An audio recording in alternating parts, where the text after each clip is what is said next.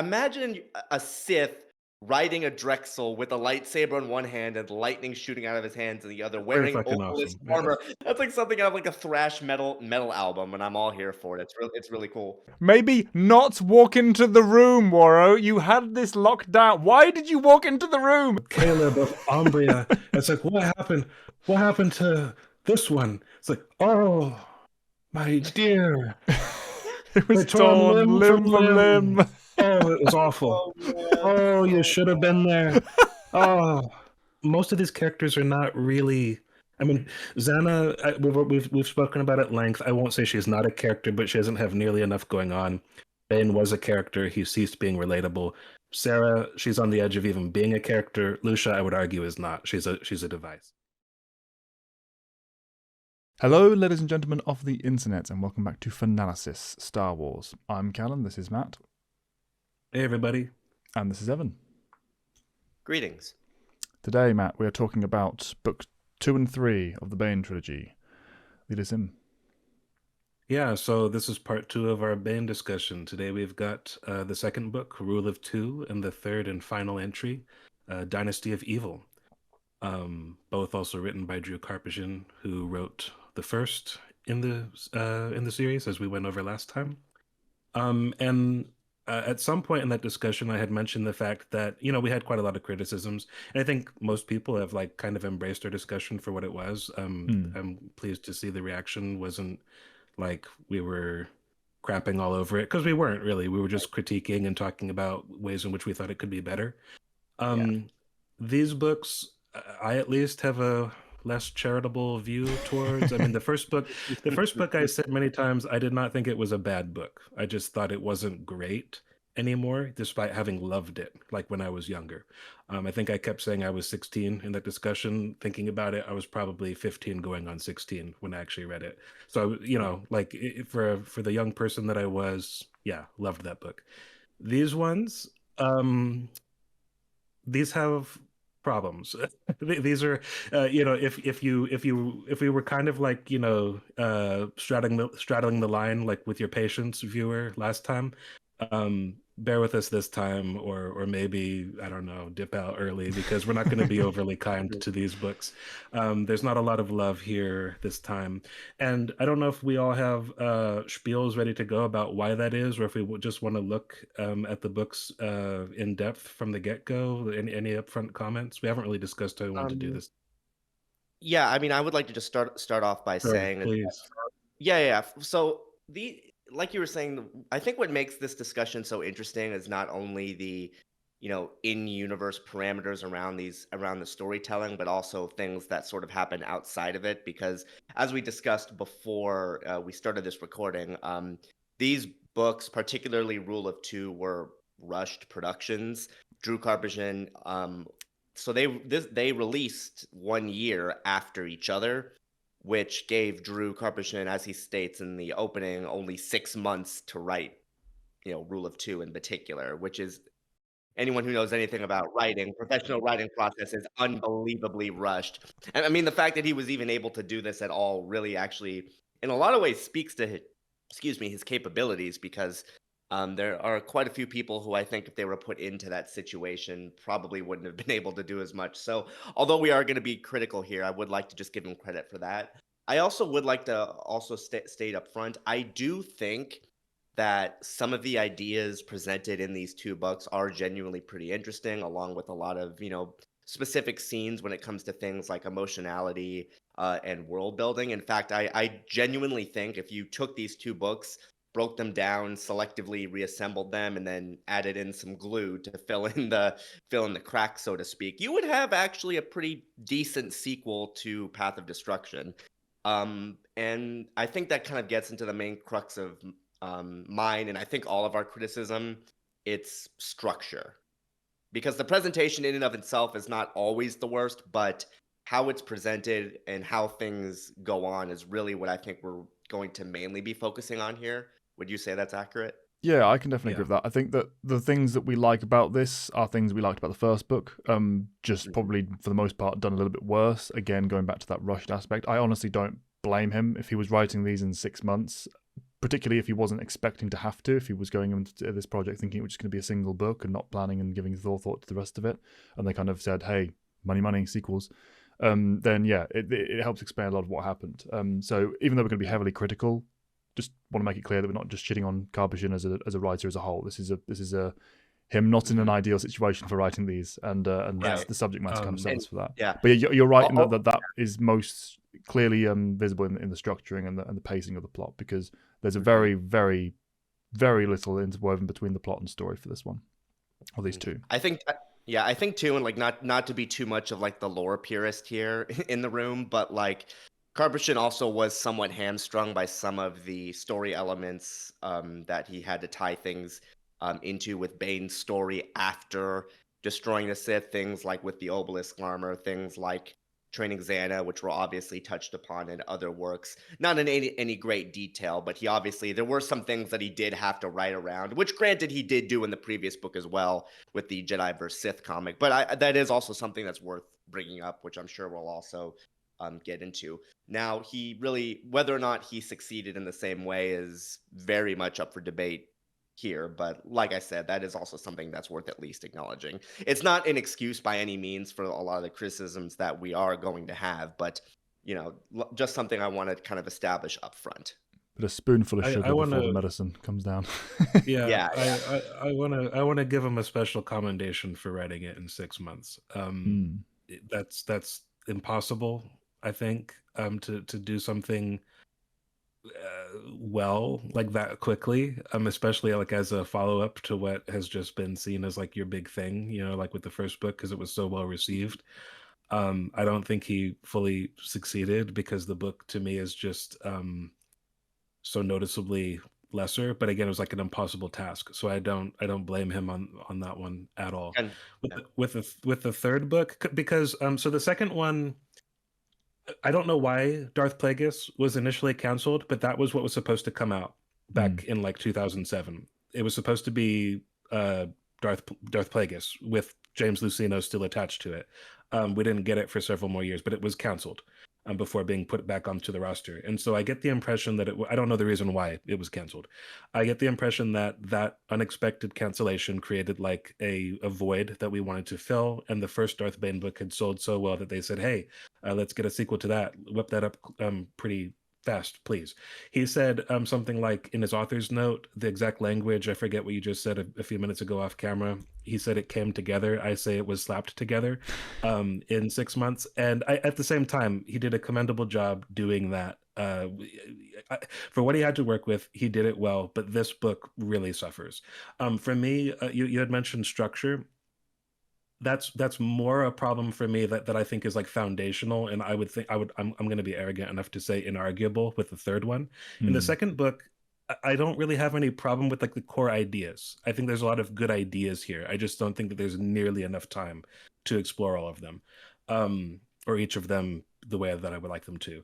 There's like a living version of this, the character of Hetton, which we'll talk about later. That I mean, we have Count Dooku at home, as you put in your notes, Evan, which I loved. Got a chuckle out of me. That's not even the problem with it. I know, but it was a funny thing.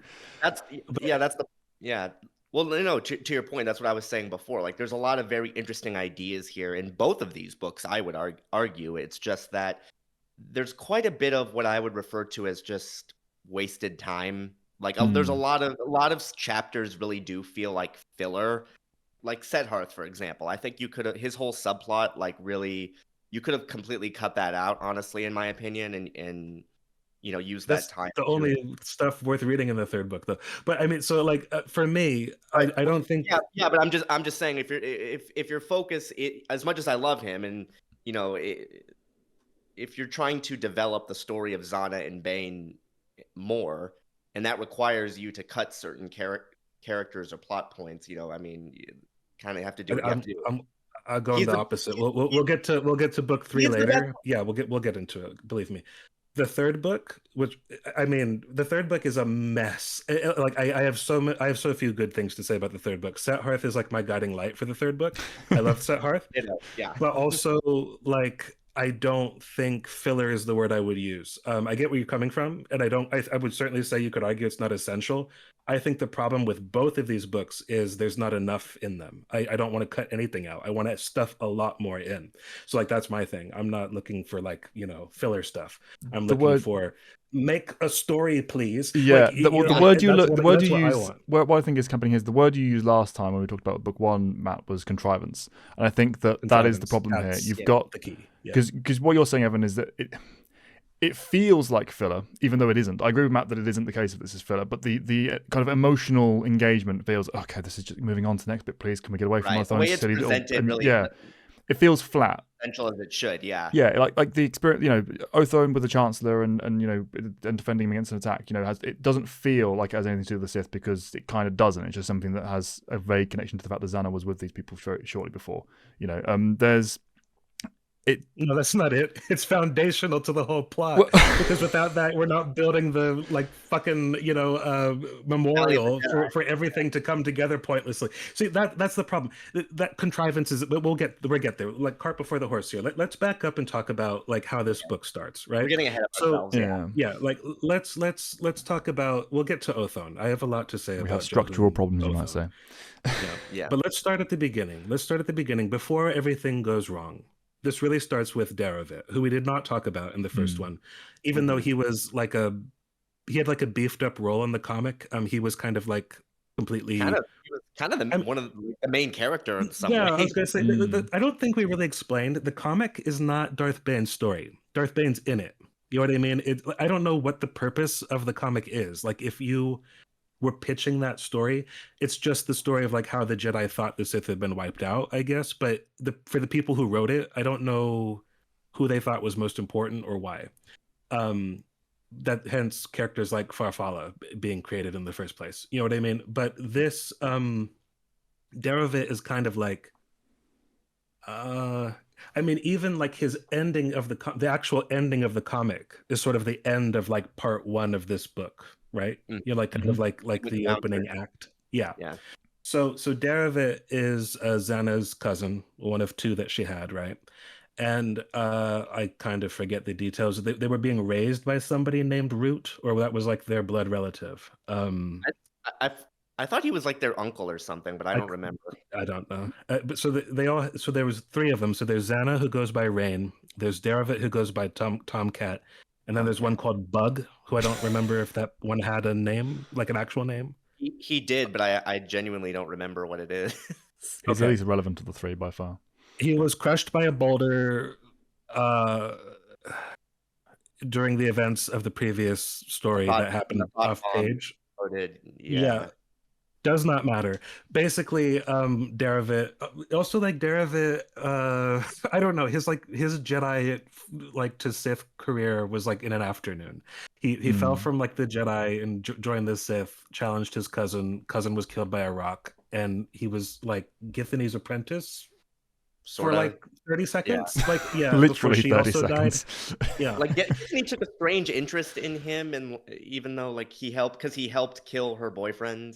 Who again? Oh, he did. Okay. Yes, I don't even remember that. Okay. Well, like did Zanna? I mean. All of this took place in the comics and was expunged from the novel, though, because we basically just get him stumbling through the caves at the start of this, and that's kind of the intro for him. He's mentioned like sort of in a cursory way in like the epilogue to the first book, right? Because that one's from Zanna's perspective, where Bane discovers her. He doesn't actually appear, but he is mentioned. Yeah, we open with a sequence lifted directly from the comic, where he discovers the thought bomb, or the aftermath of the explosion, all the spirits and the energy of the Jedi and Sith contained in this massive sphere. Again, one thing I like early praise from the start, the sheer horror that's described when he puts his hand on it and he sort of senses the spirits driven into madness. That I will say is very, for what it is, very well done at really sort of selling the horror and gravity of this just abomination of nature. So there aren't going to be too many times where I praise the writing and presentation of these books. So I'm gonna do it when credit is due. So Thanks for building up that praise. I'm gonna lance it right now with a spear. I almost liked it. I wanted to like it. There was some language in there that I quite enjoyed, like when he was thinking of himself as a youth, for he had lived through too much in the previous weeks to be thought of as a boy anymore. Things like that were good. These books hold your hand in that Brandon Sanderson like annoying way of just beating you over the head with like simple ideas that it treats as deep and repetitious. What you're talking about, I completely agree with. Like as a scene, if he had just pared back, there's a bit where he literally describes it as like a crime against nature that he couldn't even comprehend. Take that out. Just describe it, show his reaction, and let the audience infer that that's what he's decided this is. Yeah. Don't tell me it's a crime against nature. Especially because he's young. What does he know about what a crime against nature is anyway? Like it should be like this thing that he feels instinctually, rather than I've just completely like owned this moment. I understand what I'm looking at. And then he's like, I don't understand. That would be much stronger if you hadn't just defined for me exactly what you're going through. This feels like not an actual scene, but a draft. It feels like the author's post-it note of here's what the point of the scene is. It's a problem that persists for the books. yeah, yes, exactly. Most scenes in these books feel like this. And when you don't, and when it's not true, it's noticeable. So you see that jump and quality. That this is good, and it's gone. It fades very quickly when it does the deviate. Most of them are good like concepts for scenes. Like you know what I mean. There's very little in this second book. There's very little that I think is just way off or objectively wrong or just ridiculously obtuse, like as a concept or a starting point. But nothing's as deep as I want it to be. Nothing's as fine-tuned as I would like it to be. Nothing's as good as it easily could be if you gave the man another 6 to 12 months to work with. You know, like I don't know. Like, but anyway, the opening. Yeah, the opening is decent. I do like things from the perspective of like early Zanna. I think much like my comments about the early bit of the first book with Bane on Apatros, I quite like everything to do with little Zanna. That her character actually feels like a character to me, like when we're first meeting her. Could we talk a little bit about Zanna? We really didn't mention her at all. I mean, we barely touched on her in the first book, which is fair enough because she was barely in the first book. But I don't know how we all feel about her really as a character. I know what we've had to say about her in old Versus videos in the past. I don't know how we feel about her. Why don't we do like a brief character overview before we proceed with the plot here? I think she's a potentially excellent character concept, and I do think, as you know, the first apprentice of the Rule of Two line, I think a lot of her perspectives of absorbing what is essentially, I mean, not even essentially, is a new flavor of Sith philosophy, and the fact that she is learning in a lot of ways along with Bane, and how that sort of develops into what ultimately leads into the dynasty of the Rule of Two is really interesting. So all of that I've always been great with. Her character design is fine.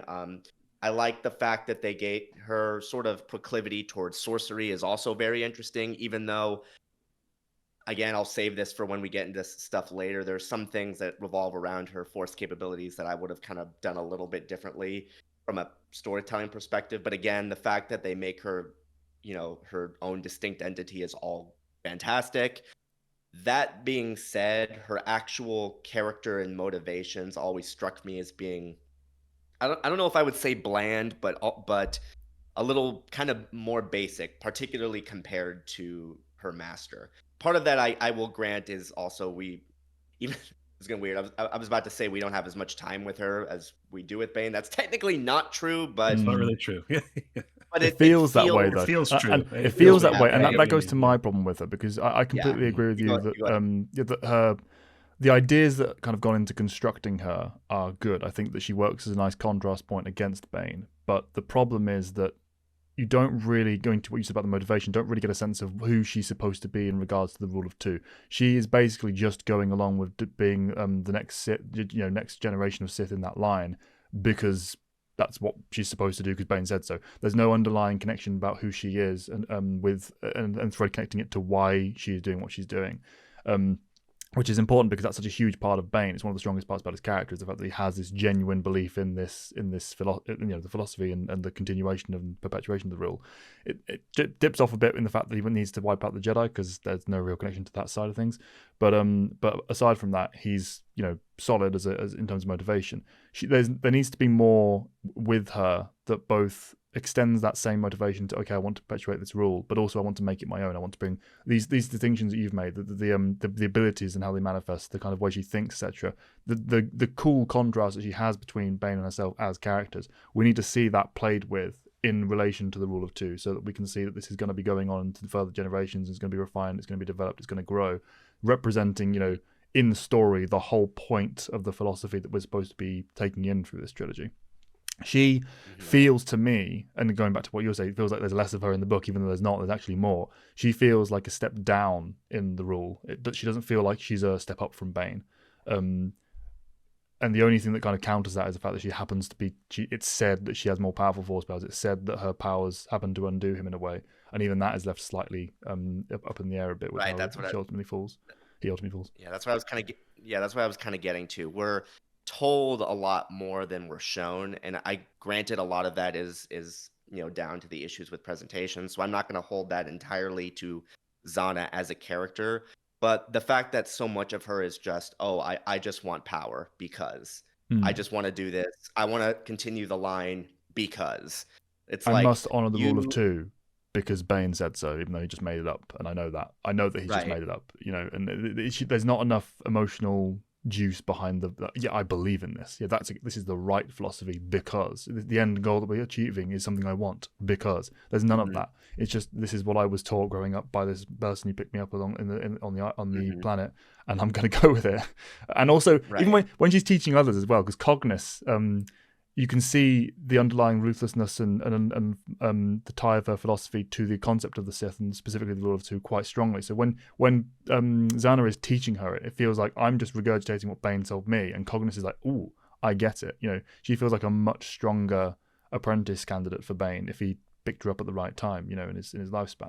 It just all of that, on top of the fact that, as we said, Zanna had more time spent in the story on her, more focus, means that this Darth Bane trilogy, the second 2/3, just falls so much further flat.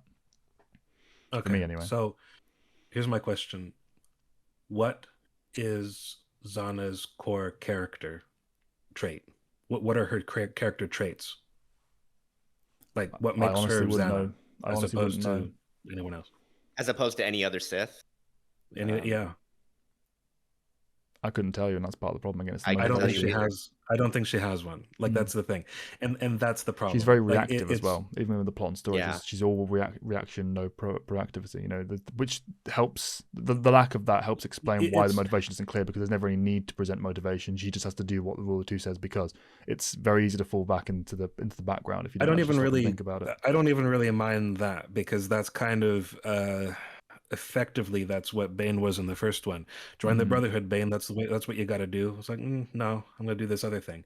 But there wasn't. It's not like really a deep philosophical exercise what he's engaged in either. He was just contrarian. Character motivation is tied to it, at least, and it resonates with what he's thinking. It's yes, of course. I'm not disputing that. I'm not disputing. And she doesn't even have that much. I'm not disputing that. I'm just saying.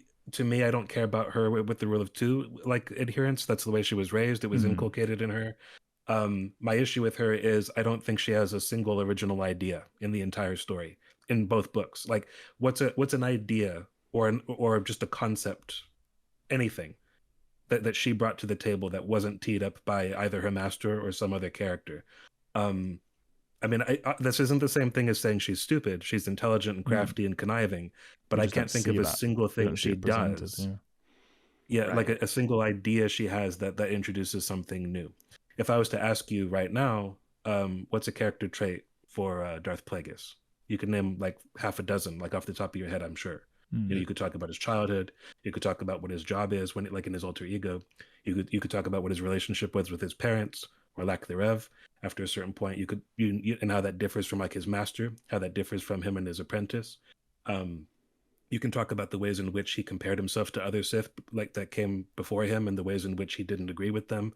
You can think about how he saw commonality between himself and like his thought processes, whatever that word I can't say, and comparing them to other species like the Kaminoans, like, you know, whether that was in a favorable sense or not, you know, is like, okay, you know the way he I thinks, his connection to fate, you understand how he and thinks, how his his ego, you know, perspective. everything about his character, you Yeah. know, from and not you're not told, it's demonstrated, it's shown in the It's story. demonstrated That over and isn't over the again. case here. Everything that you do know about Zanna, Yeah. and to an extent, but large extent, Bane, it's told to you rather than shown. Yeah. And if it But is see- shown, it's very slight reinforcement of something that has been just explicitly told to you 5 minutes earlier. You know, it's like, I'm going to tell you what's happening, and then you show it, rather than just letting the demonstration stand by itself.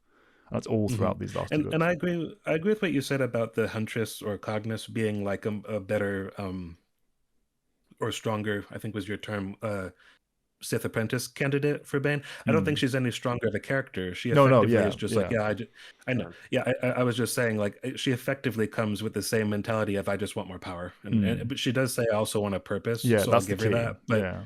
Right.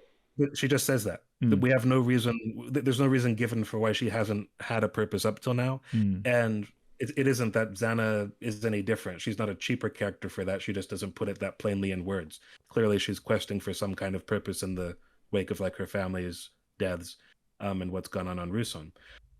So for me, Zanna is like very much, I consider her sort of a victim of the way that these stories are written. I don't think that she's a foundationally flawed character, and I have nothing against the character. It's just she, by design, or by almost like sort of an accident of like neglect, she just doesn't have that much going on. I can think of character traits for characters like Johun Othon, who we'll move on to next, you know, who I don't regard particularly highly, but he does at least have character traits, you know. And these aren't the same. You know, Zanna's, you know, manipulative, she's smart, she's stealthy. Those are not like core personality traits, though. You know, it's like, if I say a character is smart, They're just skills. It just is. It's just there. It's the difference between, you know, making a trait obvious within the writing and actually weaving it into the character's actions, wherein the reader can actively recognize it. And again, that kind of goes back to what you were saying before, Matt, about how the writing style just hits you over the head again and again, like telling you things. Oh, I'm feeling this. Oh, this character was noted for this trait. Oh, he did this because this is what he did. It's like, yes, okay, I get it, but I would rather just have the characters breathe and live it. You know, exposition is all well and good. Obviously, you need it, but what you were saying before about like the hand holding, it really does, you know, come off like it's just, you know, again, like a storyboard. Like character A feels this at this time because his backstory is this, and they just kind of put it right in. Which, granted, the first book did have, and we did, you know, actively criticize it for that, but for some reason, it's just so much more prevalent in the writing of these two. In fact, can you guys think of any like prose that really stuck out to you throughout both of these books? Mostly only in the ways in which I was annoyed, to be honest with you. Like, I mean, like, and part of that is because of a repetitious use of the same way of phrasing certain things, and that's not from like that's not from like a sort of imaginative poverty on the part of Karpazin. That is 100%. I guarantee you, it's because he had 6 months, and you find yourself. It's very easy to write like it's first draft syndrome. It's first draft syndrome to get it all out, and then usually you have time to go back and layer it in and fix it and fine tune. Exactly. But when you've got to the end of the 4-month period and you've only got 2 months left to do the fine tuning process, suddenly, oh god, and you have to rush through it. You miss a lot of it. There was a bit early on, and so it's kind of annoying because I actually do like this trope of like sort of like a hermit man wanderer with like a little girl that he's trying to teach. I like it in things like The Last of Us. I like it with like Logan and X-23. I like it with there's a number of characters like Nomi Sunrider in Star Wars. Yeah, that was even a thing, sure. But I mean, and there was also, I think you mean Vima Sunrider. Vima Sunrider, sorry, yeah. Nomi's a mother. Vima Sunrider. You know, there's plenty of versions of this. And I also even like it in sort of kind of different stories, like Interview with the Vampire. I love the character of like Claudia and how she relates to Louis and Lestat, her kind of two vampire dads who she kind of love hates in different ways, and they both had a role in making her, you know, like turn her from a child into a vampire.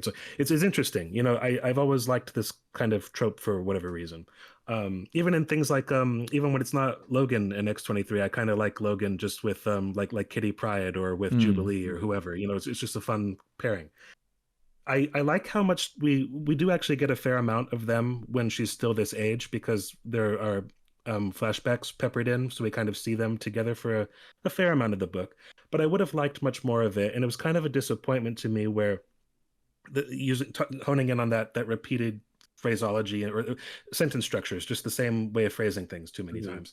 Early on, there was a bit that I was struck by when he was leading her through the caves. I liked the thought that he was trying to wrestle with how to explain this without overloading her because she's a kid.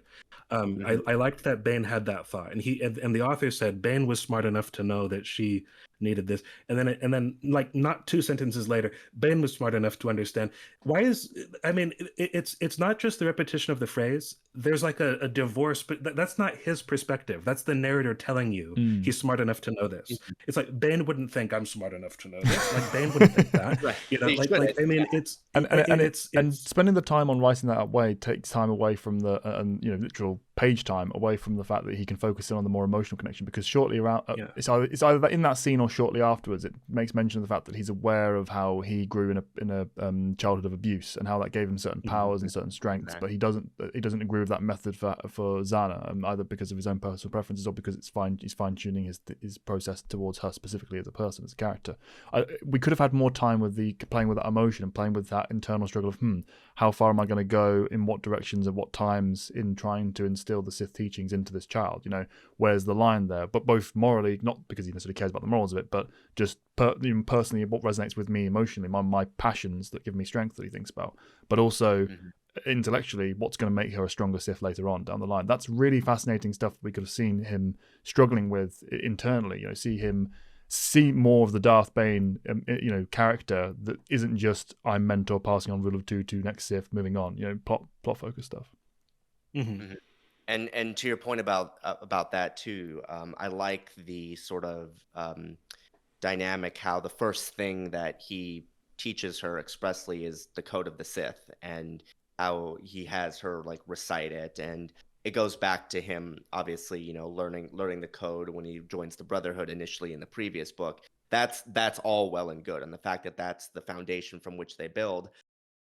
But again, to not to just say something positive and then immediately go to a criticism, both this and the following book basically open with a recap of the rule of 2 philosophy, and that would be all. Again, that would be fine if it was 1 or 2 sentences were dedicated to it. But the fact that it just kind of repeatedly brings up like, this is what the rule of 2 is, this is what Bane wants to do, he does this so the Sith will. It's like, yes, we know. We had an entire book building to this previously. We know what the rule of 2 is about. Like, you don't need to keep bringing it up. Evan, I think this is a good time to mention your document of notes that you kind of compiled. Maybe do you want to maybe read that word for word, because it kind of is like, it's sort of like a Toy Story 2 and Toy Story 3 situation where it's the exact same story, just with a slightly different like coat of paint here between the 2 books. So basically what I did is I put notes like comparing the similar dynamics between 2 books. I'll read all of it right now, and you can follow along with us to sort of see why the odd parallels between these. So both books have almost the exact same number of chapters. Both books begin with an introduction of the rule of 2 philosophy. Introduction to new characters, 90% of which die by the end of the book. Yeah. All three books in the trilogy feature a random Sarian Jedi who shows up for only 1 chapter, yet you inexplicably remember them. Note, maybe Carbashin regrets not having any Sarians in KOTOR? ? Who knows? Contrived reasoning to bring back characters either featured in the previous book or the comic, or both. A infighting and or cataclysmic event takes place, forcing Bane and Zanna to spend most of the book apart. Bane goes on a quest for a holocron of an ancient Sith previously featured in other stories. Zanna does stuff to further her Sith education while going undercover. Cut to side characters being boring, stupid, or both. Bane finds a holocron after facing some sort of physical/mental trial. Zanna's cover is somehow blown, despite the book going out of its way to tell the reader what a badass she is. Some incident takes place that threatens to blow the Sith's cover, even though we all know it will work out in the end. Cut back again to side characters being incompetent. A climactic lightsaber duel takes place, which visibly and thematically is entertaining as hell. It's just a shame. Excuse me. It's just a shame what we had to go through to get there. Supporting characters die. Cut to an epilogue sequence where the secrecy of the Rule of Two line is preserved and continues, despite the fact that we know that the Jedi find out about it before the Phantom Menace. It's like poetry; they rhyme. George Lucas. There you go. So, I mean, that's pretty much exactly what happens in both books. To me, like the biggest egregious thing is the fact that Bane keeps going holocron hunting. It's like we literally can't think of anything else for him to do, like ever. But yeah, before we get into that, why don't we talk about how, because you had referenced this earlier, why don't we talk about how certain things in the lore that was already existing kind of fed their way into this? Chiefly the whole bit on Duxon and like the Orbalisk armor. So Zanna, she finds a journal in the wreckage of like some campsite after he dispatches a few mercenaries that made it through the last of the fighting. He finds a journal entry from Cordis talking about how there's a secret Sith tomb that he's going to go check out Scooby-Doo style on Duxon. And oh yeah, and also I did want to say because one of you had mentioned some of the teaching her the code. I like the fact that like Sith in, I guess, Jedi training, like it must hone the mind such that certain things become like what's the word, like eidetic or whatever. Yeah, like because she goes back, Plagueis asks Palpatine, like, what did Darth Bane say about the killing of innocents or something like that, and he rattles off word for word what Bane said to Zanna the very first day that they met. So it's like she clearly, like, Sith training unlocked her ability to, like, I remember everything this guy ever told me, like, you know, like, so it's kind of like I'll roll with that. It's kind of fun. But anyway, so she helps him find, you know, this journal. Cordis is like, by the way, conveniently, here's the spot. You go here. Like, you know, I don't like. That's like, is that like a note to self? Just like, when this war's done, I'm gonna go poke around. I guess. But, remind me to go here afterwards. Yeah, stick a pin in it. Yeah, but anyway, so Evan, why don't you explain what was already there? What did Karpyshyn have to work with here that he incorporated into this story? Yeah, so basically, as I think a lot of people who are familiar with the Bane character probably know, Bane discovering his obelisk armor on Duxon was actually originally a short story published in Star Wars Gamer number 3 that was written by Kevin J. Anderson, called Bane of the Sith. That was published in April 17th, 2001. It's a short story. And basically, you know, like we've been saying, it covers Bane's immediate actions following his destruction of the Sith. Him, you know, finding Cordis's notes, which actually I'd forgotten that Cordis, for some reason in my head, Cordis was like a character actually like created for this trilogy, but apparently he was actually, you know, featured in this short, which, you know, I always found kind of that would explain why he's in the books at all, because I found that it was seemed odd. Yeah. So, but like this, I've actually never read this short. If I have, it's been way too long to where I could remember it. But basically, I do know that quite a bit was changed. So, and since, you know, the obelisk armor is such an iconic part of Bane's sort of iconography, you know, obviously Karpyshyn would have had to have found a way to incorporate that into the main narrative, which I always found interesting, because I always sort of, and we talked about this beforehand, I always got the impression, especially on this latest reread, that Drew Karpyshyn did not care for the obelisk armor, either as a concept or as a plot device. Yeah, he engineers a way to get rid of it, so there's that. You know, and I mean, presumably not just because Zanna would never have been able to kill him if he was still wearing it, I guess, you know. Well, that's just it. Like, again, not to get all, like, you know, nerdy soapbox or anything, but if I was like restructuring this, I actually would have had it be so Zanna overcoming the obelisk armor actually was how she became the next Dark Lord. I actually think that would have been bit more of a compelling narrative through line other than just kind Certainly of throwing part it of away. it, yeah.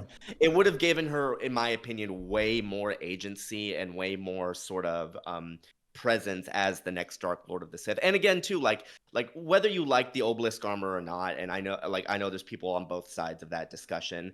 It is kind of Bane's sort of signature look. I would even argue that at least a decent amount, maybe less so these days, but there was definitely a time where most people kind of thought of Bane, when they thought of him visually speaking, they thought of him in the obelisk armor.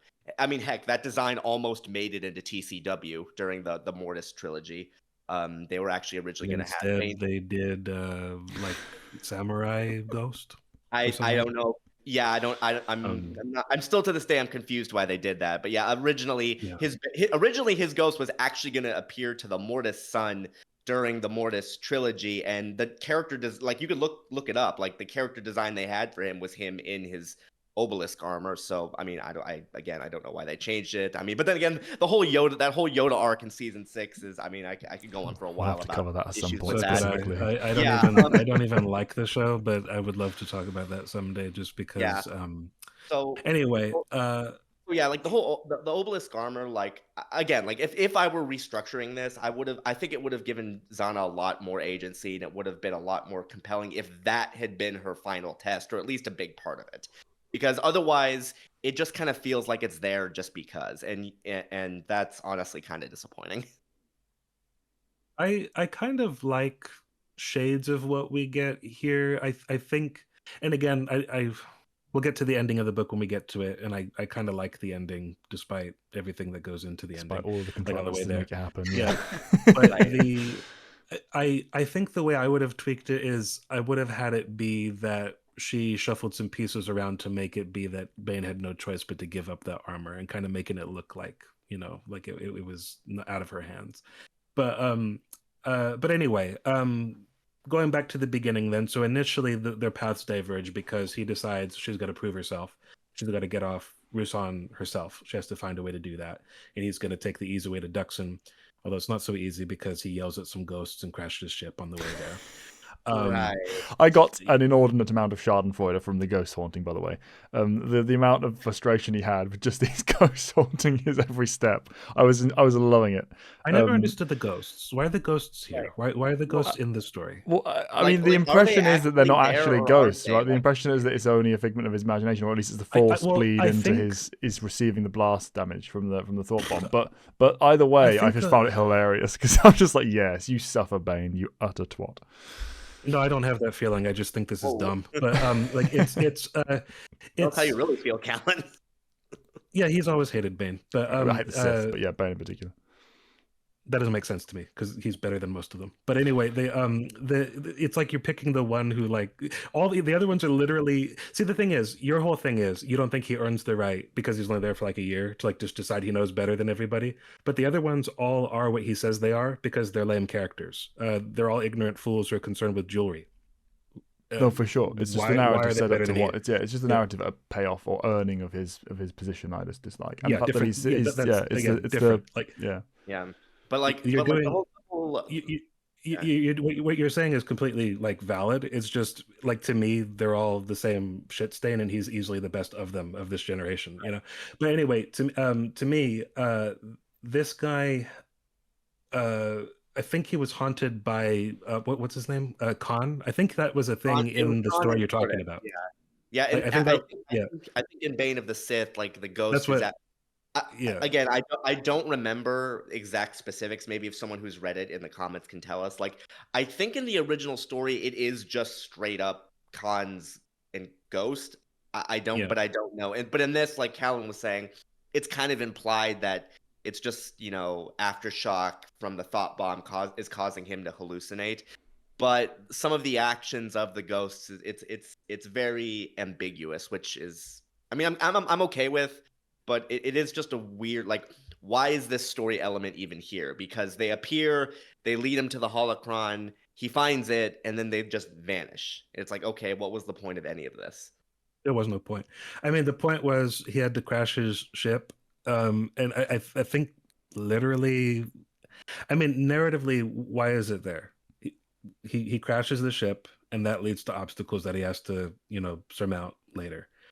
On a slightly deeper level, he's having a conversation with himself about whether or not he's fucked himself in the Sith over. Because like he says during this back and forth that he has already had this conversation with himself, like in deciding to do what he did. So it's kind of like he's rationalizing it as these are figments of my imagination. You're a blob of mustard or some cheese, like Christmas Carol style, like like Scrooge talking to the ghost of Marley or whatever. Like that's kind of like what he's doing, I think. And in this version of it, these books, I think that's all they are, is because they don't show up again after a certain point. But again, the thought bomb, all these ideas that were from previous material have always been the wonkiest things to me. And at the same time, it's the only reason why the story had any legs, because it's how he stitched together a plot for Bane to take part in. The author, I mean. His original ideas tend to be like the best stuff, but they have nothing to do with anything. Like Apatros has nothing to do with anything. That's just where Bane came from. It's everything to do with him. But he himself was almost an ancillary character who just happened to be the one Sith that survived. Or engineered his own survival and the demise of the others. But, he could have come from anywhere. These loose threads, I don't know. I've always found it a bit awkward. And I actually, I read this book when it was new. Like I had talked about the fact that I had kind of stumbled on the first book and how it was like this out of nowhere kind of special thing that had connections to KOTOR. In this case, I actually did read it when it was a new on the shelves printing, so like I was part of the first generation of fans with it, and I was confused by it then. So I didn't have any special insight due to being a fan for years and years. I've always thought this is just weird. I don't feel like I'm missing anything. It's just odd, Some of that might be due to the 6-month time frame of working with things, but yeah. Anyway, so the early stuff in this book, I like Bane and Zanna together. I like that after they split, she's like angry about it, and she's got to deal with the sense of abandonment, and then her plot bleeds into that of Johan Othons, who we've hinted at here. So why don't we get into him? This character, I didn't know this until very recently, but he's not actually a Karpyshyn creation. He comes off like a character who was created by somebody who really just thought the Jedi were lame. That's how he comes across to me. Like if the mission statement was the Jedi suck, put that in a character, like personify that, please, and make it like boring as well. Yeah. Well, isn't that kind of part and parcel what I just said? Yeah. I mean, they're always kind of, even like when they're perfectly done, they're often boring. Like a model Jedi is a boring person. Like, you know what I mean? That's just the way that they are, But you can have a good story around them. That didn't happen here, for reasons that I don't quite understand why we opted for this route, or route, as the British would say, I suppose. But we wound up here. So why don't we talk about this? Because so Johan was I think the name and everything was like included in there was one of the guidebooks. It might have been Power of the Jedi source book, but one of those made reference to the fact that Hoth had an apprentice and gave him a name. And so that's the reason why, kind of foundationally, he's not Karpyshyn's concept. But was he even mentioned, even in an oblique way, in the first book? I don't believe so, no. Was there like a bit where... I wouldn't be surprised if he's okay, I've got to make a sequel, let's try and look up some information, see if I can put it into the story. And, but he stumbled across it then. Like Hoth is a perspective that we get in the first book, and he's going off to his certain death, is making his last stand. I don't even like the guy, and I'm still giving him his props here. But like at no point in that was he like, I should say goodbye to my young Padawan, my young ward, like or even think about him. Doesn't even think about it because a Karpyshyn clearly didn't know about the character, didn't even know this was a concept. And I don't blame him for that, because it's in one little reference book. I don't know what they gave you back in the day when they commissioned you to write a story, like an official story. I don't know. This is why I'm so impressed by the likes of Lucino and Stover and a few other authors, because most of what they did clearly was them just taking the onus on themselves to connect the stories together in a way that worked. Pouring and that after a certain point, making notes of what they want to keep. Yeah. After a certain point, it would be easy enough to find this kind of thing just by doing a internet search. I can figure this out. But that is such an oblique reference to a character who's not really anyone on paper. There's like one little snippet in one guidebook somewhere. So I don't blame him for not knowing. I do blame the sort of apparatus, of people who should have been keeping track of that to say, hey, this POV that you have who does like a heroic last stand had a Padawan. At no point did they tell him that clearly. But so he couldn't change that. He could have just ignored it, I guess. He didn't have to. He could have just written him out of the story. But this is sequel-itis, right? So this is where I think and I'm going to say this many times, especially in book 3, where we just ran out of ideas. But this is where I think what we were talking about last time would have really helped, is if book 1 had a much longer time frame, or if if the structure had just been different of the trilogy overall. Like, because we had talked of the idea that book 1 could have been Bane barely making his way into the dark side, like living basically as like a dark Han Solo and stumbling into like the arms of like some Sith Lord who's going to change his life and show him a new path. Then we have like an apprentice book, then we have a mastery book. And we had talked about the fact that this war could easily have been like a decade long. Why not just have him be a student for that long rather than just like a year and a half or whatever it is? All those kinds of things would have given much more opportunity for there to be more characters that he meets, more rivalries to be formed, more friendships to be formed and broken, more ideas to be just incorporated, like writ large, and this is one of those things. This is clearly, okay, they've asked me to do a sequel. What do I do? Okay, this thing said, let me go back to the source about Hoth. Oh, he had a Padawan? Well, that would have been nice to know. Oops. But so I guess I'll put that in there. What do I have him do though? Well, what does Johun do? He never gets over the death of his master. He has a bit of an inferiority hero complex mixed in together. And like you say, never gets over the loss of his master. That's very okay, so much this is another problem. Dedicated to keeping the Sith down, to honor kind of the sacrifice that was made. But that's pretty much it. He doesn't have much of a personality. So this is, and we've already gotten at this with Zanna, but she's a better character than this, I would say. But Zanna effectively is an extension of Bane's will, as the Huntress / Cognus will also be. Johun is Hoth's survivor's guilt-ridden Padawan, and that is it. He is not his own character, really. We'll get to Lucia, who's like the most egregious version of this, but these characters don't have agency. To an extent, Sarah is a widow and her father's daughter, and that's who she is. She's not really her own character. These are not characters, like Johun. They're archetypes. And also Johun, they're plot contrivances. How do I get this scene to happen? Oh, this will be it. Yeah, this will be the thing. Yeah, is there a Jedi who fails more consistently than Johun Othon? Oh god, who's like a main character, like in their own. No, story? I don't think that's a main character. You'd struggle to find one that balls up more than him. Coleman Trevor. Yeah, it's too short, and main character.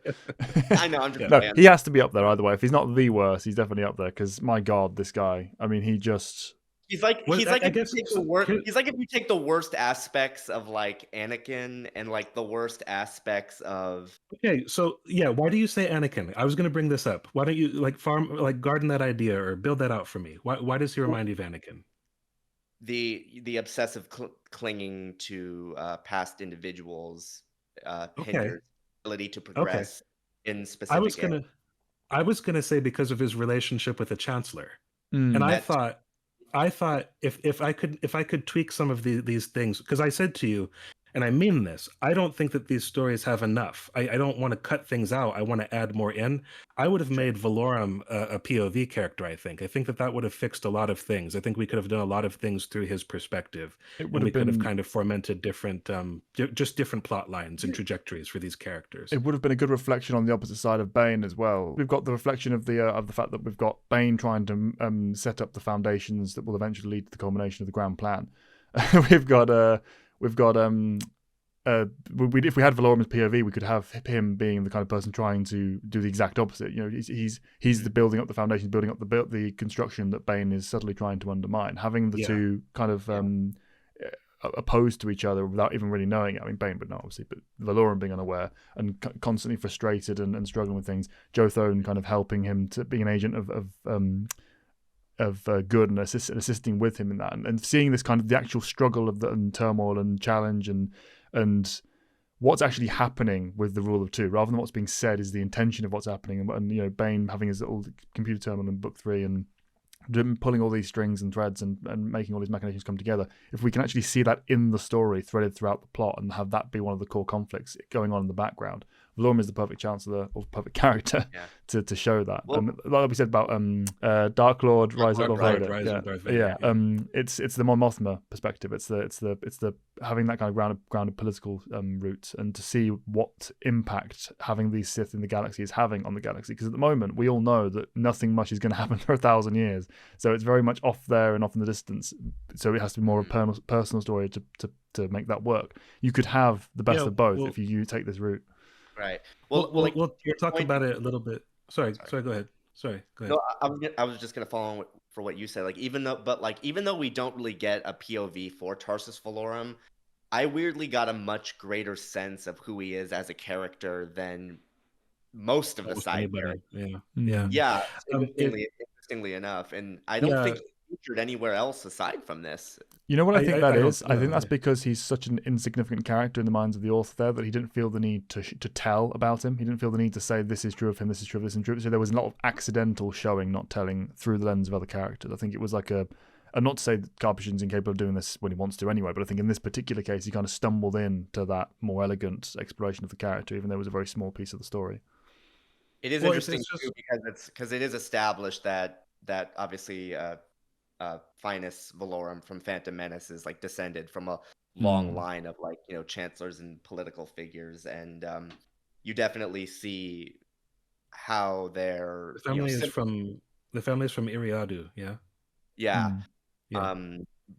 There are shades that kind of go between them, but also some pretty stark differences, which is, I mean, it makes sense. It's 1,000 years separated, so the effectiveness showing that representation of the corruption over 1,000 years as well, the direct result of the rule of two. That's what I was saying. Yeah, let's see the spearhead of that from and how Bane is springboarding, and then enhanced by Zanna. You could have ended this trilogy with Zanna going, okay, now I've got him out the way. Back to the grand plan. How can I start really turning the screws that we've been showing are lining up and being set up and ready to instigate throughout this story. It could have been if you'd not had 6 months to throw this all together. These are kind of things you could have thought about going through it. I'll talk a little. We can talk a little bit more later, like when we're dealing with like the Sereno plot, about like what could have been or what we might have done differently with all this. But as I was going through all that, that was in my head. Was like I think the key to fixing this with by changing the least amount of things like foundationally and just working with the ideas present is by beefing up the character of Tarsus Valorum and making him a POV, and kind of having a difference of opinion be sort of like in the way that Anakin is with Palpatine, Chancellor Palpatine. I mean to say, like kind of like in conflict with the Jedi Council. I would have gone for a more honest, truly heroic version of that with Johan and Tarsus Valorum, trying to I would have had it be that there was a difference in just the willingness of giving up the ghost on the Army of Light, because that's over and done with pretty quickly.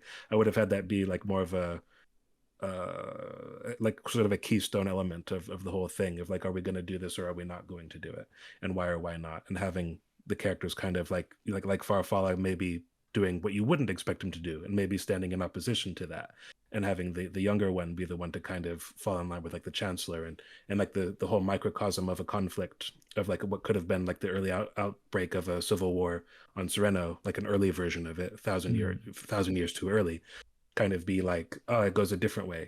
He's like Anakin, but he does like the right thing, like kind of a thing. So we'll talk about that more later. But early on, what he's then doing is I mean, Farfalla has kind of become like by just in the absence of anyone else, he's become like the sort of de facto leader of the Army of Light during like this cleanup. This has always annoyed me, just how easily he accepts that the Sith are gone, like the obstinacy of just know they're gone. But it's a lie they want to believe, Matt. So of course this is fine. That was thrown down our throat That a lot throughout this almost book. that It's Because a that good works. foundation, but Don't it get is old such a quick. hand Yeah. wave to leave it at just that. Like these Exactly, are Jedi. it's These are so- not just standard people. They're not going to be like, oh, I want to believe this, so I'm going to. This- You can yeah, turn that and also, this amplify it and just make happened. it work. But yeah, You know, exactly. It's like it's He just doesn't like there's believe no anywhere elsewhere at all under any circumstances. yeah. And it's objectively not true because like this world had the ones that, well, I mean, I guess okay. I'll peel that one back because I think Khan did ask for everybody to be brought here. Like but you know, Hetton has people. There were other worlds that had Sith. He does allude to the fact that there are like shadow assassins and the yeah, he alludes to the fact that there are Shadow lesser Assassins Sith are- elsewhere. To be fair, he does mention that, but lesser he doesn't. Sith, He doesn't I count think that them. I think He's kind of they the did Dark call Lords. them. Yeah, they might have called them in. I can't remember for sure. They called in Cordis's Academy, like everybody who was supposed to be a Dark Lord. But yeah, I mean, objectively, there are other Force wielders out there still. But anyway, this has always just annoyed me that I mean, this is the bit of the book where I'm with Johan. Is that like, yeah, they absolutely should have investigated this. What were they thinking, not doing this? Right. But it's all done in order so that he can take the crew down there who eventually bump into Zanna, but not before they run into a couple of mercenaries first. And they were the ones that Bane let go. And Bane explained exactly why he let them go. And his reasons were fair. It was just very stark. And again, this is the whole Brandon Sanderson way. Like the reason why I always like compared it to that, he'll say, we let them go because their stories will taint the truth, you know, because they're unscrupulous and people won't believe them. And that way when the truth does bubble up, people will doubt it because of this, blah. And then immediately that just happens. Yeah. It's just like like, okay, sure. It very much like Brandon Sanderson's always like been basically just outlining things Also like probably not something you want to risk one day after your order is supposedly extinct. I'm just saying. Yeah, but I mean, it's just like, yeah, he's always just like these are the stylistic similarities between these two authors. Just like I'll outline what will happen on the It's a flow chalkboard, and then chart. people will do it. Exactly. Yeah. And that's another reason why it often feels repetitious and handholdy, because you'll get here's the mission statement, here's what we're about to do, and then we do it. You know, it's just like that's not interesting. Things are interesting when what you don't expect is what happens. But anyway, so there's nothing interesting. It doesn't matter the genre, whether it's a drama or an action story or a comedy. There's nothing interesting about things going right. Just remember that if you want to be a writer, like you have to have conflict. You have to have things go wrong. Do that. Do more of that. Don't just be right about everything.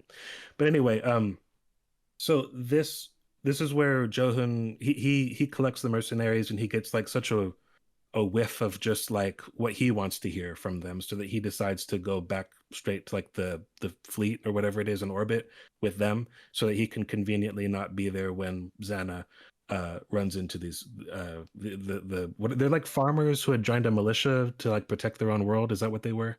Something like along that, those yeah. lines.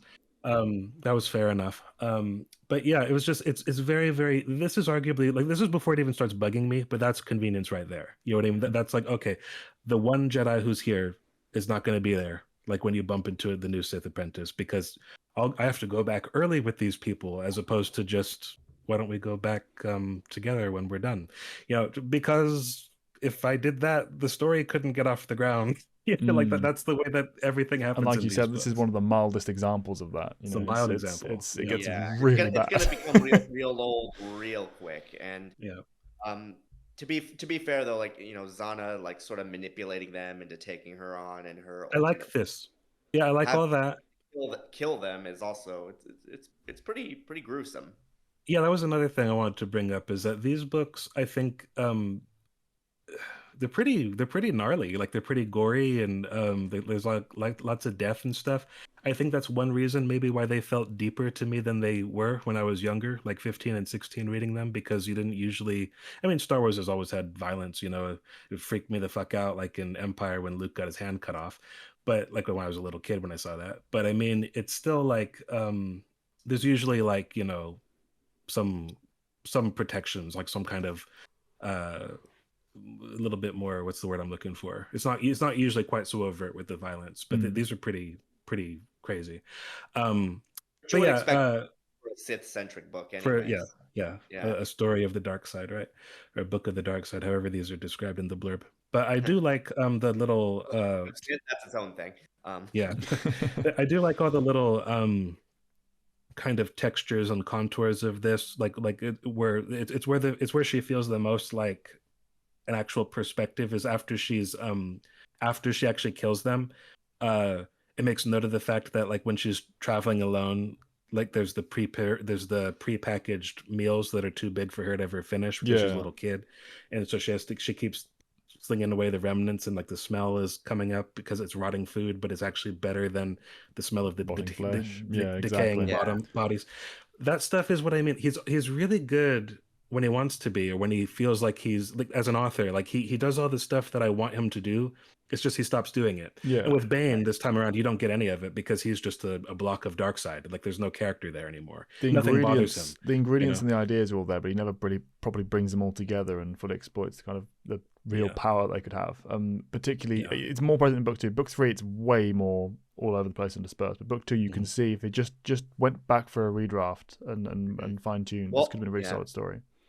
Yeah. Well, also these early segments are, obviously probably he had the most time to really, refine these more than any other. Just probably just by the nature of before he started looking at the clock and thinking, "Oh God, I need to go faster."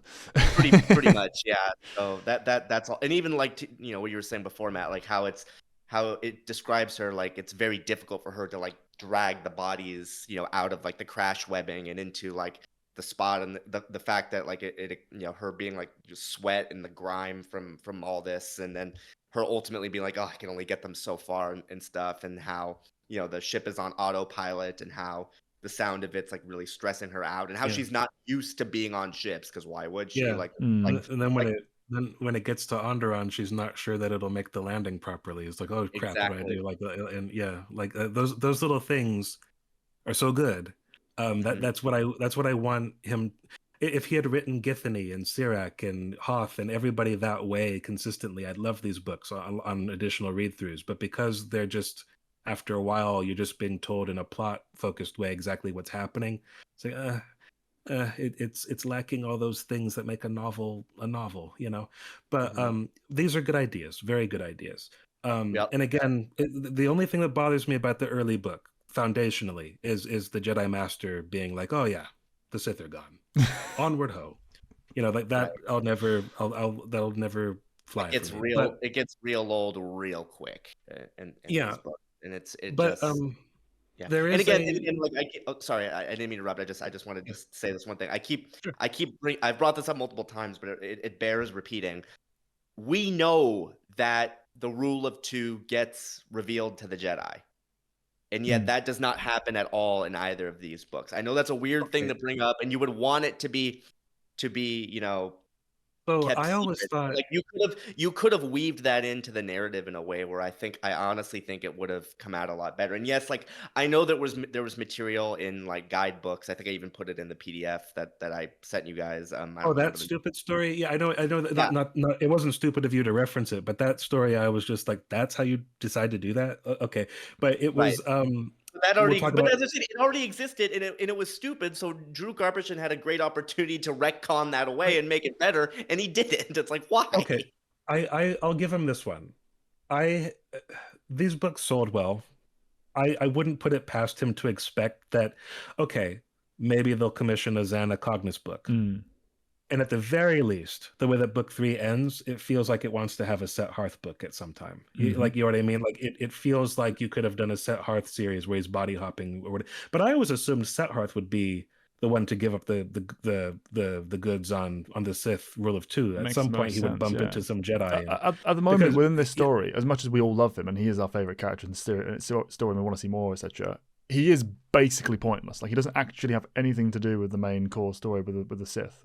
He's just if he doesn't go on to do something, there's no point in him being here. I'm glad he is. I would never take him out, but he functionally doesn't serve any purpose. But that's just it. The rule of him revealing the rule of 2 concept to the Jedi would have been an excellent way for him to have felt more integrated into the wider lore, instead of just feeling like the side character who got away. Like I don't know why we didn't get a book like that. I'm sure something had to have been pitched, if for no other reason than maybe the author angling for some money, saying, "Hey, here's an idea," and at some point they just said no. And I guess Dynasty of Evil probably came out around the point of the sale to Disney. So that might have been why that didn't end up happening. Because there was a lot of overhaul around that point. That was near the end of what's become known as like the Legends timeline. I think like the last entry in that was it last entry in that Tarkin, was it not? Or was it Plagueis? No, Tarkin was the first Tarkin... of the new. Very No, it was first of the new. Crucible. It was Crucible, I think. Oh Crucible. yeah, sorry, yeah, true, yeah. I was Okay. thinking of that time frame, but yeah, because it was 2013 or 14. Okay, that's right. So Tarkin is canon, but it very clearly wants to be Legends. Yeah, That's it's the what it very is. first Yeah. book that comes okay. out of the new, Yeah. I think, because we talked about it. It's also the book that gave us the stupid name of Sheev. Oh gosh. Just Nah, it's a stupid name. It's stupid, but what's even weirder is like overnight fans were like, yes, Sheev. It's like as though he'd always been called Yeah, that. It it's was like, no, it's been Palpatine for like 30 what the years. fuck I are you mean, he talking never needed a about? first name, guys. But anyway, Oh. that's neither here nor there. But what I think is that this is I personally wouldn't have had. I completely agree with everything you're saying, Evan. That it makes sense for it to have been a part of the story if we're not going to get it later. But I personally wouldn't have had the Rule of Two revealed in this story. I would have had a trilogy following this, and maybe a trilogy following that, and having all of the precautions and safety and near misses that we've had leading to this up to that point slightly undone by one Sith not doing something right, or some not contrivance, but some plot point happening where it did get revealed, maybe even involving Set Path as a background character. There are things you could have done. I don't want the whole Rule of Two mapped out every single Sith. We don't need that. You need some mystery, you need some time, space for people's head canon, and then that kind of allure and intrigue. But I would have had maybe 2 or 3 panned out and plotted out to kind of weave it all together and give some of the bits that lack purpose here a bit more purpose. We talked about with Plagueis, the one that turned to the light. That could have been the linchpin, the final bit that then bridges there's no more gap coverage between that and the Plagueis story. See, that's kind of housekeeping that only comes from like really taking stock of like your whole chronology and everything. Just keeping things with the focus of like what's going on from like your work, like within the scope of your work as you're writing it. I can forgive this one because again, it's plausible to me he expected to tell that story in some other book, either about Cognis or Zathrath himself. But more than that, I think that we should just mention the obvious. Lucas probably conceived of the Sith as this two thing, like in his mind. So in his mind, the Jedi probably just always knew that because that's the way that they describe them. Yeah. Always two there are, no more, no less. You don't have the sense that you have to. How did the Sith become that? In his brain, probably that's foundational to who the Sith are. That when they broke away from the Jedi, that's what they are.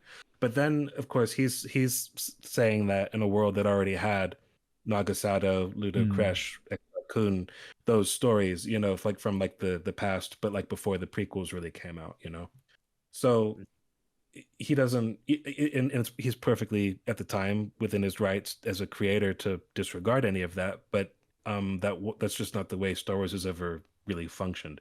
Very few things aside from things I care about were ever just like chucked away. There always had to be this like convoluted sort of like blending of ideas, and that's what this is. Like we shouldn't discount the fact that that's clearly what's happened here.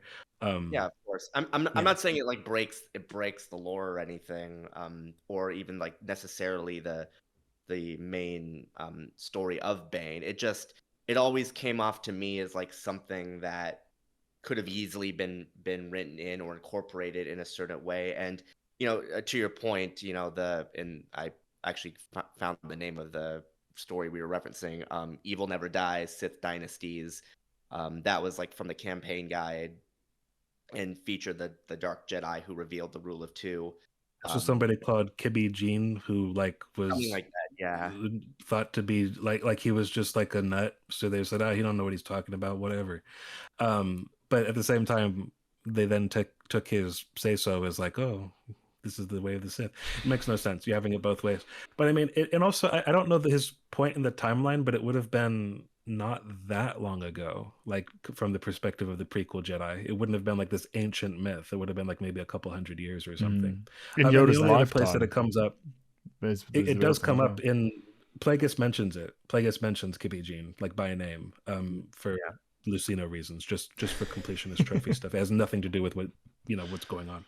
But anyway, so that's before we get to like at some point we have a 10-year break, but why don't we tie up some of what's going on in the run up to that? Yeah. so basically, Bane bonds with the obelisk armor after finding Frida Nad's holocron that explains what they are. He can't remove them. But it also gives him enhanced strength and connection to the Force, along with near invulnerability. It's plot armor, basically. Yeah. And then he tames the mind of a Drexel and uses that to cross from. It's awesome. It's stupid. I love it. This is like this is schlock, and I love it. Like I've always thought this is the fact that he like flies from one planet to another on like a living thing, and like there's this convoluted as they reason cross for like together, the and the fact that it's tied to fucking... previous stories was like a that's, nice little convalescence of it all. Yeah, and he does it like while Zanna's being accosted by like these beast riders, so he can have like this action scene, and it's so silly. Like the fact that he literally like is like dragon riding or whatever. It's just fun, and he's like frying people with his lightning, and then he winds up like plummeting to Earth, like to like certain death if he hadn't just found these two things, and he's all broken. It's like.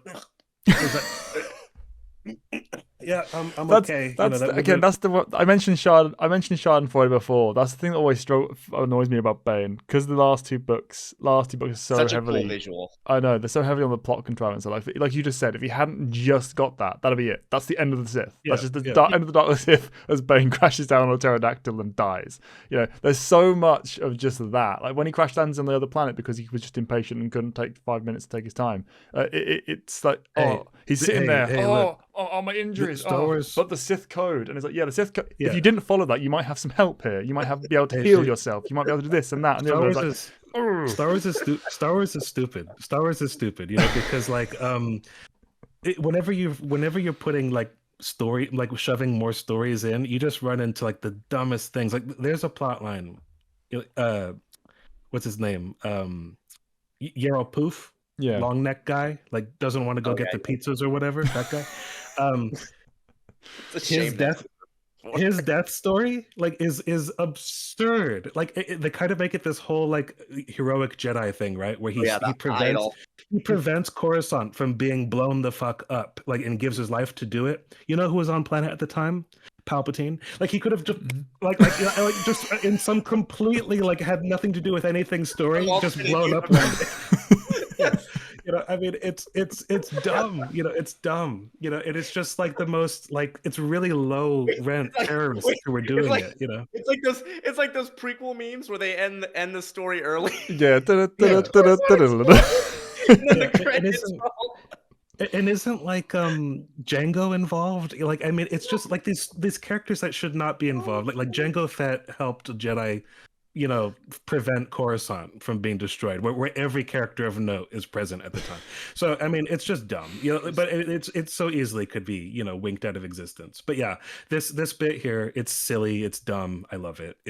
I'm with you though. It is fun. It is one of those fun kind of schlocky action scenes where it's not damaging the tone. It's obviously contrived to get set up, but hey, we've got to get something to do. It's fine, And also, it does serve the function of giving Zanna a physical demonstration of this is what I could what be. Can be attained, that was important. We had to have that in some way, so it did serve a function. And do as I say, not as I do. Yeah, don't do this. I was gonna say all the lightning, all the flying action, and just face planted. It's like I'm not gonna mention it's the obelisk keeping me alive. That's totally just the dark side. But again, just the visual. Like imagine a Sith riding a Drexel with a lightsaber in one hand and lightning shooting out of his hands in the other, wearing obelisk armor. Yeah. That's freaking insane. Decil on the Drexel as well. That's like something out of like a thrash metal album, and I'm all here for it. It's really cool. Plus, like it's also just a great sort of callback to a lot of the visual elements from like Tales of the Jedi, with Onderon and the Beast Riders. The fact that's all been set up. It's not just, oh look, he's conveniently got these two planets that are close together so he can fly from one to the other, even though that would be completely impossible in any other setup. No, it's not just that. It also happened to exist in the lore ahead of time. So it's it's just also the bit of fun of an extended universe. Also, like him, like using the Force to kind of create like an air bubble around him. Yeah, that's like cool. I could believe that too, because there's like just enough atmosphere. That's like a Magneto Force field, like floating through space space or whatever. That's always been shown. It's very believable. How it's set up. It's not too much of a. And I talked a lot about the first Knights of the Old Republic game, Duxon and the Temple of Frida Nad. You can go there in the second one, which he didn't have anything to do with as a writer, but it's just kind of cool. That's another location from a game that you can know pretty well. And you can first find his hand. lightsaber, and it'll give you, your character a Yeah. little power up Isn't it depending on like it's a little lightsaber, like a Shoto blade, and it's orange, I think. It's like a weird bronze. Yeah, bronze. Yeah, that's weird. Yeah. yeah, it's Uh, interesting. Showing our nerd cred here, guys. yeah, there we go. Yeah. Credentials. But yeah, yeah. so that's basically we literally 10 years later, after Okay, That's well, the end before of that, Zanna right? as a character, in my opinion. Like we get little glimmers every now and then where it For the could be most part, brilliant, yeah. but yeah, for the most part, this is the way yeah, she stops being It, interesting to me. and that was also like immediately prior to that was Johan being knighted, knighted. right? Like, yeah. Okay, so I don't quite know why, but he was He gets knighted. assigned. He gets assigned to Valorum's like personal staff. Yeah, And yeah, I no, he yeah, I meets. get that, but why? Like that is what I'm getting at. Like, I mean, it's not. Did he do something to earn the knighting? Because it felt very much like Farfalla was just being nice. Well, To the me, claim is like that he's passed all the relative the trials that he could have done during the war, and the last thing he needed to be did we learn see was any of the that? humility. No, we didn't see any of No. I mean, that. but didn't he we're just told it. did And the he last not just lesson is get the told? humility. Did he not just get told off yesterday for like using the Force in an improper way to fool your friends into doing what they shouldn't be doing? Was that Jedi? Like, was that worthy Jedi? Didn't we just say don't do that? That's a big no-no. I don't know. I feel like he didn't. I don't know. I wouldn't have knighted him, but I'm just saying at least they did explain it in his own little way. He's making a lot of questionable Maybe decisions. Farfalla just here. wanted to get this kid off Like, his back. So this is it's a scene like, oh, how, what do you mean I'm not on the mission? It's like, like, how come I can't be with It's you on the, outrageous. it's like, It's I'm unfair. I'm not in, yeah, like no, I wasn't going with that. It's a different trope. It's like, oh, you're not you're not going to lead the mission. Somebody's going to do it. It's like, I'm not going to do it. You're going to do it. It's like, me. It's like, oh, okay, yeah, yes, you're worthy now, but it doesn't do any of the legwork to get you there. It's like, I can't leave a Jedi Padawan here. Wink, wink. You're a knight now. Wink, wink. It's like, yeah, but why am I a knight now? What did I do right? It doesn't feel correct. But anyway, that comes also like as after Valorum says, Jedi, Sith, a pox on both your houses. You're kind of dismantling the army of light. Yeah, get rid of the army of light. Yeah. So and that's when we have like the cut. And the reason why I would have made, so we can talk about this some more. So Valorum, it's funny. He's about to become chancellor, and then we cut to, okay, he's not chancellor anymore. He's just Like, yeah, exactly. He's had his whole like it's actually established that like Valentine was actually like next in line to be chancellor. This is at a time when the Jedi were in charge. Yeah. That's an interesting detail. I actually kind of appreciate, because it makes sense. Like just the way Farfalla is presented and how his diplomatic skills have always been one of the forefronts of his character. Him being a potential candidate for chancellor actually makes a lot of sense, and him that being tied to Valorum as well. Actually, correct me if I'm wrong. Like this is like a lore thing. I'm not too. Was he the first Valorum chancellor, or was he? I don't know. I know he wasn't the first non-Jedi chancellor. Tarsus, yeah, like was Tarsus the first Valorum? Because I know Tarsus had. They mentioned that his family had like strong diplomatic ties, but he's the first one I know of. Yeah, I don't recall, to be honest. I do like that he was chosen to be chancellor instead of Farfalla as well, because it shows you the kind of point of contrast in that time period, and it sets up the fact that he's going to be a chancellor for reform. He's going to be a big wave of change for the Republic and pull them away from this dynasty of Valorum, literally. Yeah, exactly. This era of corruption is going to lead them out of that and give the Republic the shot in the arm it needs to set up the kind of the high era that is then degraded and corrupted by the rule of two working in the background, the grand plan.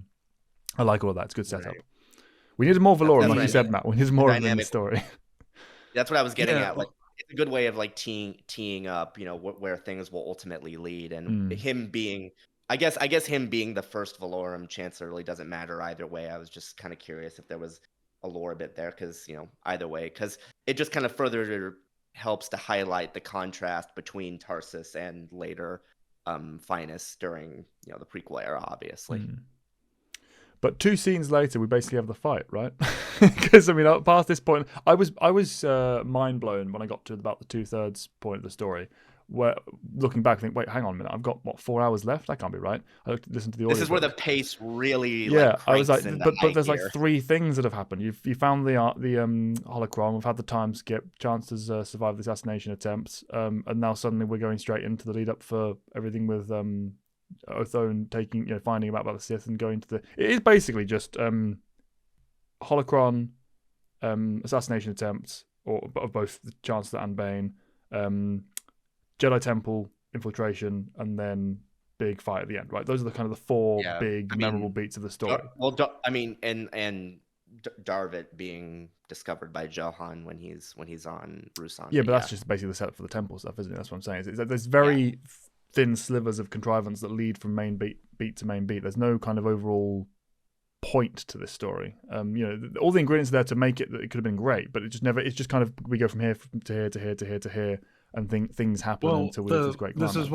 This is why I opened with what do we think of Zanna? Because if it's anyone's book, it's Zanna's book. It's to establish how she changes, which is she just becomes capable. She goes from being a child to a Darth Maul with different powers.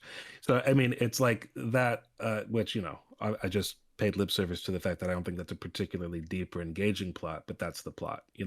Bane's plot is I need to build a holocron, but I don't know how. But that's it.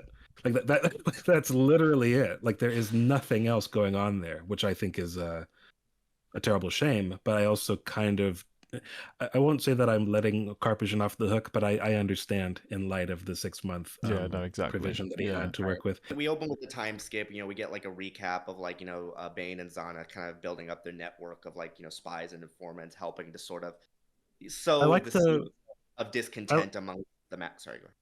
Yeah, I was going to say I like the way that this is. When we talked about structure earlier, the reason I kind of danced around that word a little bit is because if you're going to tell the story this way, I think that this is a fair choice. I mean, I obviously would have liked to have spent more time in the past with them, but I like the fact that even though we jump forward, we get snippets of bits and pieces on the way there, and how there's a thematic through line between the examples she's thinking of in the past to key lessons to what she's doing with her marks or her plan or her just what she's doing. There's the meek, was that what it's called? The little lizard thing that she had to coax into following her back to camp. That was a great little story. Like on its own, it was a fun little cute story about how she used this kind of like childlike sort of in patience and building trust like in this thing to follow her, and then at the end of it brutally killing it, and then that's how you do that, moving on. And then she's having to do that with this guy that she actually could see herself actually liking if she had a more normal life. So that works for me. You keep getting that I think is my favorite little story. You get one where it shows you how Bane taught her how to fight. You get one that I will talk about at length with the Mune character. We'll talk about that soon. But you had mentioned the fight, but we didn't really give Callan. We didn't really give context for what we're talking about. So this is on Sereno. There's a for reasons that I never quite understood. This has become like a political sort of like the seedbed for a lot of nasty politics to be sprouting their heads. Or this is a place where this is the reason I don't understand this, because Sereno is and always has been an incredibly privileged world. I don't quite understand why this is the planet where bad sentiment towards the Republic is fermenting. I don't quite understand. This to me read as here's a great synopsis of what the plot is going to be. I don't feel like we got it. It's like, so there's these nobles that command that control the what's going on here. You have lower castes of characters that aren't all indigenous species here. I mean, Sereno is this is Dooku's homeworld. The people that have the power here I've always imagined are mostly human, but the Twi'leks here, what's his name, Keladin, whatever, he's a Lethan Twi'lek, presumably from Ryloth, but it makes it sound like he's from here because he's from a privileged warrior caste. So even though his ancestral world might be Ryloth, he might be Serenian for all intents and purposes. I don't quite understand what the conflict is here, or why this is the place that we're having like resentment and everything bubble forth. It feels, of course, like it was just supposed to be a thematic similarity with the role Sereno plays as Dooku's homeworld and one of his bases of operation come the Clone Wars time. Even the fact that Bane was working with Immune, kind of like you have like these little rudimentary bits of like the CIS going on. But I feel like what was going on here is, so Bane is orchestrated. He's tasked Zanna with orchestrating this band of terrorists to make an attempt on the, at this point, former Chancellor of Valorum, because his term of office is over by the time that we're seeing this. Bane knows it's not going to work, but the point is, when this is fouled up in a very public way, the Serenian nobles will back each other, because this attack is taken as like one against all. Valorum's not from here, of course. He's from Iriadu, but he, as a guest of one of the Serenian counts or nobles, it's seen as like if you attack him, it's an attack on me, an attack on me, attack on one is an attack on all, kind of a thing. The NATO of Star Wars. The NATO of Star Wars. NATO, what's that? That's dead, right? That doesn't exist. But anyway, we you know what? We can be political. Fuck what's going on. You know what I mean? Fuck what's going on. I mean, if you disagree, fuck off. But anyway, so back to what we're talking about. This here is like a nice idea of again, to me, it seems like a plot line or like a plot sketch. Like, here's what's going to happen on Sereno, and here's what it's going to turn into. You interact with so few characters aside from the terrorists themselves, who are just, puppets of the Sith, unknowing ones. I don't know. Like, it feels like a good idea that not enough was done with, and that's why I want Valorum to be POV, so that we could meet with the characters he came here to meet with, and we could talk about what he wants to talk about, and you could see what the plan was going to be before it goes wrong. And you kind of get like a better version of it with the folks on Dune in the third book. Like the way that opens up, you get a clearer sense of what the conflict is between those characters.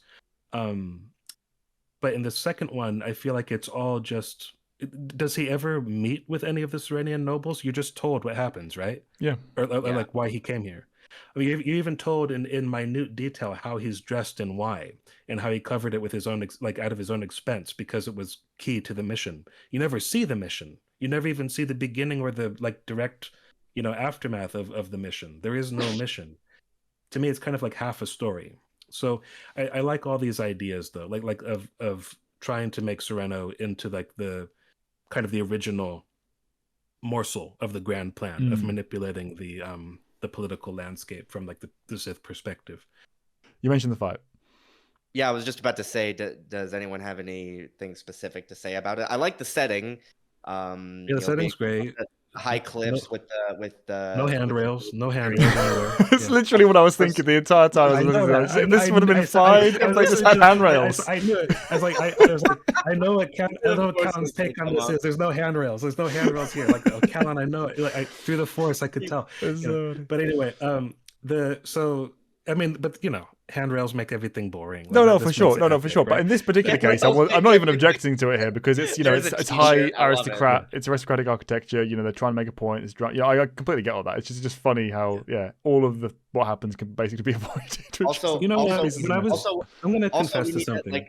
We need to just contrivances about contrivances. We need these mercenaries to somehow be able to pose a threat. So let's establish the fact that Johan has mainly spending the last 10 years focusing on developing his diplomatic. Dereliction of duty match from the young little war hero. We're really rooting for you, buddy. Yeah, so this I was just about to make the confession that I always thought this was super lame. Looking at it now as objectively as I can, the actual writing quality is pretty good. And if he wasn't a Jedi, it would be really badass what he does. Yeah. You know what I mean? But because he's a Jedi, you're like, shouldn't these people be like many rungs beneath you? And also, he never ever feels and I'm saying this as somebody who's no particular fan of Hoth, but he never feels like Hoth's Padawan. Oh, no. Right? Like, where's the Hothness here? Like what did he get from Hoth? Hoth was a battle master. Right. Yeah. And this guy's like the polar opposite. I mean, I get the impression that like Farfalla is much, much more skilled with the blade, and he's the diplomat. You know what I mean? So it's like I don't know. Like, I mean, it's also during we're the actual introduced. We're introduced into this all in one scene. It's like he had spent the last 10 years using Niman, what was said to be the diplomat's form. Also, he was a diplomat during these 10 years. It's like, I mean, it's like, it doesn't need to be that literal. You know what I mean? And probably it shouldn't be that literal. Like that's what people call it. But it doesn't need to be that. It's also you can be a badass with it. We don't Yeah. explore that thought at all. We've seen plenty So- of examples. Yeah. XR But yeah, Code just needs to name one. There you go. Yeah, I mean, he is rather lame. I was going to ask this. I tried to ask it earlier, but I can't remember if I made it through. Did Johan Othon ever have a chance, like, to be like a good character, or was he kind of DOA here? Like, is there anything about him that There's like, not enough works? going in the plot or story to allow his character to grow beyond anything that would just be boring Jedi. He could have been a lot more baseline average Jedi rather than this really, really weak and slightly irritating one. But I don't think he would ever have had the chance to be a great character, not within the confines of the story and as it's currently set up, in my opinion. Not as it's presented. He's just not given really enough to really either what he does new is boring, or what he does is a regression back to earlier things from his introduction, so that he doesn't have any chance to grow beyond it. Because he's not a bad person. He's not like fundamentally flawed as a character. There's many things about him, and he doesn't just breeze through life. We don't like that either. Like he struggles, but it's like this weird thing of feeling he almost struggles too much in certain ways, Right. or you know what I mean? It's I can't say that I have that reaction to very many Jedi characters at all. It's like this weird mix of things. But this is the way in which he kind of wins his influence over the Chancellor, or the former Chancellor, to kind of like have that memorial built on Rusan, which is one of the most egregious contrivances. But like, did you have anything to say about I have a lot. Before we get into that, I do want to say too, the way he defeats Kel. Well, first of all, Kel, I don't know why this stuck out to me. The fact that he uses sickles as weapons, that's unique, and the fact that they're laced with cortosis to make it so he can't just cut right through them. I don't know. Just likes Twi'leks with blades or something. does, like, yeah. I mean, he loves that. That's his thing. That's the third Twi'lek we've seen. I think that's very unique from just like a design perspective. You really don't get like, I mean, how often do we see sickles in Star Wars? Period. Now that I think about it, had to be something. Unfortunately, overshadowed by the fact that he's kicking Jotho's ass. Jotho's ass is just not struggling as much as he should be against a Force user. Yeah, the way he defeats Kel though is kind of interesting. The fact that he like grabs him and he's like just kind of goes back over the bridge and they're falling. I'm actually kind of reminded of like this is a very specific reference, but the second Sherlock Holmes film, I think it's called Game of Shadows. It ends with Sherlock and Moriarty going over like a cliff or something, and it's like I think like Moriarty is like screaming in terror, whereas like Sherlock's just kind of like at peace with himself. It's basically kind of the same dynamic where it's like he's full into the Force, he's accepting his death as they're plunging into the water, whereas like it describes Kel as like screaming in terror as they go down. That's again, it's like from a visual standpoint, I had a very clear understanding of what was going on in the way that it was written, and the fact that it describes the water as like embracing him, not as like something he's fearing, but just as another aspect of life. That's all well and good for what it is. It was I think that misplaced though, works because perfectly fine. that could have been his death scene. That could have been the end of his character arc, where he's come to learn, come to accept things, come to accept his limitations, and also what it means to be a Jedi and what self-sacrifice. That could have been like at the end of a trilogy where he's saving Valorum from at the end of a big plot sequence where this meeting must happen because the galaxy needs it. You could have had lots of different things to make that be the end point for his character, but this is basically the first scene we see him for the new post time skip situation. So it just feels like it's kind of like, okay, so he's just fine because plot armor, rather than any real build up or payoff. I would have been fine with it being what it actually is without too many changes if he had been like, I don't know, like seriously injured by like a grenade or a rocket launcher or something, like before going anything into to make just it so we make have the sense. excuse of why he's as limited as he is. Because really the payoff of it is weak, not because of anything with the fight. It's more what he uses his influence to do is to have the memorial constructed, and Mm. the only reason why this is done is so that he can run into Darovit. That's the only reason. Like in the context of this story, obviously Yeah. it's to explain Why what the- Why the Calcacaran Valley sees. of Yeah. Like, Jedi yeah, is but I mean, that's so far from important, and that could have happened at Mm. any point. You don't even need to explain that. You could just say, "Oh, the Republic built it." You know why? Yeah. Because the Republic built it. You know, like, and that's all that you need to know. But like, so, but like structurally, like this is like a big problem for me. Is like that's all that's used for. I need to interrupt this because I need to talk about the flashback of when Zanna met the Mune character on Tatooine with Bane. This has nothing to do with what we were previously talking about. Sorry for like the awkward sort of segue into okay. this topic, but this, the way that this was written to me is like it's a snapshot of everything that these books don't do correctly, or everything that they do wrong, everything that isn't good but easily could be. And I almost wonder whether this character, this Mune character who shows up, I wonder whether, I don't know who had the idea of making Plagueis immune, but I wonder whether this had something to do with it. Mm. But anyway, on Tatooine at one point when Xander is younger, oh, did we talk about this on camera? Bane is going by the name Lord Eddles, which is like Dessel with 2 D's instead of, I think maybe Carbajin forgot how to spell Dessel and turned it into like an awkward anagram using like too many of the D's. Just and the not idea enough that of the Bane S's. went, oh, I need a Very name. Let's odd. make an anagram of mine. It's this. I'm Lord Eddles. It's stupid, but I mean that's really dumb. But anyway, so Lord Eddles has contracted a immune like information broker, right, to like do stuff. Great idea. Yeah, of course it is. It's a Awesome great idea. idea. But that's where it The ends. terrible thing, the way that this is expressed, let's have a super secret spy meeting in the middle of the desert on Tatooine, and then I mean, it's literally this is there's no such thing as character voice. There's no. It just feels like, oh, it feels like reading like a baseball trading card or something. Or I mean, it's such a post-it note of a scene. And the point of it is good. I like this scene. The scene is to teach Zanna we don't kill everybody that we deal with, right?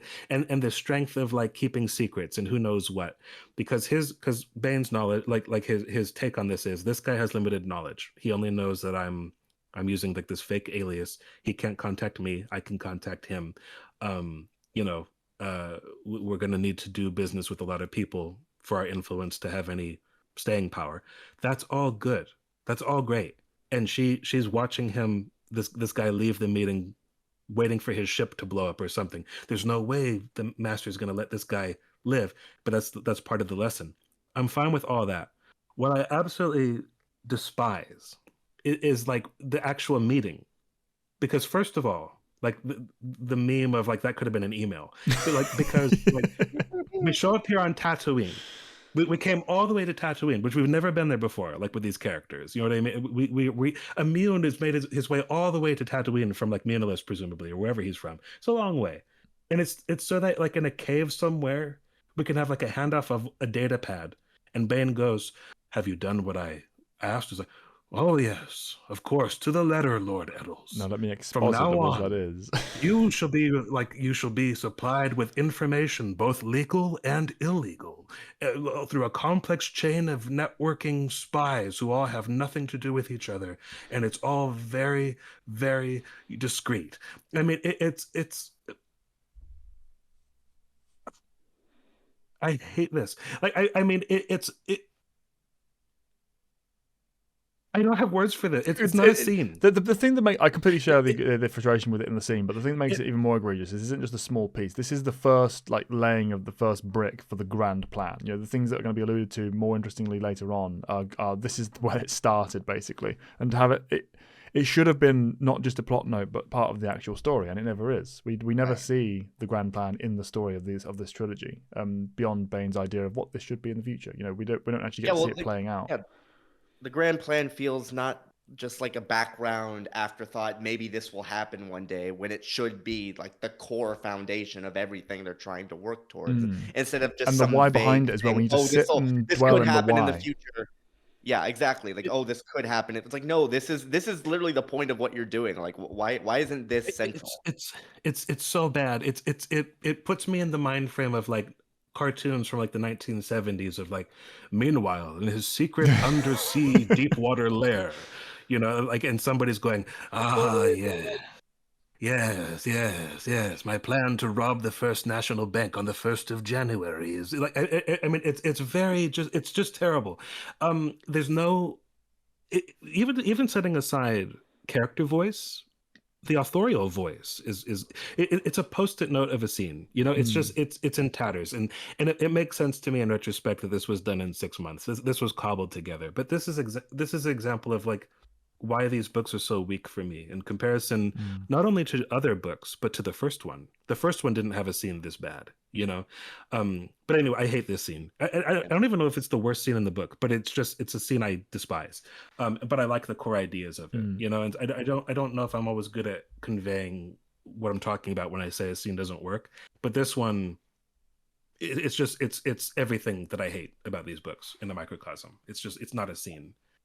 There should be charm and euphemism and turn of phrase and ebb and we're not flow, literally just saying what we're doing here. We talked about, did you solve insert name here's discrepancy? Just lead into the scenes that they have existing noise that they're talking about and referencing, and then you don't get the details because you don't need to, but you get the flavor of that problem and how it was solved and why it had to be spoken about here and not sent over a digital format. Why what Zanna is aware of, what she's piecing together. Is Bane looking at Zanna? You didn't catch that, did you? I'll talk to you about that later. Little bits of nuance to help kind of add even flavor the to lesson. The lesson is a good lesson, but he just tells her what the lesson is. She doesn't suss out. She doesn't work out any of it herself. There's no subtle implication from any of the parties involved, and you're dealing with an information broker and 2 secret shady Sith. So I mean, it's a dud. It just sucks. I hate it. Anyway, it stuck out as something I had to talk about. It has nothing to do with anything, but that I hate that scene. That's we perfectly valid, but that just leads us into Johon just again going back, like the elements in this book that are so frustrating. Johon he gets the funding to help build the valley, and that's where he just conveniently runs into Daravit, who's been spending the last 10 years on Ruusan. He never left apparently, and he's basically become this like nature healing hermit guy. He's a man. Remember when the bouncer was like, "Why don't you be a man?" Instead of like, because he couldn't figure out Jedi or Sith or whatever. Like, oh, okay. And he's like, why not? He's like, man. And this is like the least contrived part. The fact that he's still stuck around and encounters this monument and wants to just, mess with it. That's like the least contrived thing about the whole situation. But it leads up to obviously the fact that Daravit finds him. Othone finds him and takes him back to the temple. Even the conversation where he's convincing him of this, by the way, the cyclical nature of it, and the fact that he doesn't actually introduce any further information. He says, "You should do this because it's the right thing." He's like, "I don't care. I'm looking to help you." And you should do this because it's the right thing. Oh, okay, I'll help you then. There's no like beat that makes him think, "Oh, I should actually do this." There's no.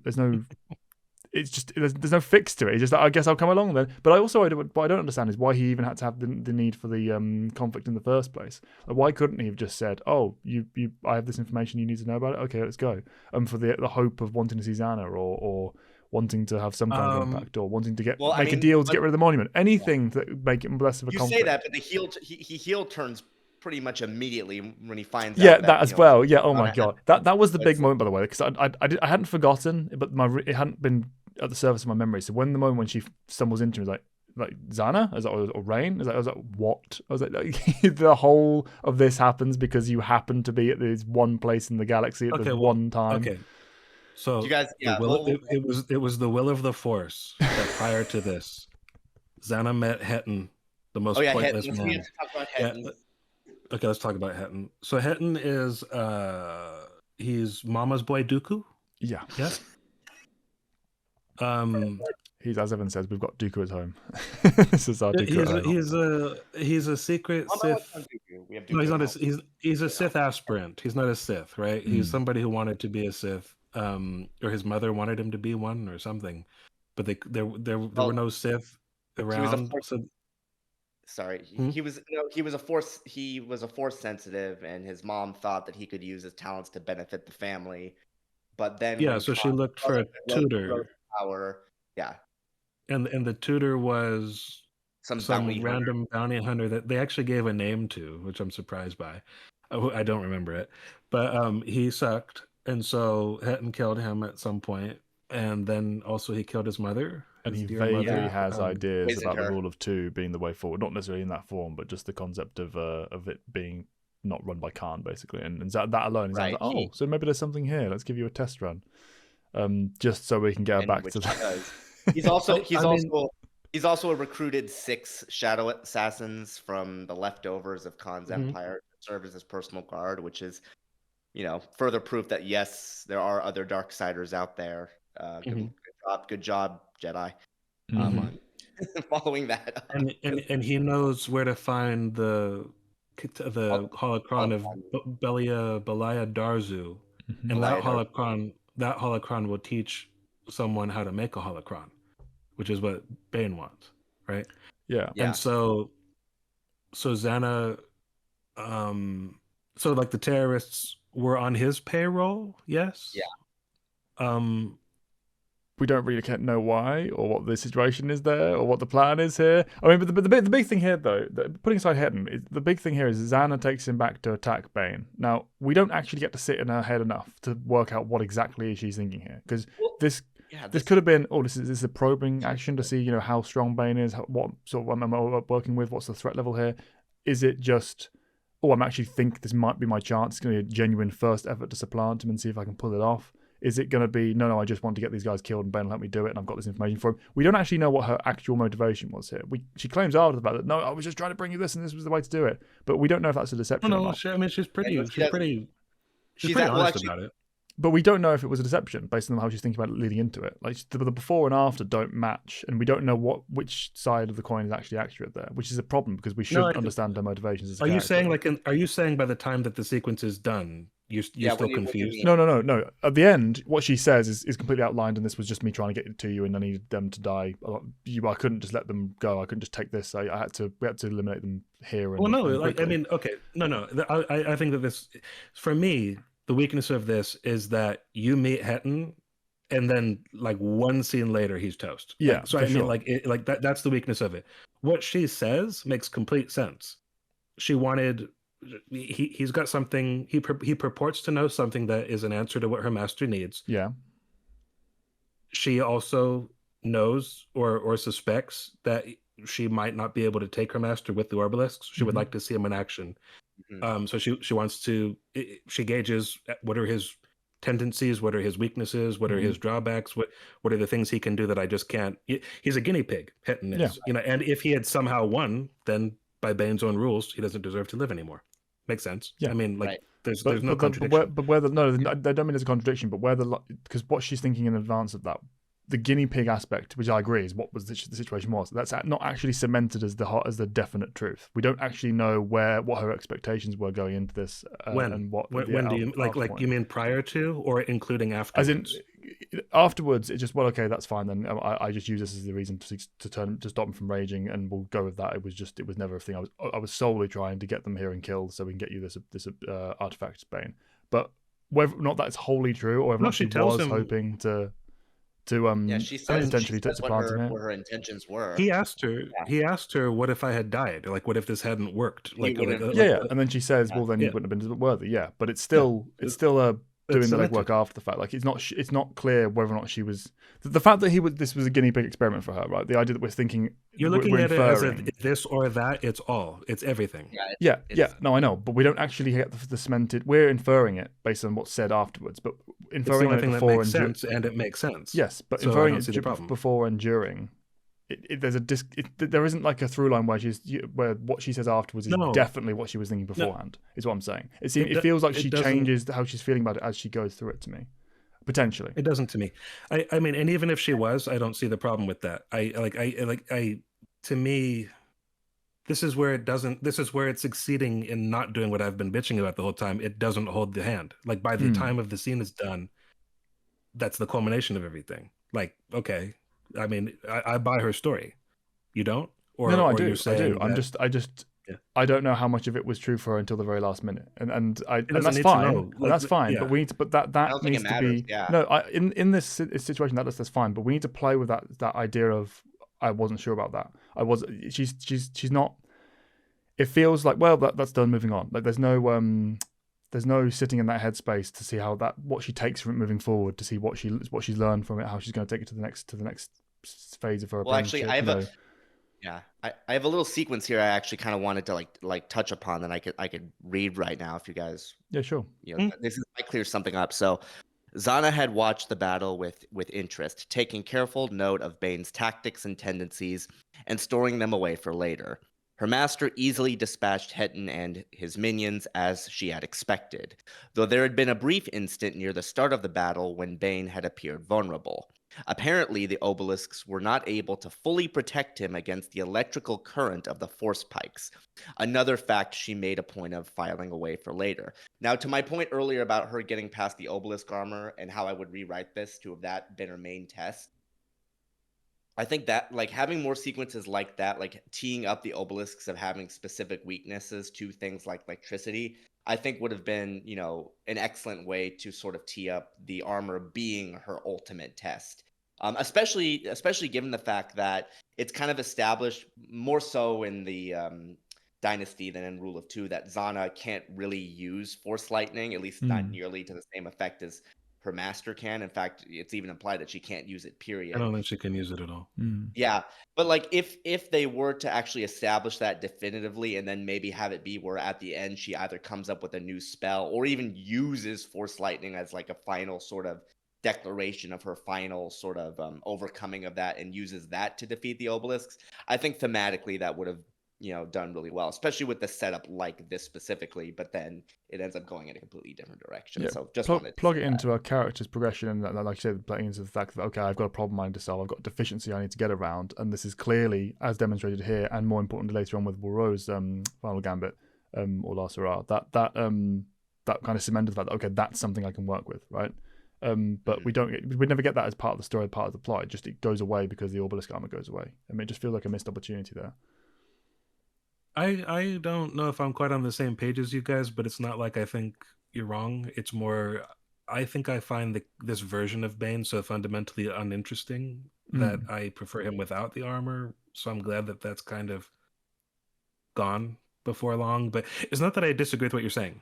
There are definitely ways to make this all more relevant to itself, but I just feel like I don't know, like this scene goes out of its way to point out what should be obvious is that this is a problem here. Like you almost killed your apprentice for no reason, basically, because you can't control yourself. Not because she's an unworthy student, who she obviously still has far more to learn. She's only been at this for 10 years, and she was a kid when you guys met. So it's not the same as like what goes on in the third one where it's like you've had long enough. Like this is, he recognizes in himself that this could have set me back 10 years for no reason. And also she's a good find. I mean, she's powerful enough to be of the Rule of Two lineage. Those are rare. There's no such thing as a weak force user there. So but that just makes him look fundamentally foolish and ridiculous and impulsive. I'd like to see, to the point of turning it back on him though, I'd like to see him getting past that. I'd like to see the struggle where he's trying to get rid of them, face the challenge of that problem, and if not necessarily lose the obelisk armor, but get over the domination of the will aspect. So that, okay, I'm not going to lose control to this anymore. I'm not going to give it. How do I reroute the power of the dark side without giving into my passions all the time? Because if I give into my passions at the wrong time, disaster can happen. Little character. A character journey he could go on within the confines of the struggle, rather than just, plot thing happens and now it's fixed for me, which is kind of a recurring trend, as I've said with Bane's trilogy. Yeah, but with purpose in this case. I mean, this is not a version. No, of that. This is happening. This is maybe the most earned version of that. No, for sure. That's been your ongoing complaint throughout the whole thing, though. Like, because it's a muddled reaction to everything. Like even after he eventually loses them, he kind of feels a pang of regret about it because he thought he knew that wasn't really the reason why the holocron building had kept failing. It was because he was missing the component. But anyway, like my thing, you guys also like Superman more than I do, and I just think like invulnerable characters are boring. Like I think that might be why I don't like him with the obelisk armor. Like I prefer him not having that. And effectively, the only argument you guys are really giving for it is that it would make Zanna more badass as if she took him down with it. And to me, that's not quite enough of a reason. Well, it's just the incident. But It's the incidental nature of them, like the fact that he gets them and then loses them. There's not really any story reason for that. It's just plot there's happens. not they you don't know? have the sort of That's my presence critique. that they kind of ought to have, in my opinion, because if you're going to incorporate that and make it, weave them into the narrative more, and it's like if Karbashin just didn't like the armor, like that's fine, that's whatever, but in that case, I think the writing could have been a bit stronger as to, like, if you are going to get rid of them in the same book that you introduced them, I think the sort of setup and payoff and the integrations should have been better, which also goes back to something I think I mentioned in the previous recording, is that this could have probably, if you were going to do a sequel, you probably didn't need 2 books. You probably could just have this be a Darth Bane duology, and if with some restructuring. Okay. It Clearly, fine, we'll be in book 3 before too long, because there's really not much to talk about there. But book 3 was clearly like, the first 2 sold well, and you may as well close this one out. Why don't you show them like with their final clash? Like, I mean, there's very few ideas going on by the time we get to book 3. But anyway, we want to get into the Belaya Darzu's holocron, him finding it, or do you want to just go straight into the temple infiltration? Because with the story-wise, thing, I don't have a ton to say. Yeah, really. Story-wise, he goes to the temple, he finds it. That's basically it. He does this in every book. He goes holocron hunting, he finds a holocron, he learns from 3 it. holocrons in the span of 2 books. Yeah. Was Belaya Darzu actually featured in other works besides this beforehand? I know she's in one of the guides, but which came first? I think that came first. And that, okay, that's what I was thinking. Yeah, and I think that I don't remember the Shiido race was already a thing. Because I don't know if it was created for her, but obviously it was already a thing. But anyway, and like the techno beasts, I don't even fighting the techno beasts.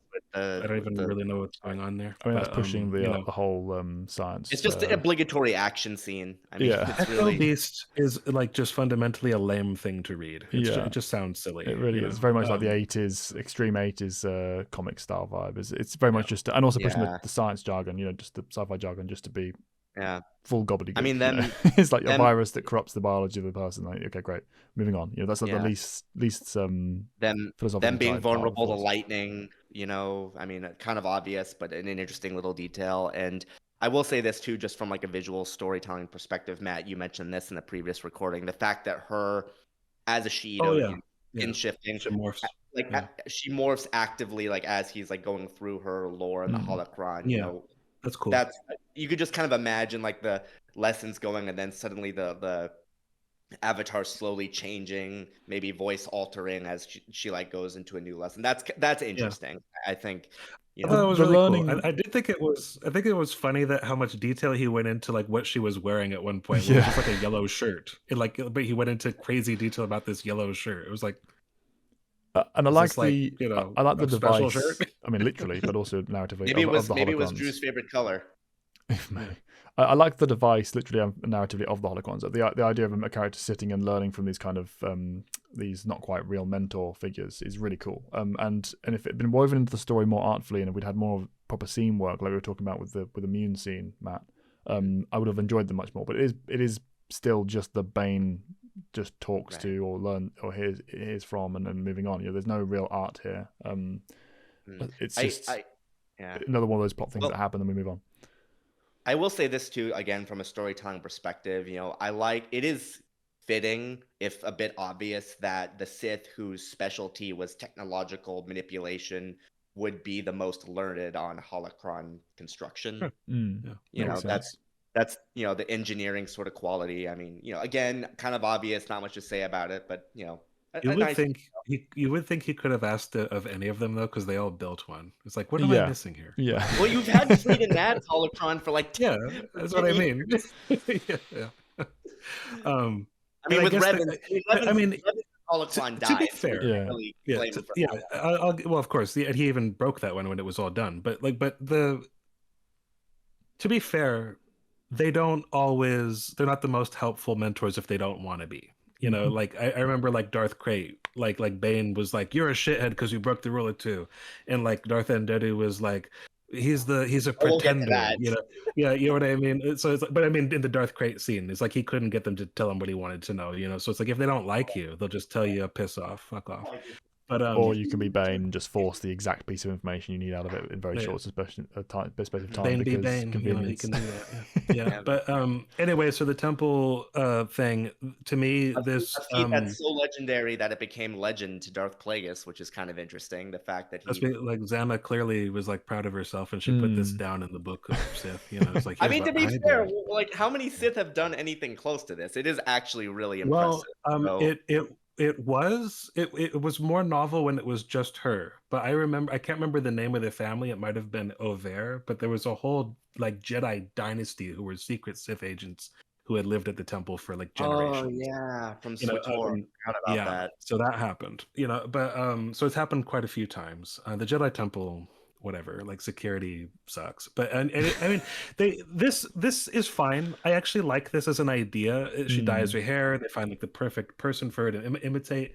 But the fun of it would be is if she like bumps into the person who she's like, you know, imitating, or if she had to pretend to be the person to her master. She doesn't meet anybody who knows these people, so it's not very fun. You know, it's just it is what it is. I don't know.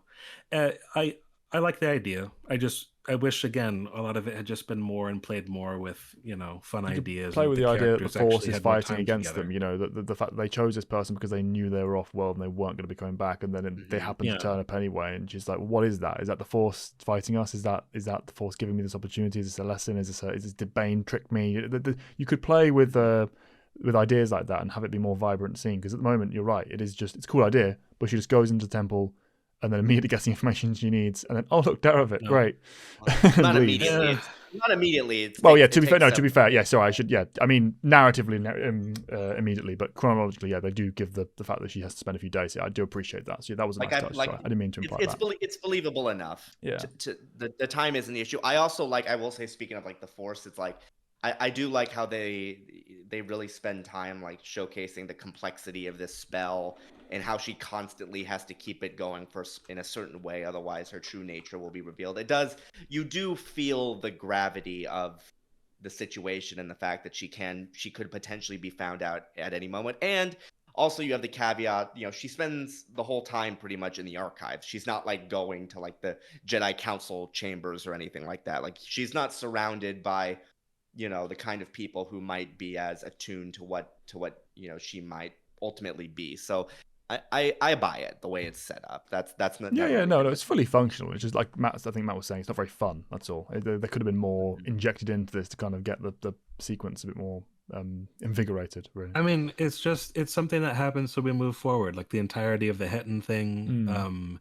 This is just so you can, literally, just so she and Darovit can meet each other again in the archives. And this was a big slap in the face when I heard this. I was like, oh my god, I forgot this happened. This is so ridiculous. Doesn't she also leave the data pad in the computer for the Jedi to see where she was going? Oh my goodness. She does. Yeah. And so, you know, could have been the entire order turning up on her doorstep. If they'd gone, oh shit, this is a Sith problem potentially, they could have set this ended up upon her in numbers. Yeah. Also, the random Sarian that I mentioned in the thing is the Jedi archivist. Okay, it's like the Spot the Sarian. Yeah. Again, each book has a random Sarian Jedi that only appears for one chapter, yet you inexplicably remember. At least Med Tendar was like mentioned many other times, like because he was like existed in the context of the story and people remembered him. But like, yeah. Okay, basically the just fight. You know. Yeah. When we go, I mean, do we have much like Darovit heel turns because he doesn't want Rain to be you know, killed by the Jedi's, you know, I don't know, he just decided she can be saved or whatever. I don't know. Like I mentioned before, this was the bit that they should have played more time with, because obviously we get to it after the fight, but when the ultimate decision that Zanna ends up making, we go from her being like, I'm saying the things that are right, but I know I'm not sure about this. And he's like, well, I know you, Zanna. No, you don't. You've not seen her for 10 years. Don't be ridiculous. This is Dark Lord as if you've seen what she's capable of. Wake up, man. But we don't see the internals. Your hand last time. Yeah, like, I mean, and everything enduring. It's crazy. But we don't see her ultimate like conclusion as to why she makes this choice. That happens off page, and this all the time we spend here, which could have been more. It was probably enough as it was. As a setup, but because we don't get any payoff to it, it's all wasted time. This is all just let's just skip this and get to the fight. I mean, Right. I don't really view it as wasted time, because she does point out the fact that this, like, she wants him to use the time to figure out what to do about the obelisks, because he's got healing training. So it explains why he then knows what to do towards the end, or at least kind of like has an idea of how to keep Bane stable long enough for him to get. I mean more in proper story help. terms rather than plot. But you're right, plot wise, it makes I know, sense. Yeah. I know, but I also think that fundamentally, I don't think it's a waste of time. Again, it's a failure to capitalize on it, because the reason why I kind of was like, the reason why I was kind of like wishy-washy is like when you said that we don't spend time in her head, or why does she want this, or why is she convinced of this. They don't play enough with this from her perspective. They might not even play with it at all, but they certainly play enough with it from his that they had a unique force bond, to the fact that, to the point where the only reason why he could work the force was because it had been so strong in her. So their closeness when they were younger, we didn't get enough of that, and we didn't get enough time dwelling on that, or what a loss that has been for both of them during the 10 years. And afterwards, when she makes that call. That's what I'm saying, during the 10 years. During this point is when, like, all throughout this portion of the book, and every time that we have like those flashback sequences of her training, it would have been better if Zanna felt like she was missing a fundamental core piece of her, because of this relationship she'd had was no longer there. And yeah, she had Sith training, but it wasn't the same as this other thing that this hole that's in her. Nothing her master has taught her up to that point has filled that. There's many different ways you could play with those ideas. We just didn't. And what I would have loved, we didn't have time for what that. I would love with that as well, that missing piece aspect, is that when she makes the final call to kill him, and she's thinking, I'm doing that to bring that piece back. I'm doing that so I don't have to face this missing piece. I don't have to. This piece of my power is not absent from me, and I can enhance it. I would have loved for that to have just been ended. Like it was the wrong call from just from the Sith power perspective. The idea of, I've made this choice in accordance with the rule of the Sith, in accordance with the dark side, and now I've worsened the problem. I've got this missing piece, this to me loss that matches her like, psychological and emotional with the physical spiritual power that she has to take into book 3 as another problem she has to solve. That would have been a good way of integrating. The only thing that kind of throws a little bit of a weird sort of wrench in that is like Darovit's like relationship to the Force and how it manifests. The way the book tends to describe it in 3 different ways, which makes it come off as a bit inconsistent, because at first you get the impression, oh, he wasn't actually Force sensitive. It was just Zanna channeling his powers through him. But then the book also notes, oh no, he is connected to the Force. It's just so minute that he's not really able to do much of significance, which is actually why he survived the thought bomb. And then it later notes that, oh, actually, yes, he has a low connection to the Force, but it's, it manifests in a way similar to I almost said Khalid. Caleb, because we were talking about that before the recording. Oh, that's cool. As well, Khalid, which kind of gives...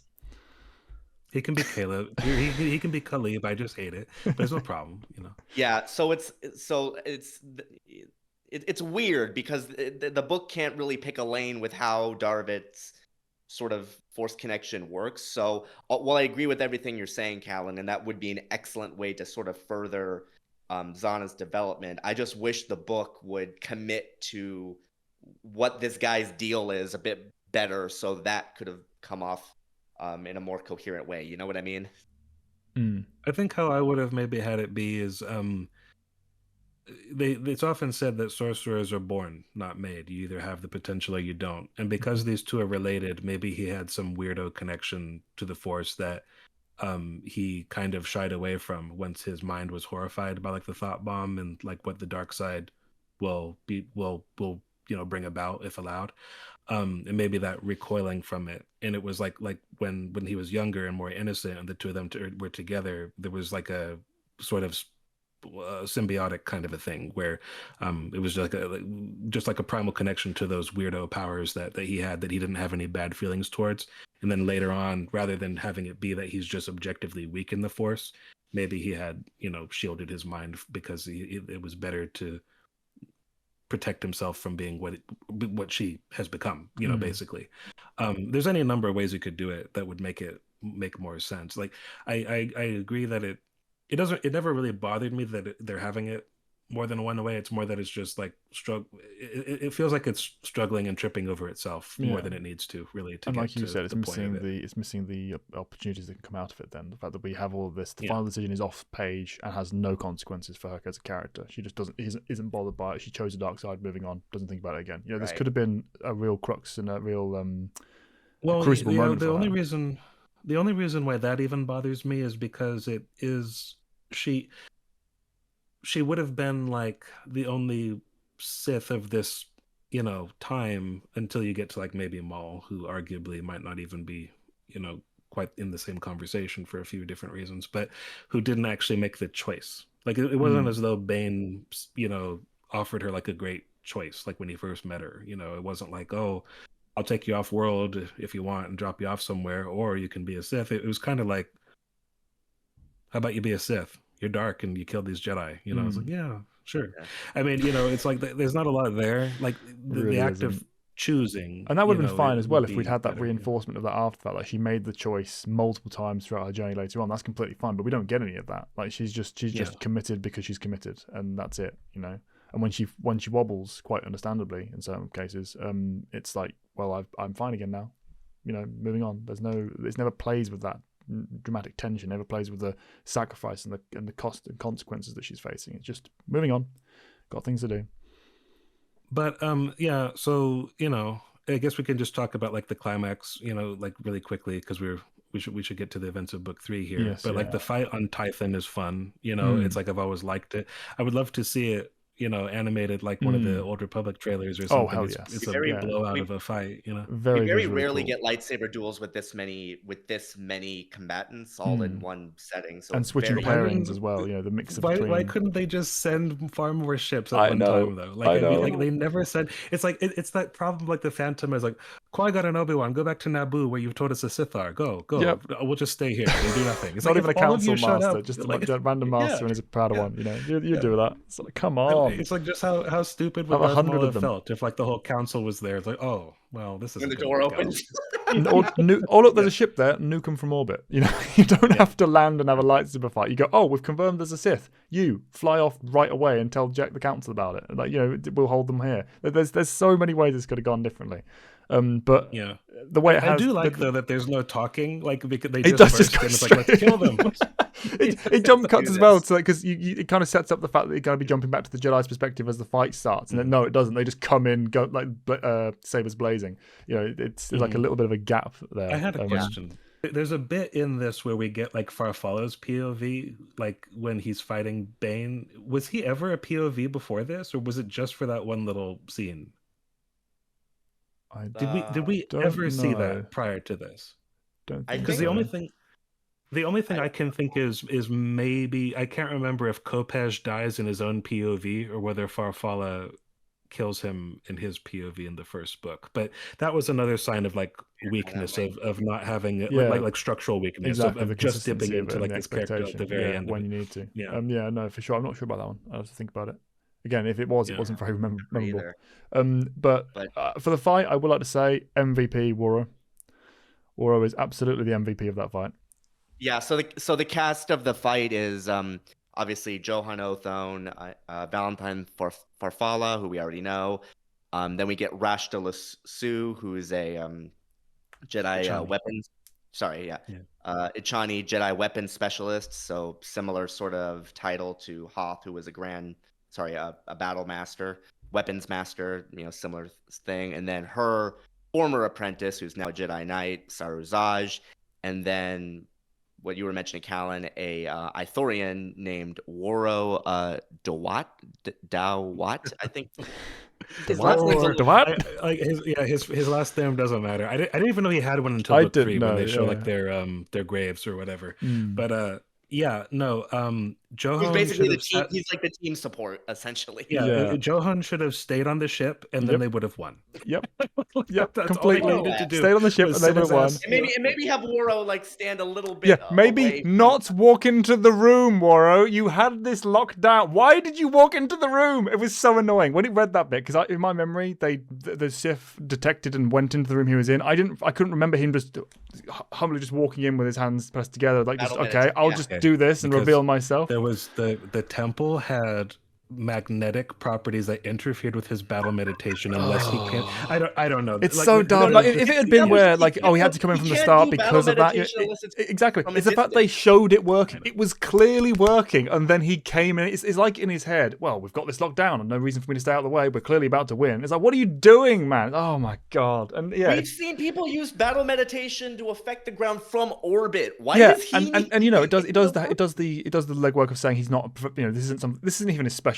You know, he's so good that he's Which, capable by the way, of doing why would you this bring him if he's not a battle meditation specialist? I'm sorry, like for healing. I don't know, but anyway, he does an amazing job, and clearly the distance isn't. He couldn't have stayed on the ship from orbit or anything. Like I thought that's all he was good for. Like I thought he didn't even carry a lightsaber. Yeah, no, he's a healing arts. Yeah, he's a healing arts Jedi, but he's also not a specialist enough where he can do the battle meditation on like the battlefield level. He can do it in small scale. So it makes sense that he has to be reasonably close. I can buy that, but he was in the other room and then chose to leave it to enter this one where he can just be, oh, there's a target for me. You know, I don't have to worry about fighting and winning this. I can just kill that guy. Well, I don't know. Like the way that Carpesian wrote it, I feel like he wasn't using it from the other room. It was like the battle meditation went into effect when he came inside the room. Like that's what I think. Was it? I thought it was triggered beforehand. The way he wrote it, yeah. It's a little odd. I feel like that wasn't the case. I may be mistaken, but I thought he was doing it before he entered. Yeah, I thought he was doing it before he entered. But even so, yeah, like you said, Johan, stay on the fucking ship. Rakshar, maybe learn just a little bit of force power so that you're not completely negated by the weakest force push because you have no wall at all. Like, what are you doing? Weakest force push. No, I know. But I'm just saying that she specifically says too far. The way that, no. Objectively, the way you said that was off because it was super strong and would break through it, even a proficient person with him. But what I'm saying is, in the way it's written, she wouldn't have been able to been capable of throwing a ball even against the weak one.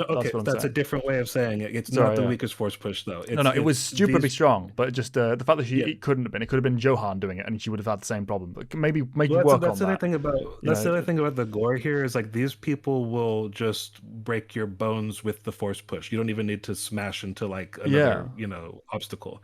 It's a problem. No, she's neglected apparently, and this is video game writing. Like she's just a pure weapon, but that's a different thing. It's not a weak force push. It's just no. Yeah, I didn't mean he was weak, but if it was, it would have been the same problem. So I hate the fact that she has. That it was weakness. OP as fuck. It was sure. whatever he used. It was like what he used. I mean, presumably a stronger version than what he used to break the temple. For sure, I wasn't. I was saying in a vacuum though. I wasn't even talking about Bane's. Bane's would absolutely shred even a strong ball. I'm not. That's fine. But just it annoys me the fact that the Jedi Master who's at peak of this level would just be disabled by a Johan. Video game writing. It's video game writing. Yeah, I agree with you. Like, I mean, even Valentine is able to like briefly like contain him in a. Well, he's actually he's holding his own. Yeah. If he hadn't called for reinforcements, they might have won. He's not holding his own at all as a like duelist. I mean, it's like he's not dying instantly. Yeah, that's what I mean. I mean, at that point, but I mean that's like kind of charitable because she's doing all the work. Like he's not. Like, she at one point she says, "Stop! You're just getting in the way." Just like Johan. Here's the thing. This is also what frustrates me because Sorrow Zaj and Johan are working at cross purposes. Yet Sorrow never tells Johan just back piss off. Yeah, exactly. I did like that Rockstar. He didn't go over. I like that it didn't go across and get in her way. Though she was able to. She was so skilled annoying. She could work with it. That's Sorrow's fault. For sure. But Rockstar being able to work with it was a cool detail. Like the skill level was, I can work with this. I can take advantage of it. That shows that she's on a whole different level. That was really cool. But it's just annoying that Johan was representing that problem in the first place. Right. And again, that's all well and good. Like I could get like the skill differential being the fact that she could work with him, but the fact that Sorrow. Like the fact that Rashta tells Valentine, "Oh, you're just getting in the way," but Sorrow doesn't do that despite having more time in his fight. I give Johan Othon a lot of crap, which I think he deserves. But in that moment, like Sorrow was actually his own worst enemy because he was literally winning until Johan interrupted him, and then he just Well, it's not acted that it's not that useless. long of it, you know. It's like because the way that they're written, they keep swapping between different POVs, right? And so one event is recurring with the other. It's not that many times that we see it happen. It just I just but I just I just don't like how incompetent the Jedi come off in this moment. It's genuinely a little frustrating. It's only as annoying to me as it is because of what's at stake as well. If this was in a microcosm, if it was a smaller scale problem situation, it would have been fine. But because we know what's at stake, because we know everything that happens as a result of this fuck up and this failure, it really irritates more. Because if they just brought more Jedi, if they just not had Johan, if they just had Waldo stay out the fucking room. Because the secondary team has like a couple dozen people show up or whatever. Like Thonatu, his one squad is him and 9 others or something. Yeah. It's like and that's not the only squad. So it's like maybe everybody just show up faster. You know what I mean? Let's all go at once. You know. Exactly. But no, I do like. I got a little soapbox ready for that when we get to it. Okay, we'll talk about it. But I do like. I do like what Callan said though, because I liked the fact that okay, Sorrow's good, but he's not Rasta good. Yeah, she trained him, but he's not as good as her. So it wouldn't. He came off a little arrogant. I would say that maybe he it was he like, smirked at like when he saw that he was going away and he had beaten Zanna. Yeah, so maybe it was I could see that being like a purposeful character flaw, like not that he was just stupid, but rather like his arrogance blinded him there. I can get behind that one. Sure. Which I would be fine with if the book spent more time on it. That's my main gripe. If this was like an established character trait and they made it come if he was a character, exactly. If these weren't just nameless Jedi, exactly. I would not have an issue with this, but the way it comes off, it just makes him look like an idiot. And I'm like, come on, man, you're better than this. Clearly. And as Matt, you've mentioned this many times before as well. It's not just obviously I'm biased towards the Jedi anyway. I much prefer them from their philosophy, from their characters. I completely acknowledge that. But even putting that aside, you need the Jedi to be competent and experts and cool, because if you don't, then the Sith aren't that as impressive. If they were dealing with actual competent Jedi en masse with big problems, it raises them up. It doesn't just have it be that they only won because incompetence, which they did. I'm disappointed. Incompetence and Obelisk armor as well, because both of those would have gotten killed otherwise. Like imagine if you replaced these 4 Jedi, these like 5 Jedi with like Yoda, Mace, Anakin, Obi-Wan, and Plo Koon. Like would we be saying the same things? Like that's kind of what it's for sure it would be a different conversation. Yoda obviously is heavily skewing that one in terms of just pure raw force power. Mace is coming in with a completely unique form, but at the same time. I'm talking more in terms of like the character portrayals and like I get what you mean, but it's just like it's and I get also that this is a Jedi Order that is rebuilding. Like these weren't most of us were taken out alongside the Sith. We just have a couple big guns left, but it is just like they should have been actual characters, and I would have liked the crux of this to have been formed itself around a conflict of what to do about the Army of Light, and not being like Valorum's machinations, rendering them especially weak them now. Exactly. Plug it into the story. That's the big problem about it. If you'd had that going on in the background and setting up the fact that okay, we agree, we'll disarm, we'll step down, we'll dismantle the army, all that stuff, and then immediately this is happening, and tying that into Bane's own agency, like part of this setup and part of this, maybe it's a trap that he's laying to kind of knock off some of the peak masters, so that 200 years down the line they've not got as strong a lineage because the masters of this time were all wiped out. He's planning, he's taking control. This setup and why they even survive it isn't because plot armor of his literal plot armor he's wearing his obelisks and Jedi incompetence, but because he's set up so that the ground was in his favor ahead of time. He had everything accounted for. Even though he would have struggled because good writing and narratives has that, he had things tilted in his favor from the very start. Living up to his own creed, to the rule of 2, to the new Sith philosophy, make it be that his character traits and decision making is what leads to this victory. Raise him up, in tandem with the Jedi. But instead, we get this kind of a very cool fight. Like we said, visually, very cool fight, very unique in the setting. But just the framing around it is really poor and irritating. This is always when you read Evan your breakdown of the 2 books and how at the end like 90% of the new characters we meet all die, and mostly kind of pointlessly. It's really it's a crime that I don't feel anything that these Jedi all die. Like Johan is one of our main characters in this book, and I'm He's like, the last to die these last to die. Yeah, yeah. It just feels it feels like I always think of like little kids, you know, like when they're playing with like their toys and they're telling you about it and like and then what happened, and then everyone died. You know, it's like that's the end of the story because they don't know how to end it. You know, so right. that's how it ends. You know, But yeah, like um, getting back to, so like, you know, the Jedi slowly yeah. get worn down. And your point about Waro being the MVP, Yeah, like he does 100% get the last. MVP. Yeah, because not just the battle Yeah. meditation, he comes in with the only thing that actually not only injures but would have killed Bane without outside help. So this guy nearly knocked off Yeah. the rule of two Sith It was right it there was a in pretty his death spectacular throes. like sequence too, because it shows like, you know, although physical combat was not his specialty, he still had specific abilities that could, you know, really turn the tide. And just again, the visualization, like you could just imagine like Bane about to unleash this like storm of lightning, and then suddenly this force energy barrier just goes around him, and then just this Big big old flash. Schadenfreude moment Well, the again best as well. the best The way thing that is the the way fact. that Zanna actually had to like turn away because it was so bright, the way it was Mm. described, Well, that was all very interesting. much better than that is the fact that his scream keeps getting louder and louder and louder, Yeah. like over the sound of the storm. Like that's great. You know, that's perfect. I love that. But and also the fact that Warwick did that with his throats cut. He was a G. Yeah. But anyway, like the other, and like Farfalla was like the main Jedi of this group, and he gets beheaded, and I just don't give a fuck. Warwick, that makes me sad. You know what I mean? For sure. It's like, He did I love everything. He Warwick, carried the entire fight with battle Yeah. meditation. He was about to go with a throat scream, which is an awesome visual, something that the Ithorians are really pretty cool for in the setting. Oh no, I've had my throat literally slit. Doesn't matter. I'm still going to get you with an extremely advanced force stasis field. Not just a stasis field, which is a complicated technique anyway in Star Wars. It's been made clear, but one strong enough to contain the Dark Lord of the Sith's own lightning. That's pretty up there for someone who doesn't have any combative, pretty cool. you know, I've preferences.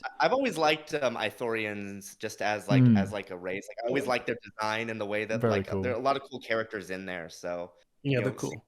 seeing them some of them put at the forefront, even if only briefly, is always interesting. So Yeah, but Okay, this let's get leads to to my the big favorite character, Caleb. Khalib, Khalib sat in his hut, didn't move for some reason, just stayed there. You know, why Just not? fucking move. Just like, move. Bro, how many people are you even helping out here? How many people are on Umbria? Ever. Which Like, is at any given steeped in the moment. dark side region anyway, where he is. So it's just, come on, just except now he's in a little nook underneath his hut, which we never saw. You know, yeah, hiding under a trap door. But Just the fact that they thought that would embarrassing. work. It wouldn't The fact that he work. thought that would work is just ludicrous. Yeah. Well, and he did, to be mean, fair. It's like, See oh me. god. You can't see me. So clearly, it's like, wow, dude. All right, what do we Nice. think of like the way in which Daravit convinces him to? This was the most insulting, infuriating, unbelievable plot contrivance of anything ever. There is no conceivable way that someone who is clearly as strong in willpower and smart as Caleb Khalib is would think this was even remotely a smart idea. Like he's gonna die. The Sith Lord is going to die. All he has to do is not heal him, and he's like, yeah, but you know, this Sith might be better off if I do. She might turn to the good, and I'm sure we can contain both these two Dark Lords. They've just you know, me and this random kid. This is who's also not quite after General Force, Zanna and- has already crushed all his organs, trying to force him to like he knows she's It's not like, a good person. What the hell is happening here? This is so fundamentally dumb. And again, it goes back to that whole, if they'd just not done this, the galaxy would have been pretty much saved. You know, I mean, Zanna might have gotten away, but it would have been nowhere near as powerful without Bane's guidance in the latter years. You know, it's just. I like what she does. I like how she thinks on the fly and makes something of this, but getting there doesn't feel earned at all, like from the Daravit perspective. Particularly because it's Daravit who makes the change. He's the one who fixes it for her. She's like, oh, I can't solve this problem. And I love that she struggles. I love that she tries and fails. I love that. And it's, I genuinely like, I couldn't remember how the problem was fixed. And I was like, what's she going to do? And it's, Daravit just pulls a plot contrivance out of his ass and it works. Great. It just rings so hollow in the writing, because it's like, oh well, they send a message to the Jedi, so it's like, oh, he's sure that this is going. It's like, no, dude, like, you know where this is going. We can all see where this is going. And you know, it's also like it's the fact, to me, above everything. Like even if I go as far as this and go with the fact that he agrees to help, the message clearly only talks about Bane. Why didn't he insist that there's a second Sith? You know what I mean? Like why didn't? Because the whole point is, you know, Daravit wants to save his cousin, but You would think though that Khalib, yeah, he's no longer Caleb. Now he's just Khalib. He's Shadil Khalib. You would think that he would be like, well, she's still got to pay, right? Like for her crime, Yeah. she's got to be arrested, and You you can know, talk and to her. they have You to can put her redeem through her. She whatever. is a Sith that needs Yeah. redeeming. She's not just already redeemed because she's Yeah. made this one choice. It's absurd. The whole Yeah. setup is And infuriating. It's contrivance after contrivance. Ugh. Yeah. in the obelisk removal, we don't even really see much of it. I mean, again, they bring up the fact that the weakness to electricity, and he knows. By the way, he just knows how to do this. Like okay. Well, I mean, Darovit helped sorta, and I guess the fact that the process was He did read the streamlined by the Yeah, So, like, it was the- enough. the- It was the enough for process that was to be already okay in- for me. It was a bit hand wavy, but it was fine. It was just the story, lack of story the ramifications. that process bugged was me. already begun because he Hmm. like Bane had already cooked most of the obelisks himself anyway. So it's like it was more a question of dealing with the poison. But The level that it was, Khalid very was able to visceral, heal him though, gory with the skin detail. and everything, like Yeah. the way it was, Oh, yeah. the gory detail of it being peeled off was amazing. I would have loved for Yeah. Bane to really be diminished by this for a very long time, if not permanently. And that it wasn't just I'm back to basically my full self because Caleb's such a great healer. I hated that part. I would have loved him to I was really like- see the suffering that he's caused himself and that the dark side has inflicted. I I was mean, like we get a I little bit was of that in the next book, but a little bit. Yeah, not enough. We'll get to that in a second. I always liked when he woke up from his coma. Was like, Darth Zanna, you fucking suck. Kill me and save our order. And she's like, no. And he's like, fuck. And he just goes back to sleep. It's just, That's it's just like the whole, you know- whole. This is why the Schadenfreude kicks in, and why I hate Yeah. the Sith. They're wonderful, amazing, super powerful, always true creed. It just falls flat on its fucking face with the slightest inconvenience that faces them. If Zanna wasn't here helping him, he dies. That's not in accordance to the rule of two because there are two of them. By his logic, he's weak. He failed. He cooked himself. He's a fool. This is her moment to kill him. Then she ascends, and she's a weaker Sith Lord. Like, the whole idea that he's so ridiculously confident in falls This flat is on his Lucas's face. fault because It Rule is, of Two yes. sounded like a cool idea. No, for sure, and it is a cool idea. It is a cool idea, but it's just that I can buy it with is, other but Sith, not, but it's you just know. Bane is so smugly sure of the supremacy of the concept. It's like you need help sometimes, and that's not a flaw. Okay, that's just fundamental truth of life. It's physics in front of you. Two can do more than one sometimes. I mean, not to bring up- not to- They not to bring all up- end up in a vat of healing juice at some point. Like whether it's Vader Well, exactly. or Who makes the Palpatine or healing Crate juice? The or whole whoever. concept is dumb. I hate Yeah, the I mean, Sith. not- Is yeah. not. Yeah. It's fine like- if they acknowledge there are flaws to the philosophy and they have to be bendable. That's fine. I'm completely on board with that because it mostly has an underlying kind of validity to it. The idea, if Bane's concept works in most situations, it's a philosophy of life you can get behind if you're a certain kind of person and you have bendability, that's flexibility, that's fine. But just the idea that it's a universal truth that everyone else is oblivious to is just not the case. And every time you have a character that kind of smugly, confidently wraps themselves in that idea, it just annoys me because it diminishes their competence in my eyes. Because if they're not recognizing that, then they're kind of idiots. It just bugs me personally. It's a flavor thing. Yeah. But yeah, So, this is like you say, it's one of those situations where he's like, just kill me, I'm too weak.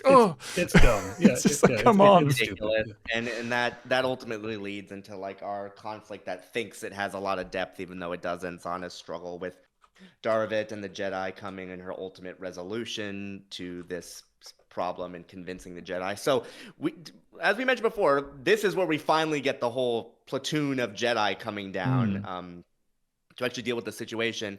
We get Master Thanatu, who's a Twi'lek, and I teed this up before. I legit before we went back and did these rereads for these reviews, I legitimately thought that Master Thanatu and Master Oba from the next book were the same person. I had actually forgotten. Is Oba an Ithorian or is he a Twi'lek? He's an another Ithorian. Ithorian, yeah. It's very difficult to confuse Ithorians with Twi'leks. There are but, lots of for Twi'leks some and reason- Ithorians, aren't there? And Syrians. There's like 3 species that are used for all of the side characters if they're not human. I don't know, but I legitimately forgot that they were not the same person, but I don't see why they couldn't be, because they're both queued up as both okay. were former members. Both were former members of the Army of Light. Both were on this mission. It's actually Oba was. We don't see Oba in the sequence, but we later learn that he was there.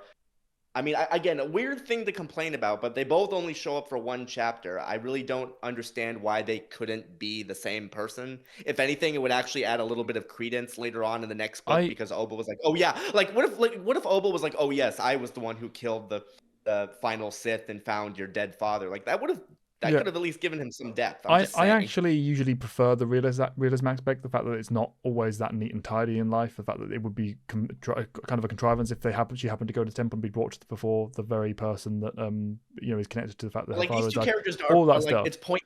Yeah, but having said that, within the context of this story, and because it's so threadbare and everything's rushed through, and there's all these characters that are just coming up and then dropping off again, it does seem odd that choice wasn't made to have that be the. That's what I'm getting to. Relevant. Like your point. That's what I'm getting to. It's like with the writing, you're just introducing these like one shots for no other reason and trying to tie them to certain things just there's like their depth is like just paper thin and it's just so obvious. Yeah. So that's what I'm really trying to get to. This is why I would want Valorum to be POV and there to be different characters who have different ideas of what to do about the Army of Light and the Republic moving forward, because you could have the likes of Thanatu and other characters being actual characters with different perspectives. You could have like Rashta and like Sorrow being more gung-ho about we should never have given up the ghost on this one, we should have been hyper vigilant all this time, like Johan was right, and Valentine kind of realizing he led them down like a complacent path. And you could even have Valorum be somebody who changes his his tune on this one, seeing how dangerous the galaxy is made when the Jedi aren't like ready to be deployed at any given moment. At the same time, tying that into the grand plan as well, because you can have little skirmishes and problems being fermented by the Sith at the same time, and he's seeing all these problems are happening, and you're starting to see the early kind of tearing at the seams of the fact that there is no grand army or anything that we see later on, 1,000 years later. And that would have been another thing, is if Hetton had something cooler going on that Bane and Zanna could co-opt after getting rid of him, like some kind of like something to give that character some purpose. Sorry, also just came to mind as well. We mentioned at the start that it could have been the death scene where Johanna Thone jumps off the cliff and dies. That could have been a thing for Valorum, like, oh god, because I disarmed the Jedi and because I left them weak because I made all that. It's like this led to this. It was just he was just here. I've lost my chancellorship because of all these problems that are starting up, and now my close friend has just died in front of me. Like, it could have been like a real tragic dark side ending that's been pushed forward and led up to because of the machinations of the Sith. Like, there's loads of ways would you have can play actually with been this. Appropriate for a Sith book. Yeah, exactly. Yeah, and I think that there was a bit early on, I can't remember which context this was in. You know what? I think it's in this bit, like right before we get to the main fight, like in the actual chamber. From Zanna's POV, she's like watching her master like stalk back and forth like Darth Maul style, like an angry animal or something, and she's ruminating on his hatred of the Jedi. Why does he hate the Jedi? Like he's never met one. You know, it's like it's those things. These characters, they need to run into each other more, and they need to believe things because of personal experience, not because I read it in a book somewhere. Or how could you hate the Jedi? That was something I mentioned very early in the video. Actually, was part of the motivation, the problem of the Sith. Like, he doesn't have any reason to hate the Jedi, to kill the Jedi. The only thing, and I came to mind, we were talking about something else, but I didn't want to interrupt the flow. We get that with Plagueis because we get the acknowledgement of the fact that they're competitors. He's seeing them through that lens of they have to be supplanted, they have to be replaced, because for us to be in charge and supreme, they have to be eliminated as competitors. We don't get that kind of the version of that would apply to Bane. He doesn't see. He could talk about the apex predator kind of thing. He could talk about the fact that we would never be able to maintain our rule on the galaxy as being supreme as Sith, be secure as Sith, if with the Jedi present, therefore they must be removed. I don't care about the Jedi. I'm not anti them because we're opposed to them, but they're weaker. They're a weak philosophy that needs to be expunged for our own supremacy. We never get any of that. He just hates the Jedi because the Sith be Jedi, which is a concept he even shuns in the first book. He mentions how silly that is. I can't wait till we dive more into more Plagueis chapters in the future, but Plagueis actively enjoys talking to Jedi because he enjoys keeping secrets from them. He enjoys playing them. He's been raised with the idea that what the Jedi do is in conflict with the truth of like the true order of things. Like, that's the way he conceives of it. And when he was a child, sensed that there was something just wrong about the order. Like, they're not right. They're fundamentally from him in a way that he doesn't understand at the moment, he can at least perceive. And in one level, that seems very surface level and not particularly deep. But he, like you say, he's a child at that point, so he has that initial instinctive connection, which speaks to the Force as an entity, as a philosophy, as a presence, spirituality. But then it gets developed into that whole, but also the way I live my life, the logic, the philosophy behind it all. The person I have grown to become also opposes the Jedi. So you see the different like dimensions that apply to that throughout his life. You don't get any of that with Bane. You just get I'm supposed to hate the Jedi because I'm a Sith. Exactly. All the Sith stuff, like, turn to the dark side or embrace your anger and all that temptation. Like Bane, it's not really a part of Bane's life, nor what he holds over Zanna or anybody else. It's like he, as a character, I think he works, but he's very much like designed for what his first book was, just like a rags to riches kind of like power fantasy. He himself is such a solitary figure, even before the Rule of Two implementation. So it's just these really struggle. All of these characters start in a good spot when we meet them. They just don't get nearly enough going on, and by the end of it, I develop at all. Yeah, I really like how grim and just evil like Zanna's solution is. It's really haunting and it works for me. But you never really feel like she's not going to do this. It doesn't feel like an arc. It's like she never feels like what she looks like. Like this uncorrupted, golden-haired sort of angelic figure. Like there's always this kernel of darkness there, and you don't really feel like when Daravit loses, you don't really feel like something of value was lost. Sadly, it should feel like a real culmination of like a tragic failure of the human spirit. Like in both cases here, like him, faulty judgment, poor trust placed in his cousin, or just the heart fooling itself from what's in front of it. And she doesn't take any like joy even in it, like any kind of like twisted sort of like sadistic pleasure. Like there's no real story here, despite the fact that it has all the makings of one. Either. She doesn't look back on it at all. There's no reminiscence. Yeah. This could have been the last time we saw the characters for all intents, and at some point she just ascended as master. You didn't actually need to see what happens in book 3, because effectively book 3 is a rehash, as Evan pointed out so well earlier in the video. Yeah. But does anyone, getting back to like the story proper, when the Jedi arrive, we essentially, again, getting back to like the more like gory, sort of horrific details that these books really in a lot of ways excel at. Essentially, Caleb's been literally hacked to pieces, and Daravit's been driven into complete insanity. Yeah. He attacks Thunatu and his band of Jedi with Valentine's lightsaber. Just one second, just a quick thing on that point. Just a curious question: would you have liked, not enjoyed, but would you, in terms of the art, have liked to see that on page? Would you have liked to see that not being off page, cut to it to show the solution? Would you like to see Zanna's basically doing that, breaking the mind of her cousin and killing Khalid as violently as she did? Because that's a complete step away from her character as we've seen on page up to this point. Would you think there's something to that narratively, something that offers the character and development and the, I don't know, the tragedy and drama at the end of it? For me, I think the decision to cut where they do and the reveal works, like, because it cuts on her making her decision, and then you see what it was in retrospect. After you see the scene play out. What would have made it work is if you see her heart in conflict with itself before she makes the choice, which we've been talking about. That's the thing I was talking about before. It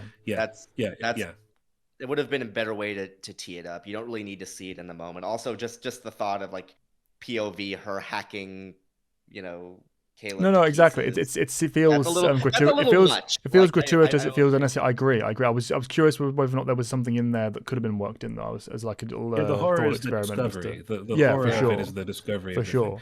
But I agree with you. It works as it is. By the way, it wasn't a critique of that. He should have shown that. I was curious to see what that would have done to the dimension of the scene, though, because it would have been interesting.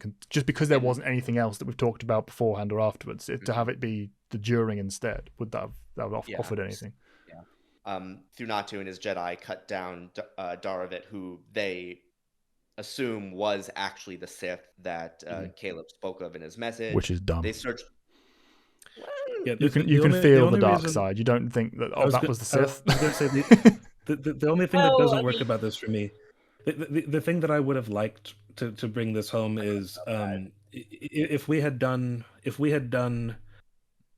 kind of some version. It didn't need to be exactly what I said earlier about his mind having made barriers to make him his strength in the Force. If they could at least tell like his strength in the Force was apparent, I would have liked for like Zanna to have like ripped apart whatever was like making him incapable of Holding him of back. calling upon the Force. Yeah, That piece of and her then to have aspect driven as him well, crazy potentially. because That would work objectively, way yeah, better. yeah, just objectively, it seems like they cut down some nobody who was just flailing around, and there was like, clearly Well, I what mean, must have happened is, Yeah, it's the surety as well. When he I goes mean, through the to be fair, explanation, it's like, Thunatu's thought. I'm going to push back on this a little bit. I think Thunatu's thought process, based on what he knows at the time, is okay enough. Like he well, yeah, knew, that's he knew, fine. yeah, yeah, But I mean, it's an that the Sith was entirely valid injured. He knew that theory, but it's not like he knew that the Sith was confirmed. injured for one thing. And what? Sorry. So it's an entirely valid theory. The logic steps he goes through are entirely valid as a possibility. It goes no further than that. The fact that he goes, well, this must have been true because it makes vague sense in this context. Like, well, no, that doesn't mean it's true. It's because it could be. It doesn't mean it is. For me, and they're Jedi, so they should know that. But like, I don't put the blame on him. I put the blame on the contrived writing that led to it. That's what I mean. No, I am too. I'm not blaming Thanatu. I'm talking about like from their perspective, they don't know about Zana's role in this. They know a Sith is here, right? So to them, somebody has just killed 5 Jedi plus the healer. You know what I mean? And these are Jedi of note. This is Rasta, this is Farfalla, this is Sorrow. That alone, then you know that Warwar's here with his battle meditation, and for what it's worth, Othon was also here. And then it's like this, yeah. And then there's like this shrimpy guy who like is clearly nuts, you know, and he's got Farfalla's weapon, one hand gone, which, you know, fine, whatever. But I mean, it's just, to me, really what would have saved it is if you could tell he objectively had like strong power in the Force, and you never some sorcerer's ritual, some piece of Zanna, like you said, the broken mind piece, whatever it is. Yeah, absolutely. Yeah, that's the one piece, because it is just kind of like, this guy did this? Yeah. Well, it must have been what happened. We have no other... And they don't look around. All they have to do is open the trapdoor. Well, my theory makes sense. Time to leave, boys. Like, let's just head off. You know, no reason to look around here. I mean, this is a dark Sith location. Was not just... There was a carpet with voodoo hide and rancor skin, and it interfered with the Jedi senses, or I mean, even just her using the Force to dissuade it, you know, just do something to explain it, you know, just have it be that if they open the door and they just see what they see nothing because she's doing the whole, you know, the whole it works as like the film Xavier thing, panning down, like reveal kind of a thing. Like it functions that, but because they're Jedi, also it makes the book's them established at this idiotic. point that like she can like mask dark side presence in the presence of Jedi. For sure, but she can't necessarily mask the fact that there's a trapdoor here that they could stumble across and look into. You know, it's just, I completely agree. You know, structurally speaking, having that pan down camera works. If they were just normal people, it's perfect. But because these are Jedi dealing with what they think is a Dark Lord of the Sith, all they have to do is cast out their senses and they go Darksider, or at least a hole for us to look into. You know, with a void in it. I think it's also funny that if they had done the math, they would have been like, so this guy was like 11 back when we fought. Yeah, exactly. This is the Dark Lord. This is the one that got away and grew up to be this powerful enough to take out these Jedi, the 5 of them together with the battle meditation. It's just, come on. Yeah, it's odd, but you know, I can't wait till we get into the third one where it's just like, oh, you should have been there. You should have been there to see all the carnage. It was terrible. Worst day of my life. They cut him limb from limb, wouldn't you know? Oh, it was awful.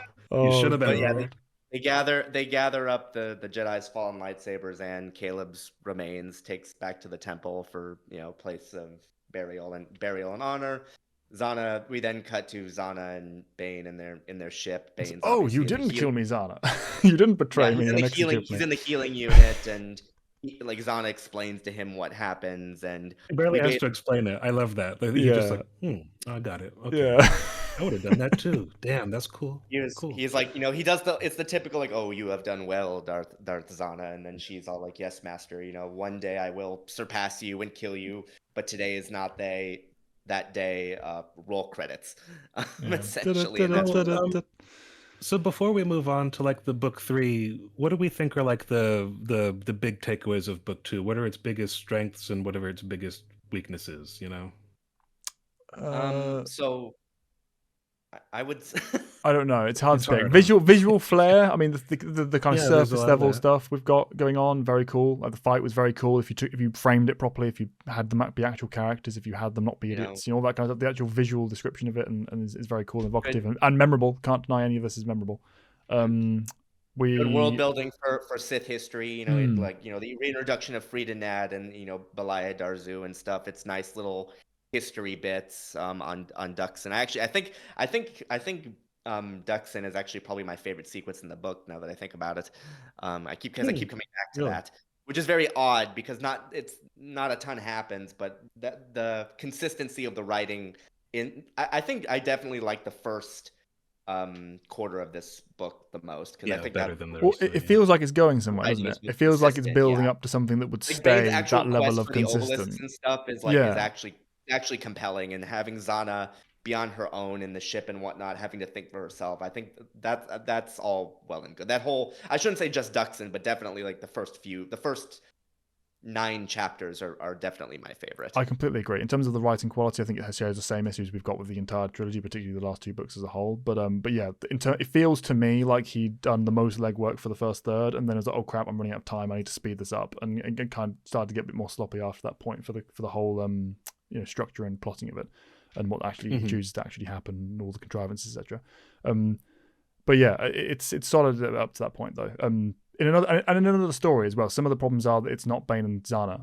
If this had been a Jedi story, or a just random Star Wars story that wasn't Darth Mhm. Bane, then this would have been a lot more acceptable. But yeah, it's just it needed to Yeah, and steep itself even if it more in was that Bane. Bane story and Zanna story. Well, like even if it was Bane, just like take those first 9 chapters and condense it into a short, like the original Bane of the Sith sort of thing was, and I think it would have been perfectly serviceable Hmm. in and of itself. And even then, like because you can introduce just enough for us to get some ideas of, oh, this is where the Rule of Two line will eventually end up, and it would have been perfectly fine. It's just again, there's so much contrivancy in the writing, and all these unnecessary characters and sequences, and it makes it just come off like you were saying, Callan, and you as well, Matt. There's a lot of memorable moments. It's just a shame that what's stringing them all together is just very. I mean, I don't know if I would. I mean, I wouldn't say like terrible, but It's weak, definitely and it weak. certainly Yeah, could be yeah, way better, even if you like it. There's no denying that it could have been stronger, yeah, for the various yeah, reasons we've mentioned. yeah. But I, yeah, I love the fight. I especially love the visual of that one moment when, for a brief time, Rasta was pushing him back. But yes, Yeah, the way it's cool. described, I would love to see that. I mean, I think thematically, right? My favorite fight is probably Kasim versus Bane on the Unknown World. mm, That's pretty cool. Like, because they were like close. So it's kind of like the Sith version of like Battle of the Heroes or something. mm, Um, but visually, if I could have one animated like the Old Republic trailers, it would be this one. I love the way it's described that she's going for like his face and the eyes, and he is giving ground, but he's still fighting offensively. It's not mm. until all 3 of them are on him that he's fighting, that he switches into a defensive posture. It would just be really cool to see how she's pushing him back, even though he's still going, Yeah, I love that like full idea. bore. The fact Yeah, that she's skilled enough to match him in offense mode, but he's also yeah, able to defend himself without being defensive. That's such a cool, yeah, Yeah, yin yang kind of setup. yeah. I also love absolutely. the tactical brain is like after a while he's like, how are they doing this? It's Yeah. like, it's like It's like, hang on a second, this it's isn't like in accordance with the rule of 2. I should be yeah, winning here, right? Oh, of he, course, he it's objectively battle should be meditation. like you know what Yeah, I mean. It's Right. just like they're. I mean, I know they're good, but like, how can they be this good? I mean, it's like, oh, okay, it's him. Gotcha. Yeah. I love And then that. of So course like the actual like the shield coming around with the lightning and the visualization of that. yeah, Like it's that would be very cool. amazing to see in animation. You could just imagine like the bright sphere like of light just filling the yeah, screen for a moment where yeah. Donna, like has to shield her eyes. Like I, that would I be love Mm. all the. I love all the action and the dumb schlocky stuff, like him almost killing himself on his Drexel. Like I love all that stuff, and yeah. like it's Yeah. Yeah, it's not a Like I very said, it's it's just for not a all very the funny. brainy criticism book, but yeah, for all the yeah. criticisms, there is a lot of entertainment value in Rule of Two. Absolutely. Yeah. Yeah, the biggest problem is just a lot of missed potential in my opinion, and I just don't like the Force ghosts bothering him and just all Yeah. those little detours The and writing stuff. quirk really let it down at the end of the day, especially compared to what Yeah, came before. Even though but some of the actual writing, I mean, the actual writing at its core is consistent, like in terms of like style. It's just mhm, all the flaws that we mentioned previously are just magnified to the point where it's a lot more obvious because at least the first book had a much more coherent, through line between the various sequences that did keep you invested despite whatever quirks may grade at certain points. completely agree. So why don't we have ourselves a little break Yeah, and take a quick come break back here. for book 3 in a second? Yes, and I shall be back And shortly. cut. And we're back. Definitely on the same day. Totally not the next one because we were all a bit tired and wanted to do this justice. Moving on to Dynasty of Evil discussion, such that it Ooh, is. How are we feeling about this the one, Dynasty guys? of Evil. I know. So much Oh, I'm legacy, sorry. legacy. Dynasty of Evil, because of course. How dare I? So Uh, fancy. yeah, this is like the afterthought book. This is like the mistake. The ugly stepchild, or I don't know. Like this one, it wouldn't. I don't know if this. I don't know what like the if there's like a popular opinion, but it would not surprise me if this ranked at the bottom for like a lot of people. Um, I don't know that it's a worse book than book 2, but personally, I thought book 2 had more interesting ideas. This one feels very, I don't know, devoid of new ideas. It's got minors. We started with mines and apotros. It's got the same exact sort of plot trajectory as Evan outlined last time. As the second book, it's got no new characters that really aren't connected. Like no original characters outside of like Set Hearth. Everybody else is some hanger on or like kind of like a barnacle, like left over from like Right. previous story. Bane goes holocron hunting yet again. That's Again. 3 holocrons in 2 books. 4 in the trilogy. And it's just, I don't know. It really, this one feels like, hey, these are selling well. Why don't we close it out? Show the big clash. Show how Zanna becomes the master. To me, it's like I feel like when I look at this book, it really does feel like Drew Karpyshyn had like 2 or 3 very specific sequences he just wanted to really just show, and then he basically just wrote everything else around it as a way of justifying the full book release. Because things like the final fight, some of the stuff with I would argue Zanna and Set Hearth, and then some of the stuff maybe with the Darth and Dedu holocron. And the only reason I include those things is those 3 specific sequences tend to have the most depth to them throughout this entire book, which makes me feel like, okay, these were probably the things that he probably had the most investment in and wanted to show in some capacity, and then just wrote everything else around them. At least that's how it always came off to me. Yeah, I definitely got the same impression. almost... Not so much depth overall, but for things like Set Hearth and the idea that there are going to be stories to follow this. It felt, to me, that has to be the case that he was planning that, because otherwise, what the hell was the point of this? Because don't get me wrong, love Set Hearth, favorite part of the trilogy, arguably for me. Wouldn't ever have him lifted out, but critically, objectively, he serves no function to the story of Bane and Zanna. He's just, you take him out, nothing changes except for the fact that they lose the holocron in a different way. What is the story of Bane and Zanna? What is the story of Bane and Zanna, though? In this, it's hard to tell. What would you call it? Well, no, seriously, no. What is the story? You know what it is. It's not a trick question. No, it's the rule of 2. It's the origin of master and apprentice. Yeah, that's it. That is the story. Exactly. It's so, how we frame it to be. I mean, it's like to be said about the second and first, but we would have framed this entire trilogy differently. We would have had the extended period of Bane rising up as a young Sith to then become the master and the ascendant, and then pass on to Zanna. You could have an ebb and flow, a trilogy of trilogies to these quite happily. But because it's not framed that way, everything that happens in this story, particularly because so much of its focus of it is on side characters who just don't matter, largely because they all die in the end, as Evan mentioned yesterday. It all just falls flat and feels unnecessary, and is all, even at its best, a distraction from the main story of these 2 characters that you're supposed to be focusing on, and just aren't. And yeah, Set Hearth. I don't think it's a distraction from a main story. I think it's a crutch used to make the main story feel like it's a story. This feels like a desperate guy ran completely out of ideas. Like, I don't know. It's almost like someone went trick-or-treating and there was like a hole in their candy bag, and by the time they got home, they had like nothing, but they still were trying like to make the best of it or something somehow. This is like I can't believe Caleb's daughter. I just can't believe it. You know, like, I mean, like, that's of all the ideas you could have like reached for. This is like to me, that's the main sign of like this trilogy was not thought, it was not even conceived of remotely as a series when he wrote the first one. Because if he would have spent longer, and I don't blame him for this, you have ideas when you have them. Deadlines are a thing. Clearly the second book was kind of forced on him, and he only had 6 months to write that. But by the time you're coming into this third one, and you're going to close out the trilogy, you either had to do some kind of like wider galaxy spanning sort of like political takeover strategy that he doesn't quite get off the ground, or that Zanna uproots from under Bane or something. You either needed to involve something more like a Palpatinian kind of like Sith play, or you needed to have if you were going to do what he did, is reach back for the past to claw back characters from the past to come play a role here.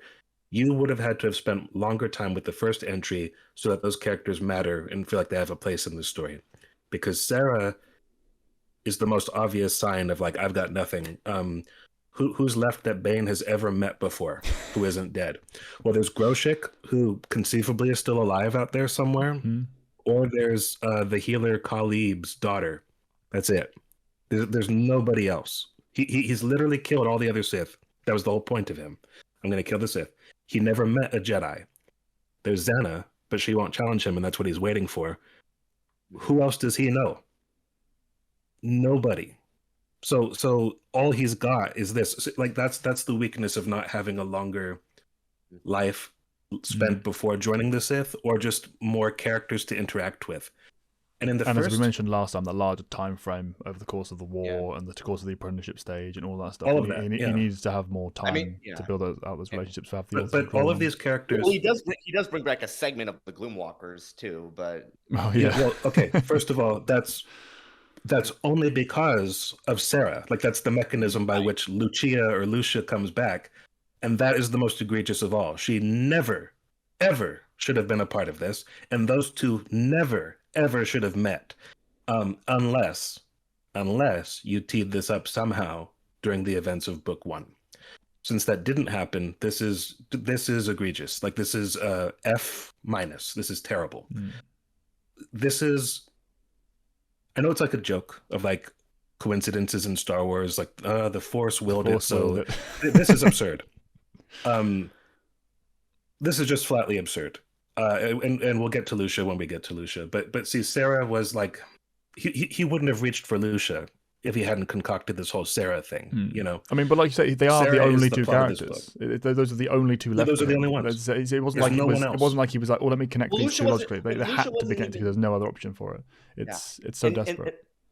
And Lucia wasn't even like Dez's like main friend in the Gloomwalkers from the get-go. Like what was it? Adenar was his name? Was it Adenar? Yeah. She was just the random sniper that he met in that last scene before he got pulled away. Well, basically. I mean, they knew each other, but it was like she kind of hero worshipped him, which is the thing. But that, well, let's talk about her later. So let's talk about like the general setup here. Like what's going on is this is 10 years later after the end of Rule of Two, right? And so Bane is beginning to feel like he's starting to lose his peak strength here. He's got a tremor in like his left hand. He's still mostly got it. He's like Sith Master still, but he can tell he hasn't got much longer before his body starts failing. That's not so much because of his age. He's only like in his mid-40s, early to mid-40s. He's only about 10 years older than Zanna, give or take. But the dark side is leading to a lot of like bodily sort of just wear and tear, corruption, degradation, and also the history of having lived through 10 years of being infested with the obelisks and the traumatic way in which those were removed. It's taking a toll on him. So even though he's far from decrepit, his childhood too. On top of that, I love the three-way pairing, three-way combination of those. I think it's a really cool central conceit to start the framing of the story and start why he's concerned about this and start why. Yeah, it's a really good ticking clock for him as a character. I love the idea here. It immediately goes off a cliff and it doesn't do anything with it. Yeah. So he starts feeling like Zanna should have challenged me by now. Um, I don't know why he doesn't just spring the challenge on her. That seems like almost as valid. But I guess he just the fact that she won't take the initiative, it kind of breaks the whole theory of it for him. Yeah, she needs the Um, ambition, she needs the drive, she needs the passion. yeah, I because also he love as well the whole theoretically, rule of two for him is like it's perfect, it's flawless, it makes absolute sense to wear the Sith. except Oh for shit, the it doesn't work for this. One loophole of Except when it. it doesn't. It's like it's fine for this as the central get around, but yeah, yeah, just another flaw of the Sith philosophy. It's amusing to poke Yeah. at. Right. You can somewhat afford them a little bit of slack in this instance, since they are technically the literally the first ones to sort of go through the rule of two methodology, but it does still highlight the precariousness of the entire philosophy. So yeah, I was just adding to what you were saying. doesn't Cognis like quit her first apprentice and get a new one? Isn't that part of the lore? Millennial, yeah. Yeah. He goes So off and you like know, I think he like goes off and like starts like a cult or something. yeah, this is like a very imperfect system, but he just it says it's perfect and it sounds cool, so we roll with it. But really, it's just kind of like, George, these characters are geniuses who don't make sense. It's like that's kind of like the curse, you know. Yeah. But the Jedi are hardly better. They do more stupid shit than I can count, you know, and they're all the preeminent intellects in the whole galaxy and all the rest of it. But Always, it's frustrating on anyway, both sides every time. It's like these people are supposed to be like the peak of sentient, life. Can we just at least pretend like they are and not have these glaring problems with both sides of the philosophies? At least the Jedi Code, for the most part, holds up, internally. It's only when badly written that it falls apart.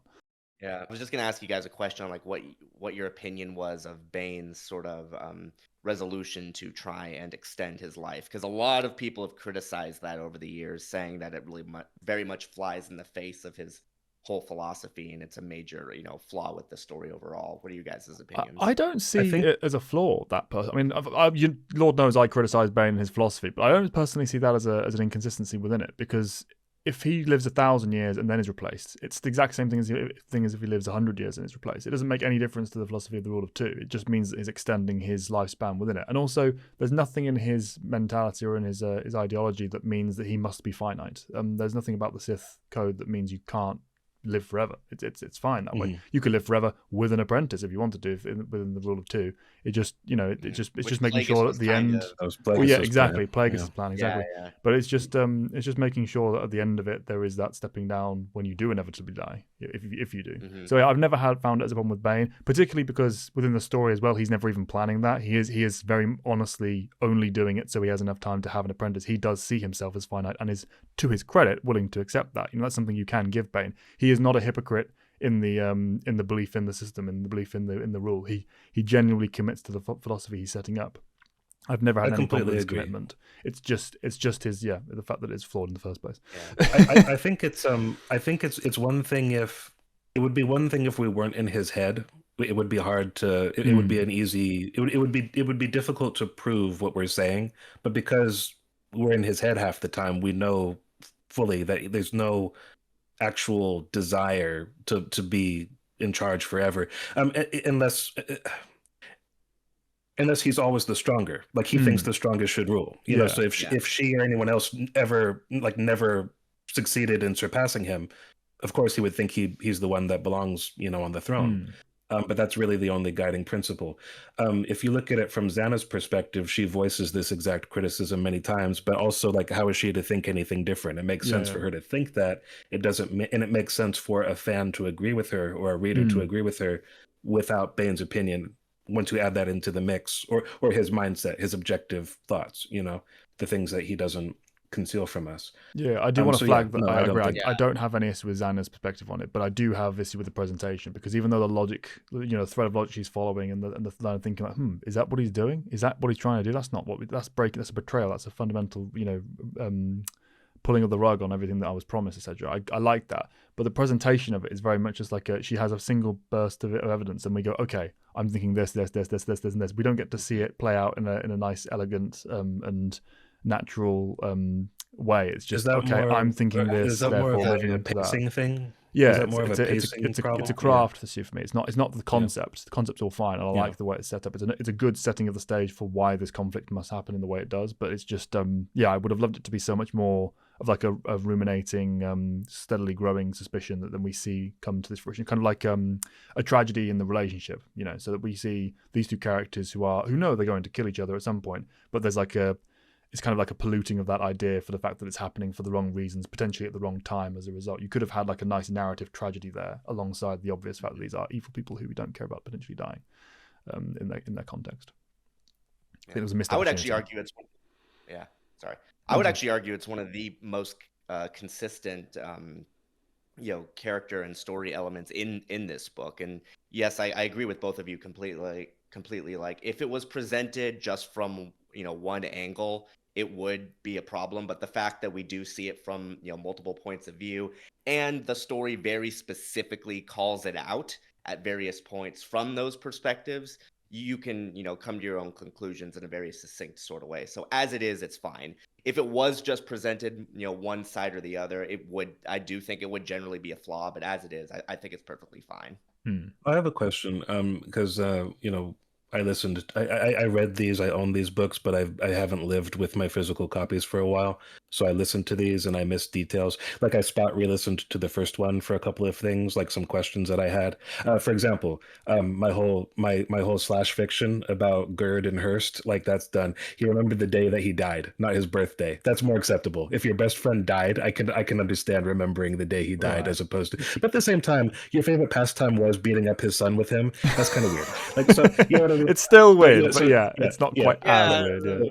And also, Farfalla was POV for like a minute and a half in the first book, so Yes. he did that twice. Yeah, he I did looked do back that. I at had that to check afterwards. that. Yeah, exactly. Yeah, I thought the same. So, and that's a problem, because it means, I didn't think I'd need this character until, I guess I do. So it's like it's not quite fully it's not outlined. as egregious, doesn't but have it's enough still an time. inconsistency, and it's still a flaw. Yeah, exactly. And that kind of thing is acceptable in certain authors' hands, and it's also always acceptable in a prologue or an epilogue or something.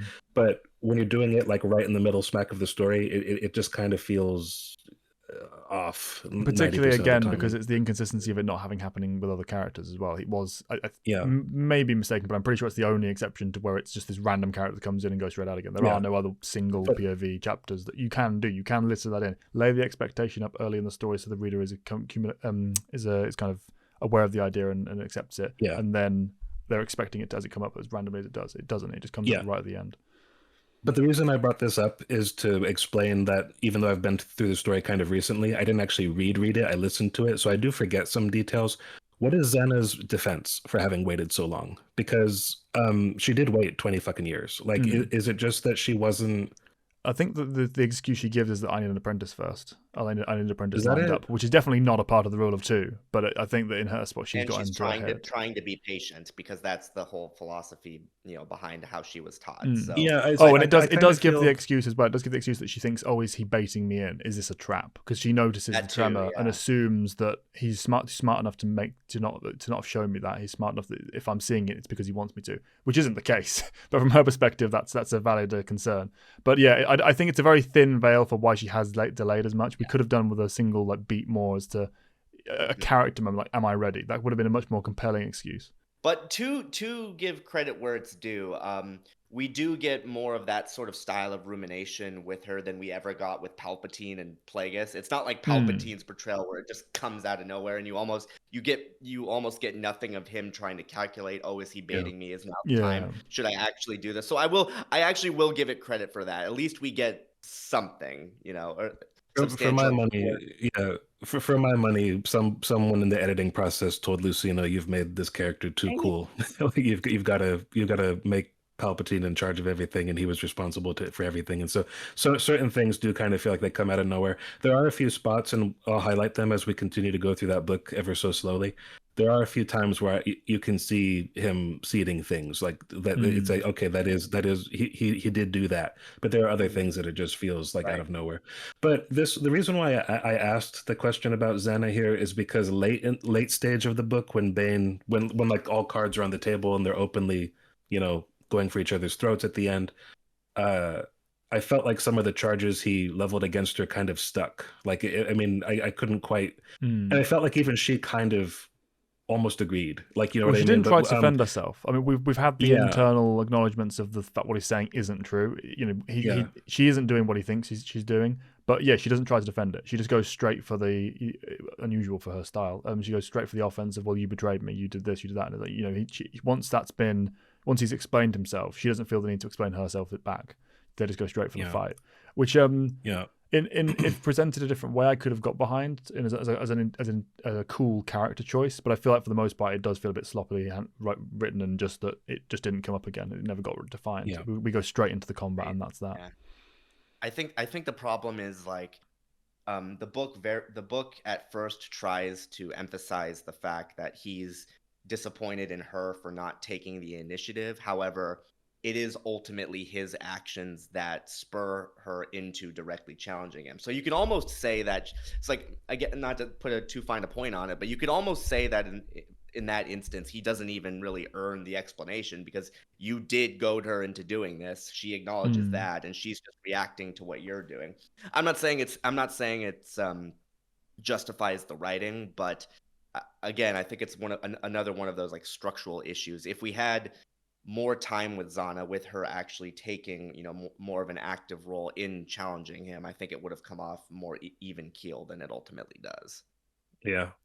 Yeah, because I mean, I almost really kind of feel that because when you put it that way, he kind of just could have just said, "Zanna, I'm tired. I want to go to bed. Let's get this over with," kind of a thing. Like just at any given point, just like I am old. I'm tired now. Like let's do this. You know, I'm done. Because he basically does, you know, set in motion the chain of events that lead to it happening. But I mean, we do see things from her perspective often enough to know that she is working angles and trying to, find this prospective apprentice of hers. That all works for me. I do find myself wishing, and I alluded to this when we were recording about the last book, that I wish that Zanna had more just going on kind of in her own right. And I think that really would have required a lot more page space. I don't feel that the page space we're given with her is wasted. I just don't think we don't have enough. We don't have enough of it. Yeah. It's when I think about her, I would like this not to be the case, but her distinction to me is she was the first Baneite apprentice. That was it. I mean, I can't think of any idea or lasting legacy she contributed to the galaxy. She did not even find the third apprentice. Cognis kind of elected herself, and Bane accepted it.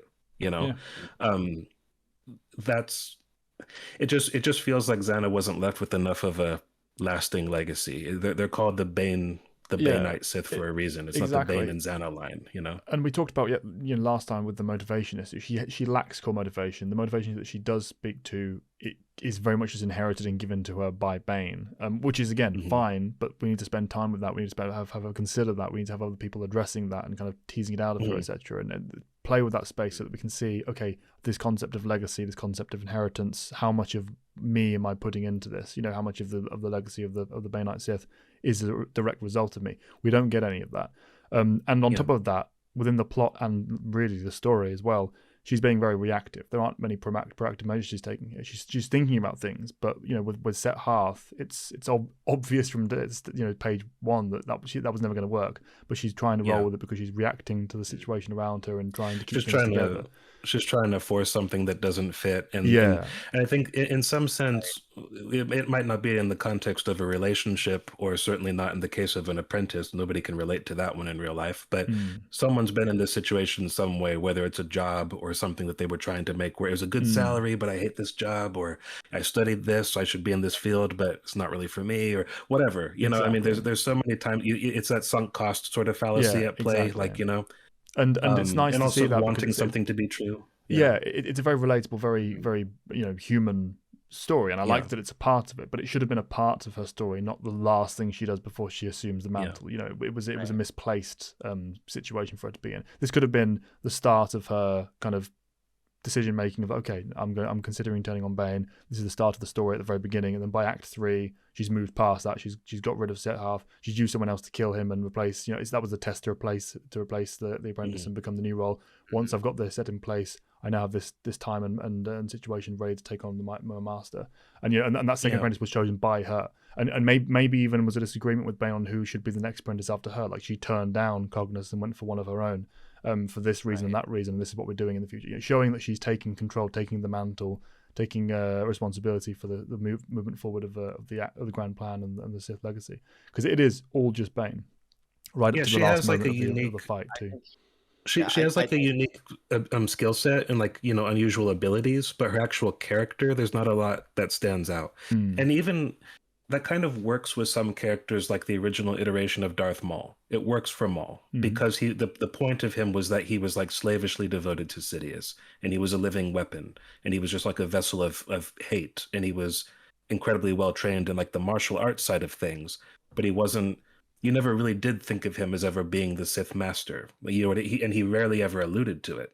You know, in the few sources from that time when he was like still like alive the first time before being resurrected in like the current sort of timeline. But you know, once or twice he would think about, like in Darth Maul Shadowhunter, I can remember him saying, you know, someday I'll be the master. But he never thinks, and I'll do it better than Sidious, or I'll be even stronger than Sidious. He just thinks that this is the way it goes. You know, this is the natural order of things. You know, at some point I'll be the master. But he's an enforcer. He's Sidious's right hand. He's a servant. He's an assassin. He doesn't need a lot of character then to function. Zanna is, because of the whole proposition of like, you know, that she's supposed to be carrying on this legacy, and she is the first link, or the second link in this chain, the first thing to make it a chain. You know what I mean? It's not only that as well, but the whole point of the chain is to be stronger than the predecessor. Like it's not like it's just a continuation of a grand plan. They could be level peg, and that's fine. The whole point of Bane's philosophy is that the next person to assume the mantle will be better. You know, not just more powerful in the Force, but better and stronger, and just the next step in evolution for the Sith. And if she's not showing us that is the case, not only is it damaging our appreciation for her character in isolation, but also it's damaging the whole point of Bane. And this is his trilogy. This is the setup of the rule of two. If you're damaging the rule of two as a concept, your story isn't really working. You know, it's flawed. And I think, and it goes back to the whole. Oh yeah, I was just saying, and it goes back to the whole show not tell sort of dynamic that I was, mentioning in our last recording. We're told constantly that like she has power just as equal, if not greater, than Bane's. She's, we're told that she's just as cunning. We're told that she's just as skilled. During the fight, even Cognis is like, doing her whole future sight thing, and she's like seeing like, she can't see who's going to emerge victorious because they're just so close to each other. But the problem is that, yes, we're told those things, but in terms of actual showcasing of those traits, like you could argue, she's showcased power, just raw power comparable to Bane's, but in terms of like, the cunningness, the planning, like all that stuff, like we don't Sith master stuff. Yeah, exactly. The actual like meat of the whole thing. And I just want to add on to something you guys were saying earlier. I think this book could have really benefited if we had gotten more one-on-one interactions between Zanna and Cognis, because when Zanna showed, like, not to skip ahead too far, but like, at the end, like Cognis is basically like, oh yeah, like I'll if you beat him, I'll serve you, and she's just like, oh okay. And that's just kind of how it goes. And she goes to Bane like, is she cleared? Is she good? And like, yeah, she'll be your apprentice. It's like, what? Yeah. It's this is another thing. On top of all of this, all the little simple. Like I get it, but it's too simple. And on top of everything we're saying here in terms of like the character nuance and the detail and the depth and the drama, all that stuff, there is just that simple fact of dramatic presence. Like if you call to mind the visual of Bane, the visual of Sidious, the visual of Plagueis, even Maul, for Christ's sake, you look at them and you can see how they feel. You can feel a vibe about them, that very unique, very flavoursome, very iconic, visual. Even though Bane was never obviously on the big screen for the masses to see, the readers, and definitely he's up there in the pantheon as that is a presence. Great as well. Even just the visual of the art of the armor, everything. Zanna doesn't have that. Not just the visual of her presentation, because that's fine. You don't have to have anything flashy, physically, but just in terms of her personality, in terms of how she carries herself, that kind of subtle, cunning manipulator. She's got that in principle written down, but we never see that as being like a defining trait of who she is. And how it's being presented, and specifically how she surpasses Bane. She doesn't have any of that. She's just a Sith master, who really always, to me, feels like a Sith apprentice. Yes, I agree with that. And a couple of things. I don't think she's the only victim here, because exactly what you were saying, Evan, about how we're told a lot more than we actually see with like her abilities and her scheming and all that, or just the fulfillment of like mastery across the board. We're told a lot more about her potential rather than actually seeing it. I feel the same way about Bane's political strategy. I don't doubt him at all, but we're told time and again how he's manipulating things in a grand way and in a slow, ruinous way to bring destruction to the Jedi and the Republic. And clearly, moves he's making have paid off over the years. But we're told a lot of this in just kind of like throwaway, prose. It's a lot of it repetition that we've already read before, like in another context. It's just now he's doing it, and it's 10 years later. We don't actually see these things, when you think of Plagueis, and not everything needs to be Darth Plagueis, right? I'm not saying that, but because of how well it's done there, if we could just have a few slices of like a gathering or a manipulation of the Chancellor or a back alley deal here or an assassination there or something, rather than just he's got plans and he's making moves and it's working. And here's his information broker terminal that he's sitting down at and typing here too for a scene and never gets seen again. I fucking hate that scene. I hate that because he's like, yes, I've set up the contacts and illicit chains of information, both legal and otherwise, will be afforded to you, Lord Eddles. And it's like, who talks this way? Like, I mean, I've got the illegal information. Tomorrow I'll give you the legal information. It's so stupid. It's like Mojo Jojo from like the Powerpuff Girls or something. It's ridiculous. There's a reference. Yeah, I watched that all the time. He would make a great Sith, by the way. Yeah, he would. He's the best Sith. A very fabulous Sith. I can see it. Oh, absolutely. So you guys want to dive into like the main story beats now? Because I think the whole thing is basically Bane's tired of waiting on Zanna, so he's like, I'm gonna go look for that holocron. And what do you do when you have a problem? You look for a holocron. There's one thing I've learned as a Sith. Yeah, how does this work though? Is he tracking the tracker though? Like he's looking for like information because he doesn't know where the holocron is to start off with, does he? No. Like he finds that. No. He gets that from his other broker, his Sith artifact guy. I got a Sith artifact guy. It's like a mob boss or something. It's like I know a guy. Yeah. I forget his name, and he ends up getting killed in a pointless interrogation through which Zanna learned absolutely nothing. By the way, that was another thing that weakened her credibility, but we'll get to that later, I guess.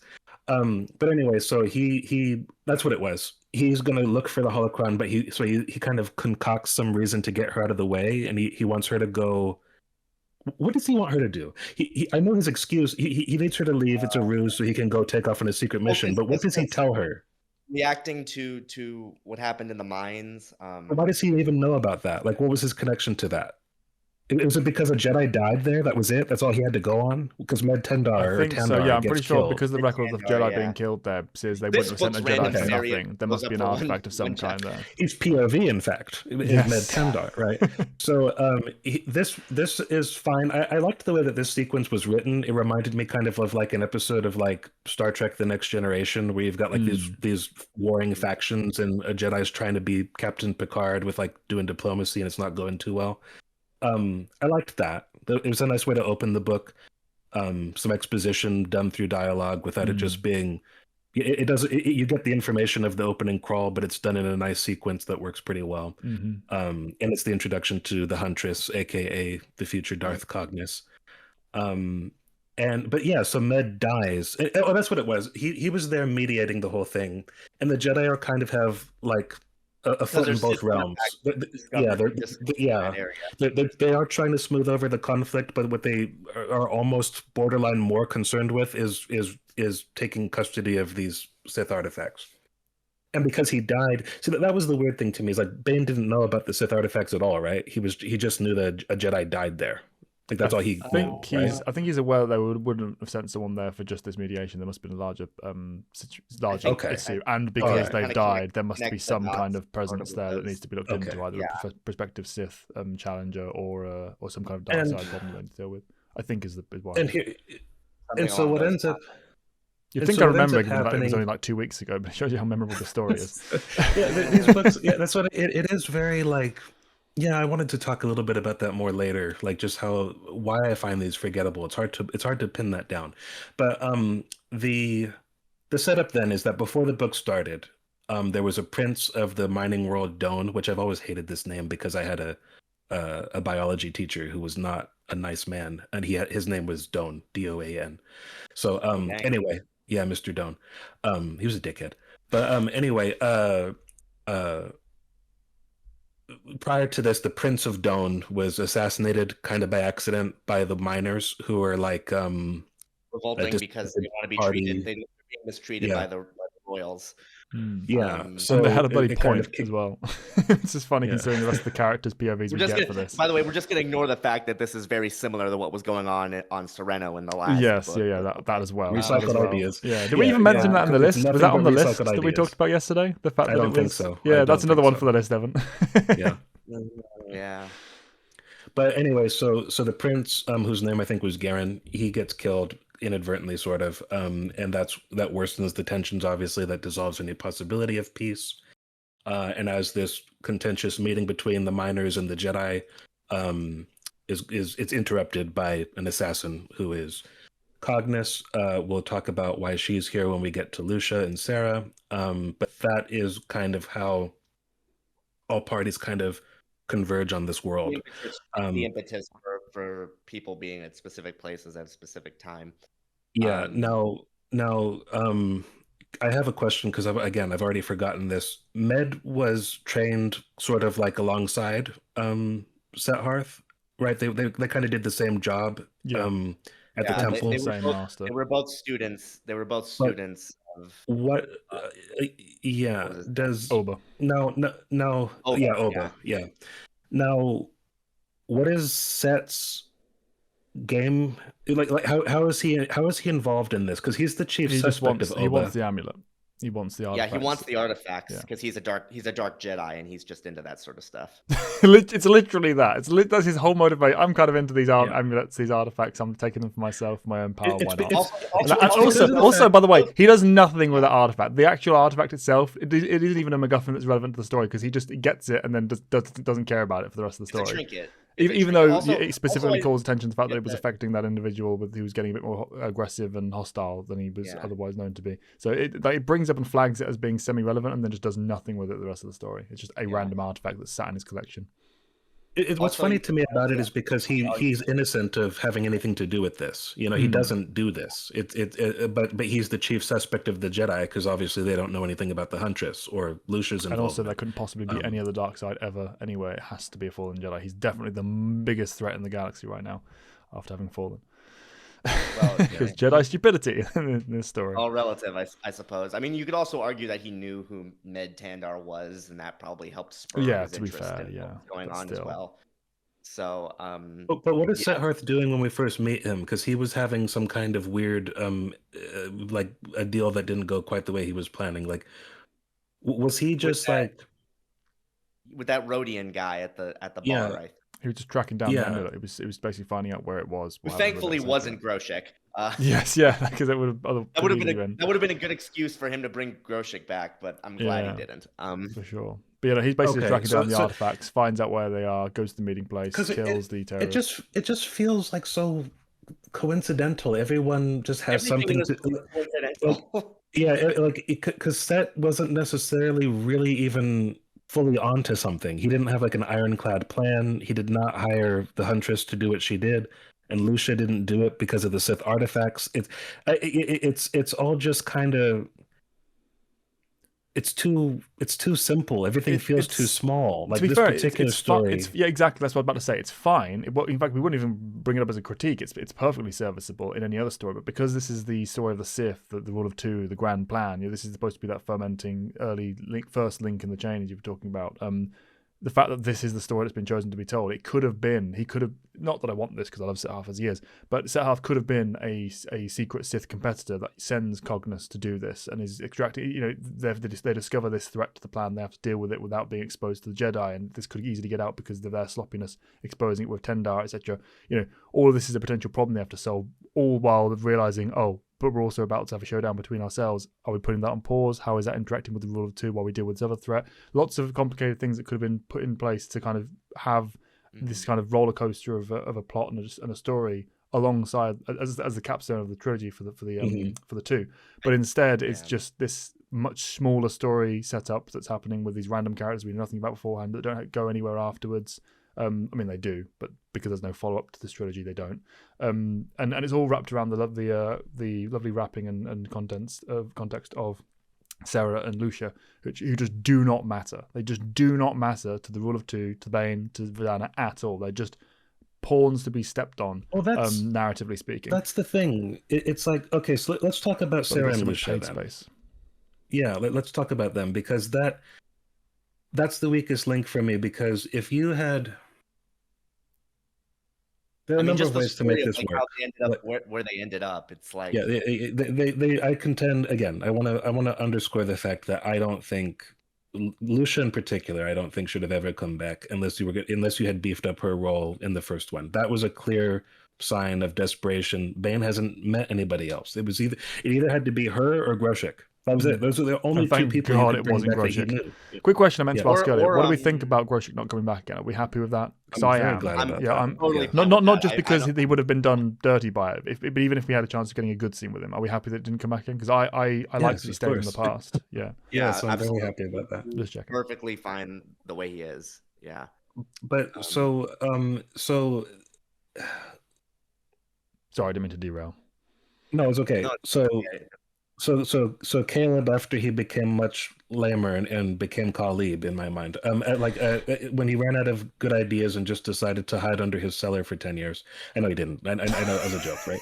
But some people take us very literally. But anyway, he sent her away. He said, "You have to change your name. I don't even know your name anymore. I don't know where you're going. Don't tell me where you're going. You must leave." Okay. Maybe come with me, Dad. No, I must stay for no reason at all. For no reason. Like what? Not even a hand waved one. Abandoned. Like, not how even many a hand people was waved one. He doesn't give a single excuse for it. Set up shop somewhere else. Like go to Dantooine or something. Go anywhere. Like literally anywhere else. And especially because like his whole reason for settling there was because there was a war on, and he felt caught between two sides. That's been over for 10 years by the time that he dies. He could have gone anywhere. But anyway, so she was traveling around as like a healer or something. And she's I mean, he was force sensitive, but the implication is Sarah is possibly stronger than him. She certainly could have been a Jedi. I don't know if it's supposed to be like a bait and switch. Like, are you supposed to think maybe she could become the next apprentice at any point? At no point did I ever think that. No. But thinking about it now, I don't know if you're supposed to get that. Yeah, that could have been a potential kind of a whiff off of it, But yes, that could have been. That could have been something, I guess. Hardly a thing is ever made of it. I don't know how I feel about that personally, but I guess that's. I'm not arguing in favor of it. I'm just saying, like, I don't even know why do this. Why move in this direction at all? But she. Look out. This is like, you know what the craziest thing to me about this is the fact that she leaves having been raised on some random planet and living in a hut to like a shaman healer guy and ended up married to a prince is the most believable part of this story to me. I mean, like that's a problem. You know what I mean? It's like it feels very fairy princess, like rags to riches, weird. It's just weird. It feels by the way, he's dead as well, so it doesn't really have any relevance either. It's just giving me it basically gives her the resources to be able to do the things that she's trying to do. Because if she doesn't have this royal connection, she doesn't have this position. She doesn't have those. She wouldn't be able to do anything. Yeah. Because she's the king's daughter-in-law, and the son is dead now. She kind of, for all intents and purposes, is a nobody still, but still has like the influence that she would have had, like if her husband was still around. But my issue with her is like the lack of like agency. Like everything she does is because early on, the reason for the enmity, the undying enmity with the miners is because they killed my husband. It's not about her so much. It's about this grief for her husband. Then she changes and it becomes about grief for her father. That's her whole thing. Then it becomes grief for Lucia because of the like that's the but that at least was like vengeance only begets pain and more sufferings. I get that. That's fair. That's fine. But the fact that she never, I mean, if this wasn't going on, what is Sarah doing today? Who is Sarah? I don't know. Nothing You of know what I mean? importance I have to the no story. idea who she is. That's my Yeah. biggest problem with it. Even if you That- take it to the nth degree of importance, even if she becomes a Jedi Master in the time since she's left, if she becomes a major character, she is never anything more than a narrative blip in the grand scheme of the Rule of Two. This is Bane's story, this is Zanna's story, this is the Rule of Two's encapsulation and formation. She is not part of that story. That's not the problem. The problem is she wasn't given enough to do in the story. The problem is not you keep going back to the Bane and Zanna story. Bane and Zanna don't have any legs. They're just at each other's, throats. That's it. It's just a conflict. You either needed to do a lot more Sith stuff with them working in tandem before they go head to head, or this stuff is fine. It just needs to be much more. Like, you need to make these actual characters with actual stories. The problem is not distracting from Bane and Zanna. The problem is not doing anything worthwhile with the characters. That's what I mean. Within the framing of them, those two, it needs to be connected to the point that it's not, the plotting can be whatever you want, but the story has to be tied to it. And there is nothing tying these two strands together. The Sarah Lucia do not connect to the Bane and Zanna story at all. Lucia is even worse, because Lucia is everything I just said about agency with Sarah. Sarah at least wants something that makes sense for her to want. Lucia, as presented, basically didn't have a purpose without Dez. And once Dez was gone, like, her entire life changed because of that. She ends up killing their superior officer, like, out of vengeance for what she perceived of as Dez's likely murder via court-martial. So she did that, and kind of pointlessly, before bumping into Sarah and deciding that she's now her new purpose. Is she a fucking droid? Like, I mean, why is Lucia like this? Everything she does is for someone else. Everything. She kills Ulabor for Dez. She does everything she does in this story for the first 90% of her page space for Sarah. And she does that because of Sarah's grief for Garen. And later, she lets Bane out of prison because of Dez. Lucia doesn't do anything for Lucia. It was so infuriating when that happened. Yeah. I mean, Lucia is not a character. Like she's borderline. I mean, there were literal droids that have far more character than her. In Star Wars, and I just don't understand. I don't know. She was a mistake. She was the greatest sign of desperation, and she's only there because of another desperate tool, which is Sarah. But anyway, so that's what's going on as far as the plot is concerned. When this attack kind of comes to light, the king is worried about it being seen as like a royal scheme or something. So he wants Sarah to go which actually is. He doesn't know that. Yeah, I actually almost feel bad for the king. I mean, his son's dead. Everything's falling out. If it wasn't for an oppressive regime that did not appreciate its subjects enough, he's not a good guy. But it's he goes through quite a bit in this book. From his perspective, he's having a really bad month. Like, he's just his son's dead. His daughter-in-law's gone completely AWOL, and then one day he's having his lunch and he's looking around. What the hell? Prison's just falling apart. It's comic. Maybe he should have. Knows how many of your guard gets killed. Maybe he should have done something himself instead of just delegating everything to the people who are the only other chief suspects for wrongdoing. But so she goes to Coruscant, and she meets with the Jedi to say no, everything's cool. We're totally on the up and up. And he's like, yes, everything is cool. You are totally on the up and up, of course. How could I ever thought or suspected you? It must be that random Jedi. Of course, you're right. Thank you for mentioning it. I'm glad you said something. This is I teed this up in the last video, but this is where we meet Master Oba, who we mentioned is an Ithorian who I genuinely thought was Master Thanatu previously before doing this reread, and that's because literally there's no reason they should have. I still stand by this. I think they should have been the same person. They were on the same mission. I don't know why they weren't. That serves no purpose. He literally even says that he was with Thunatu's unit when all this went down. It's that doesn't bother me so much. I agree that he needed to have something to done before this. I'm not saying it's a serious problem. Makes, it's narrative sense though. Yeah, it could have been. I'm not saying it's a serious problem. I'm just saying it encapsulates so much of what annoys me about these two books in particular, because you're just introducing this new character who just appears for one thing and is immediately thrown away, when narratively speaking there's no reason that. Can I ask a question? That's what I'm saying. Does Sarah ever meet Set Hearth? No. No. Yeah.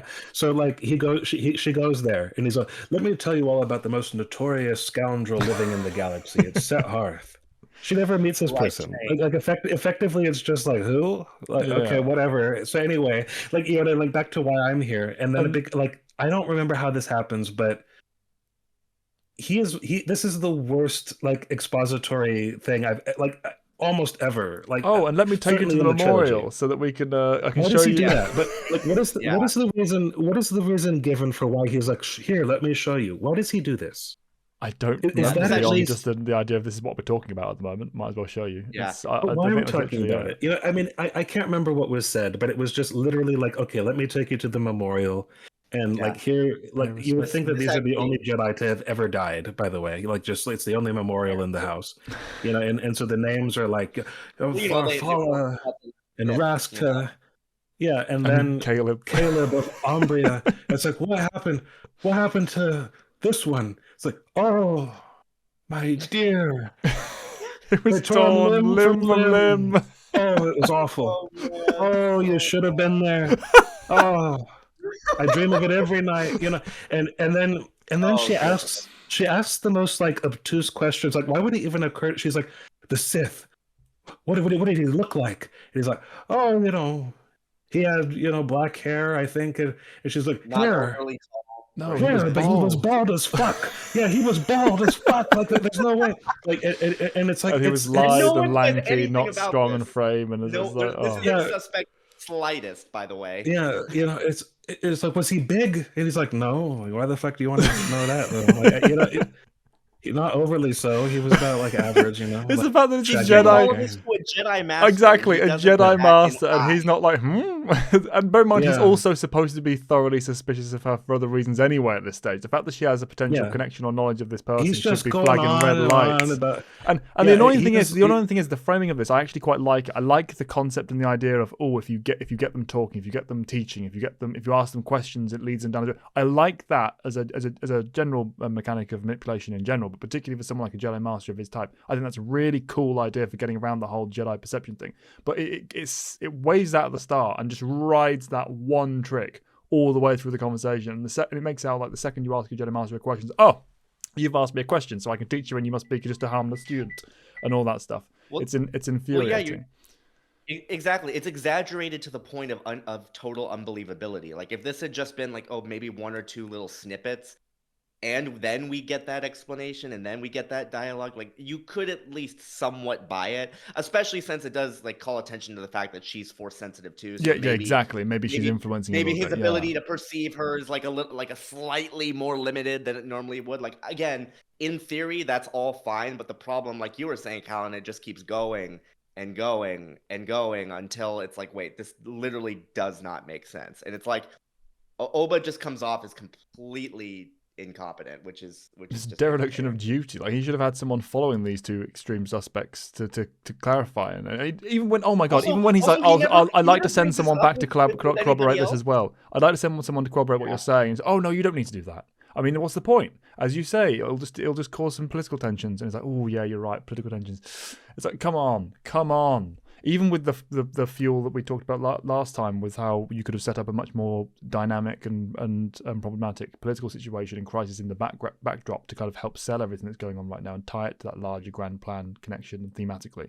Even if that had been done, the legwork could be done, that still wouldn't be enough to justify this. He's just completely kowtowing and going along with I everything think she's saying. for it to work, he would have had to been written with like a really like kind of wry sense of humor or something, like with all Yeah. these off-color comments from what he's just blathering on. Like my Yeah. biggest thing He's is just the practically fact that senile, there's not a reason given for this. You know, it's just it's just so lazy. I don't want to say that. You know, it feels less lazy and again more desperation. Like how do I get this to work? Yeah, and the thing of it is, the fact that the characters are connected to the Huntress, or at least Lucia is, I feel like the Huntress is a much more natural way to get here. Like like if you find out that she can glean visions of like the past, you know what I mean? It's like, okay, hire the Huntress to go to Caleb's, hut and Quinlan Voss it out. You know what I mean? Like figure out what I happened mean, she here. does Show that me what anyway. happened. We I have know, that but scene.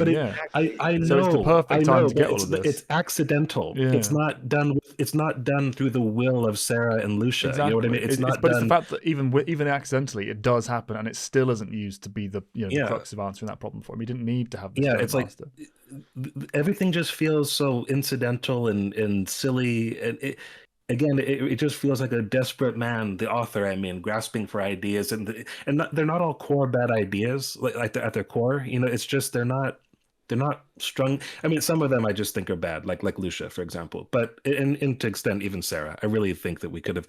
I would have preferred that, again, instead of looking to the past, have Bane and Zanna have more going on in the present that unfolds between them, if you want to go that way. But yeah, because they did this, I don't know. Like, I mean, it just feels like so incredibly silly to me. Having said that, if we can switch gears, we've all mentioned the fact that we like Siddharth. Let's talk about why we like Siddharth. He's a great character. He's fun. He's a great different from what we've seen. Good point of contrast from the rest of the characters, but particularly Zanna. He spends a fair amount of page time with her. The relaxed nature of him, the blasé kind of just he takes things as they come. He's basically the exact opposite of what a Sith apprentice should be, which is why it's a bit comical that she chooses him as a prospective Sith apprentice on the back of his power alone. But yeah, it's he's a breath of fresh air for me in this trilogy. And as completely pointless he is to the overall story, I would never have him taken out because he's the thing that's most memorable to me. Mm-hmm. He brings a great deal of levity and characterization to an otherwise fairly reactive and somewhat, at times, bland story. He's very. I guess you could say he's like the shining light, even though he really is not that kind of person. Ironically, but I guess characters like this, what do you expect? I was gonna ask you guys if you remembered any like single conversation in the book, and the only ones I can really remember in with any kind of fondness or between him and someone else. Everything, because that was the thing about Bane, was that he doesn't really have a character after a while. He's a presence, and he's like an obstacle for Zanna, and he's a living embodiment of an idea, but he's not really. He's not going anywhere. He's not really a character. He doesn't have an arc to go on. Doesn't have a journey. He just once he's risen to the Dark Lord, that's the point of his character. Yeah. And it's been done. So now we move and forward. With Siddharth, I don't think that I dislike any of the interactions he's in. Some of them are goofy as hell, and he comes off looking like a bozo more than once. But I like everything he does. I think my favorite bit, two stand out. One is when Zanna tells him to stay put, and he helps himself to the wine. Yep. That's fun. That's hilarious. And the other one is when he first sees the Huntress, and he does like a bullshit, whoo, yeah, whoo, hoo, and she just is like staring at him. I'd forgotten about that. Literally does a backflip in front of her, and she's like, does a backflip. Yeah. Excuse me, huh? Yeah, Like, it was like a Jack Sparrow, move or something. But then proceeds and I love that fight as well, because I love the fact that both of them are a threat to each other, but both of them don't really know what they're doing as well. She's inexperienced and she hasn't had formal training. He's like, oh shit, he's really powerful and my usual tricks aren't working properly, and it's just like kind of back and forth. He's literally just darting between ships. Exactly. Just going backwards and forth, relying on the fact she can't traditionally sense him. It's so funny. It's like it's Hanna-Barbera cartoon. Yeah. But, and that they didn't win. Neither of them won either. I love the fact that he's the one person who ever got away from someone. Yeah, see, he got the better of the situation through like ingenuity, and that was good. So Jack Sparrow is actually a really good comparison. I never really thought of that. Yeah, sober Jack Sparrow. Half sober, like he likes to have a drink or two. He's a character. I'm sorry, like and he's fun. He's fun. Yeah, these characters. Most of these characters are not really. I mean, Zanna, we've spoken about at length. I won't say she's not a character, but she doesn't have nearly enough going on. Bane was a character. He ceased being relatable. Sarah, she's on the edge of even being a character. Lucia, I would argue, is not. She's a device. And the Huntress, she's a character, but she's just evil. You know what I mean? Like, she's like, I'm evil without a purpose, and by the end of the story, I found my purpose, but I'm still evil. So Huntress is a good moniker for her, because she is basically that kind of predator, that animal rawness. She's just kind of I'm gonna do this because I've got this animal instinct that tells me I should. And to be fair, she is someone who's looking for purpose, so it's not like they don't address that within the story, but there could have been so much more done with that and then built up to, because she's the character isn't. Oh yeah. Sorry. what presence alone, I mentioned about Zanna, she's got much more presence as a Sith when she becomes one, or when she will eventually become one, than Zanna does, and she's got much more The of a idea personal. of the Sith she will become. Yeah, exactly, and she's Mhm. got much more of a personal, like, yeah, it's just I want purpose, but it's clear that she's got that I want purpose motivation. You know, she needs something, and the rule of two will be sufficient for it. With Zanna, she stumbled into Bane one day, and therefore she's the Sith. You know, there's nothing else beyond that. That helps drive home why she should matter to us. Yesterday, I mentioned Superman just in passing, and I was thinking about because of the invulnerability of it, and I was thinking about that. Like, do I think Superman's boring? Most of the time, yeah, but it's usually because of just the story being told. Sure. Like, as You a need the right concept, I story like for him. him. Yeah, it's like, why does it work sometimes? And I was thinking, like who are some of his villains? Like another day we'll talk about why Lex Luthor, when he's done well, is such a perfect, We'll be doing the DCAU at some point. Yeah. But we got the but new even movie when coming out. So. but even when there's characters like Darkseid for some reason works really well, despite just being a living force of evil. And I was like, why Darkseid? Why can Darkseid get away with this? And a lot of it, we've spoken and critiqued the prose a lot, but we haven't talked about dialogue so much. Dialogue can make or break. Dialogue can make a simple story. You know, like dialogue can really. I haven't watched Legacy for like a while, but I feel like I can remember almost everything Darkseid says to Superman at the end of that. Like when Superman barges in at his fortress, and he's like, "Fuck you," like in Superman language, you know what I mean? Like the Superman equivalent of that. Back and he's like, "I can't believe he's blood." Yeah, there you go. Like, he doesn't care. Like, he just punched his son almost to death or whatever. It's like, I can't believe he's blood. Yeah, that's great. But it's like, but there's when Superman is like, he's all indignant. It's like, you used me. It's like, I told you once, Superman. Like, if you wouldn't be my knight, I would make you my pawn. You know what I mean? It's like everything he says is quotable, and and it's kind of like it's presentation. You can't even begin to imagine half of them. But today I will take. But for now, executioner. For now, I shall take the role of executioner, and then and it goes on. Like every line is perfect. Where he's like, and he's like zapping him with the omega beams, and he's like, as he's talking, he's palpitating. Yeah. He's coming down the stairs, zapping him, right? and he's saying, a final gift, my wayward son, a fast death, infinitely preferable to the shame of returning to Earth. There, your legacy would be one of mistrust and failure, or something like that.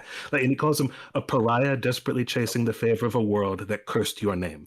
It's like every word he says is perfect. It's so perfect. Shakespearean. And then you get the greatest one. Like after Superman punches him and he's like, "You dare strike me!" Like he's angry that he did. That's like, I was beating you to death. Yeah, and then he that line's worth a thumbs up. But then Superman hits him, lands a good punch on him, right? And he's like, and he says, "That's for Dan Turpin." And he's like, "Who? Who's Dan Turpin?" It's like, no, he has no idea what he's talking about. And he says, "That's the good man you murdered." And he's like, he says, "Had I known one human's death would pain you, so I would have killed more. And kill more I shall. Carry that agony with you to oblivion. Superman." And the way he says Superman, it's so perfect as Superman. And then Superman puts his hands over his eyes and blows up his face. It's so good. And then at the end, he's near death or whatever, and the peasants come and pick him up and like, master. And Superman can't believe, why are you helping this despot?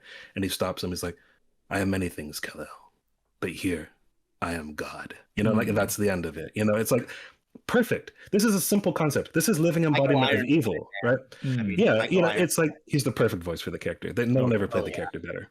But that, I can't think of anything Bane or Zanna say that's as badass as any of that. Or Palpatine as well, because that's the thing. Palpatine's a perfect example of that. How we talk. He's not really a character. He doesn't need to be a character. He's a presence. He's a force. He's a story in itself. He's a lesson for the protagonist. Too. Yeah, exactly. Mm-hmm. But these kind of characters, they reach their iconic status not because we empathize with them, or because they're deep, or because they're clever, or anything. It's just the pure presence and presentation and the lesson they represent to the protagonist. And we don't get any of that, even though Bane does have a lot of that, those flavors. He has got that presence, and that isn't one of his problems like it is with Zanna. It's still not at the height where we can just quote anything he says verbatim. See, that this he's is missing Darth from Treya that. as well. There were great ideas Yes. behind her, but her dialogue is something else. Like the people that wrote her, I mean, it's just that's what's lacking here. There's nothing really wrong with like the foundational elements of like the whole idea of Bane and Zanna. It works, and you kind of do want to see how that story ends, but there's not enough. There's not enough juice. There's not enough meat. There's not enough for them to play with together, and there's not enough for them to talk about. And by the end of it, they're just hurling accusations at each other, and then when they've had enough of it, they have a clash of blades. Um, I don't know. It's just it's not horrible. The reason why we're coming off as harsh as we are is because just compared to other stuff, see, Plagueis has great dialogue, excellent, immaculate dialogue. Like Plagueis has a lot of it's monologuing, to be fair, but it's He's a poetic perfect character and to it monologue works. as well, so it And fits. it fits the mood of like the story at the time. Yeah, this just doesn't have as much value on reread for me. Like not nearly as much. Like once I know the story, it's like okay, well that happened, you know. So it's hard to explain. Yeah, I think What I want. These feel like extensive outlines to me. They don't really feel like a finished, complete story. We said last you time, know? first draft, like this all could have been repaired. we were talking about it being like a storyboard, and this is the most egregious. Sorry, words are hard sometimes. Example of that. So, and that goes back to the theory of like I think he just probably had a few specific scenes in his head, and that was about it. He just wrote around them, which not the best way to go about that. You had mentioned one of those being the Endedu stuff. Why don't we cover what goes on Prakith? Sure. Well, I mean, we get anyone who's read the Legacy comics, particularly the one with Darth Weirlock going there, it's same, that sort of setting. For one thing, actually, I will say, touching on just holocrons in general and actually Star Wars Legacy, they do keep the continuity with Bane. I don't know why this always stuck in my head. The fact that Bane himself notes that he purposefully designed his holocron avatar to project him in his obelisk armor because he thought it made him look, more imposing. Obviously, what'd you say?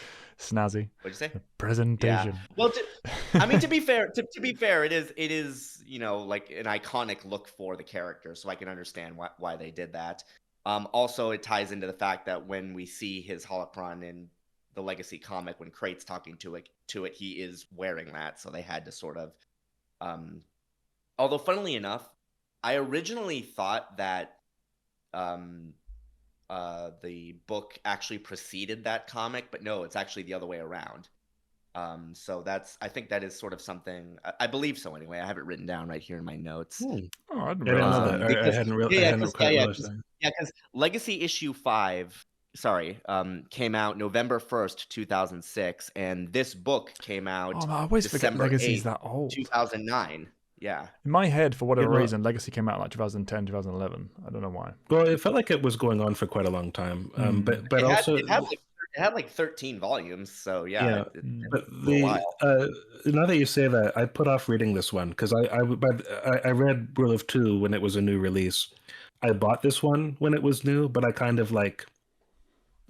I don't know why, but I just was like, I do this sometimes. Like sometimes I kind of like having a little bit of a story left to look forward to in the future. Like I don't like to quite finish it sometimes. Well, funnily enough, though, and this is something else I kind of wanted to mention, the comic book Legacy, I have that here, issue 27, where we see Endedu's, tomb on Prakith, and his spirit fights Darth Weirlock, and we learn that his holocron is actually a vessel for his spirit. That came out in 2008, like that first issue when that was published. So that was about a year before this. And I actually do find it interesting with the writing because when Bane is, listening to Endedu's holocron, I actually have it right here. Okay. Bane understood that the projection speaking to him was not the dead spirit of the ancient Sith Lord. It was only a simulated personality known as a gatekeeper. Every holocron had one, a virtual guide programmed with the personality traits of the original creator. The gatekeeper served as a guardian of the information stored within the artifact. It's interesting that they put so much emphasis on the fact that Bane is like, oh, it's not really him, when we know that that's actually his spirit housed within the Well, artifact. So it's an I interesting. wonder. I wonder if that The, was the kind of like maybe a happy accident, like maybe like an oversight of Hmm. Carpatians that just made it be sort of like an could irony of the story, be. because presumably, I always wondered about this. Somehow the holocron had to wind up back there for Warlock to get it later, right? Hmm. Well, actually, it wound up back on Korriban. It was on Korriban, not Prakoth, because That's Quinlan right. Voss That makes But sense. yeah, retrieved that's it but and gave it to Dooku. so what did he go there for then? Like in the comic, why did Warlock go to the actual grave? He Because took something from it. he didn't. He took a bunch of like books and stuff from it, but the holocron Okay, told him to all go right, there gotcha. because if you Yeah, go there, you might learn more of my secrets. But it was actually a trap, and then when he obviously puts the yeah, I holocron remember over, that. Yeah. Okay, so yeah, he brought yeah, it back with him when he went there. Got it. Okay, that makes yes, sense. All right. yeah. It's been a while since I looked at that clearly, but yeah. Uh, so yeah, what I did find funny was like when Bane first goes there, he just like lands on the planet. It was like, hey, where's Endedu's holocron or what? Just literally And slaughters the his guy's way like, through. but like I'm just talking about the port guy, like the ports authority or whatever he was, some Oh old dude at yes, the place yeah, was yeah. like, That oh, was we don't like to talk Yeah. about that, man. Like you're creepy. Get out of get out here. of Like here. Yeah. he's just yeah. I mean, understandably, given the circumstances. I mean, Yeah, it it's was like like, some mad yeah, god and a little tell me where the mummy literally, is right now. It's like, what? We don't like to talk about that.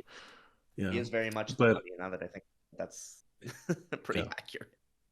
But yeah, But it's the same pattern as always. He fights his way through a bunch of stuff. It's cool what he does. I like that it showed the advanced use of the dark side. He's Yeah. not just the throwing light lightning at people this time. Yeah. yeah. But there's not a lot of story to this book. No. You had mentioned that about the second book, how there's only like 4 core scenes. I Yeah, think there this really has even are. less going on. It's even true. There's I mean, almost no characters in these with books. the Like, only you know, saving like grace that's on that level is Yeah. Set Hearth. Yeah. Set Hearth breathes a lot of life into it that otherwise wouldn't exist. But it's all pointless, so Yeah. it doesn't really count. And then Yeah. like he retrieves the holocron, he learns from it, but he's impatient. So this is I actually do kind of like the sequence where he literally just projects his mind into the holocron and rips the information from it. I do like how they describe the sheer complexity of what he's doing and why specifically we don't see much of this in other lore, because it's not only is it a huge risk, I mean it almost killed him, but the fact that a holocron is so complex, like if you even like if you're trying to like probe it and you're even like a tiny bit off, the whole thing's going to be lost. So that's why we don't really see much of this. So I do like that. It's an interesting sort of I agree. sequence. I also like why he does it is because he was stuck for like a couple of, wasn't it like a few like a while, like a few days, like in the Yeah. ship, like trying to, and he just couldn't get anywhere. It was like Endedu was just trolling him like the whole time, Yeah. saying, "You're not ready to learn the secrets," and like he goes away, comes back, "You're still not ready to learn the secrets." It's like, I can't be bothered. Come back later. Come back next Tuesday or something. Yeah, like whatever. I'll Like finally, take he's just them like, by "Oh," force. yeah. So it's like a. And then I love that, the narratively speaking, the only reason he does this is because he needs to be drained and weak for when he arrives back home and opens exactly the door. contrived.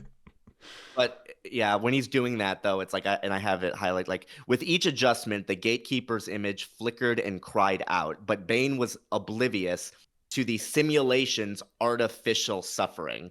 Language like that, I think, really actually implies that Drew probably was aware of the Endedu thing, because the fact that they keep emphasizing that perspective, because we know that that's actually Endedu's spirit, like I was saying before. So, I mean, I think you could be right that it could have been a happy accident, but I feel like the fact that he keeps emphasizing that Bane, like, oh, this isn't real, this isn't real, this isn't, it's like, I feel like he's doing. I mean, I also like the I feel like flavor of he's the maybe idea doing that Bane is very much someone. I mean, all dialogue Sith are. there. Yeah, I also like the fact that Right. Bane is very much the kind of person. Again, all Sith are, but particularly Bane, with how much it keeps highlighting it throughout the story, that he breathes on suffering. He leeches it in and he uses it and absorbs it and Right. is powered by it. The idea that this is artificial, this is fake, it won't sustain me. I'm going to ignore it. It's like it's funny that he calls attention to that, in contrast to all of the actual suffering that he's breathed in over the trilogy. I guess you can also make the argument too that maybe he doesn't really believe in the whole Sith spirit thing because of his experiences with Khan and Cortis's in his head. Yeah, in the Bane's book. like, That as I ain't well. scared of no ghost. Like, I'm not scared of that. But We're gonna go. because I didn't really think about this too much, to be honest. I did notice that it's a cool detail that when he takes the holocron from the corpse, it makes note of the fingers are still trying to like clutch it, kind of like it's almost like a suggestion. It's not. It's almost like it's not outright stated. It's kind of like left to the imagination almost. The way that it's described, it's like that's the impression it gives. Is that he's wrenching it from like the cold dead hands, and they don't quite want to give it up. But I didn't really think of it the way that you were thinking of it. But it's cool. It's kind of like a low level One Ring kind of a thing. This holocron. Yeah. But yeah, Yeah. it does. It's just like Callan was saying. It's a contrived way to weaken him, so he gets back to his mansion, and he's ambushed by. Well, He needs an Alfred. Okay, this guy needs an Alfred. No more than anyone else. He should have. That's how Grosh should have come back. He should have come back and been Bane's Alfred. Yeah. Because if he just known, he'd have had a little warning rather than opening the door and into an empty mansion and attacked.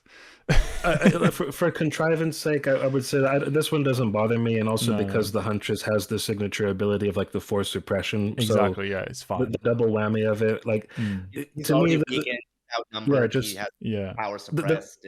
The fact that the daughter of the guy that his apprentice killed, and the reason why Sarah was sent out into nowhere to safety in the first place, hooked up with the one person from like his Gloomwalker days who like hero worshipped him, and all that stumbled shit, into the one assassin that could possibly be the chance of helping. Yeah, that's contrivance. Yeah, this stuff this passes with flying colors compared to that. You know what I mean? So no problem here. And even then, like the only reason he gets paralyzed is because of a special poison that he doesn't really know how to counter in that moment. So it's like I think it's all fairly believable. Yeah, Carpation did due diligence on this one to justify the Dark Lord of the Sith being subdued, but it's a painful contrivance of the fact that if they just killed him, this had been it, been done, and he wouldn't have been the Dark Lord of the Sith anymore to be a threat. But they had to capture him. They had to capture him, and then when they actually had him and even tortured him for a bit, they had to keep him alive then. And Lucia just had to free him. Literally would have just moved anywhere else in the galaxy. Like I mean, like none of this would have. You know what I mean? Yeah. I mean, yeah. Just move, man. Just move. I know. But so they take him in. If Lucia had a life of her own, like if she, I don't know, like had friends or gotten married or did something like other than just live slavishly for the pleasure of other people, including the memory of who Bane used to be. I mean, and who very clearly isn't later. Anymore. It was 20 years ago, and he's literally sitting there, the Dark Lord of the Sith. He was only in the Gloomwalkers for like a year, so I mean, it's not. I don't know. It you get people with that degree of hero worship in their DNA. You get people who are that kind, mentally, not I don't mean mentally insult, but mentally inclined to be someone who latch on to other people and live for other people. That is perfectly believable. But because we don't sit in that space, we don't make anything of it. We don't add to it. It's just it all comes across as pure plot contrivance. Yeah, and it really doesn't help when you consider that she is fully aware of not only who the Sith are, but what the Sith can do to somebody. And we even kind of get a little bit of that when her and Bane have their conversation.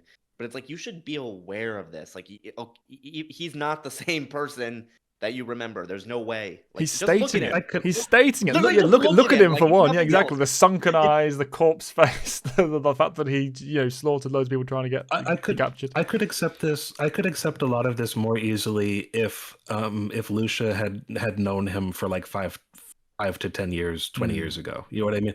But and not wanting it to be true. You like trying to deny what you're seeing in front of you, kind of a thing. But or even give some agency to your this trilogy's main character and have it be a manipulation by him. Like he's doing the whole prisoner to the captive bit and either with the force or without coercing her into freeing him. Like just have something there to kind of help justify this, and not just be like but I remember the man he was. See, and that's done to death. This trilogy.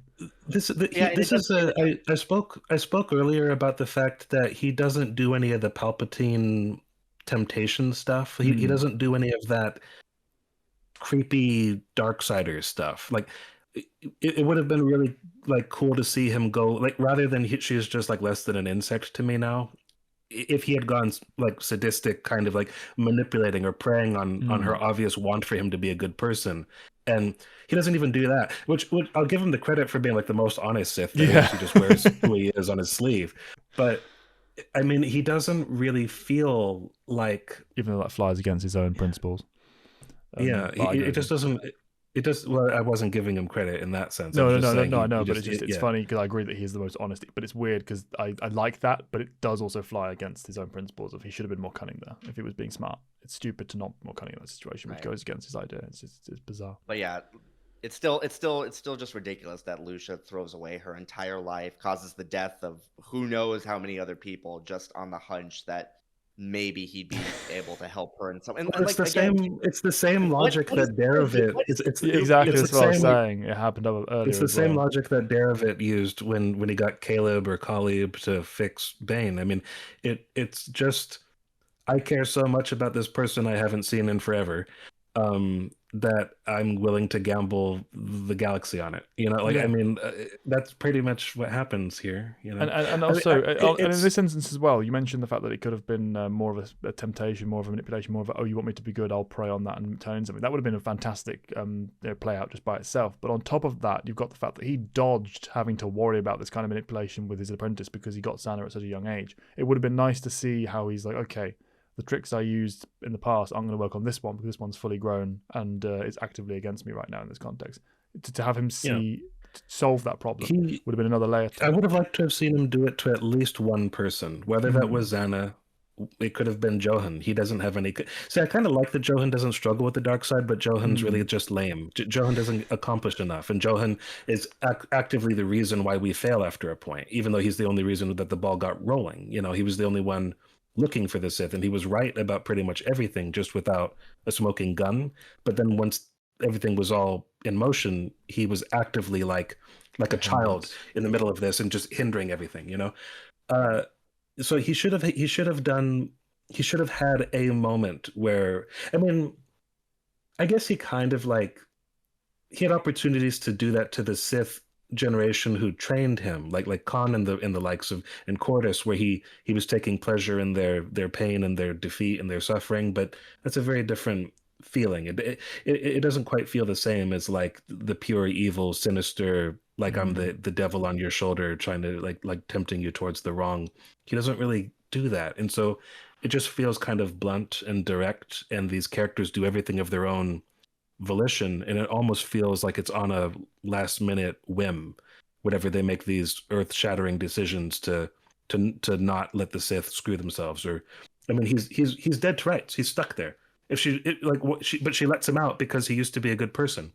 And she's the only person in the galaxy. She's the only person in the galaxy who thinks who would have thought so. He's never met anyone else. You know, it's just I mean, so frustrating. Again, at the very least, as stupid as this whole thing is, I mean, I brought it up before, but if this had been Adenar, for example, instead of Lucia, who was very expressly Bane's, for all intents and purposes, his best friend during the time on the Gloom War. I mean, they knew each other longer, for one thing. They trained together side by side.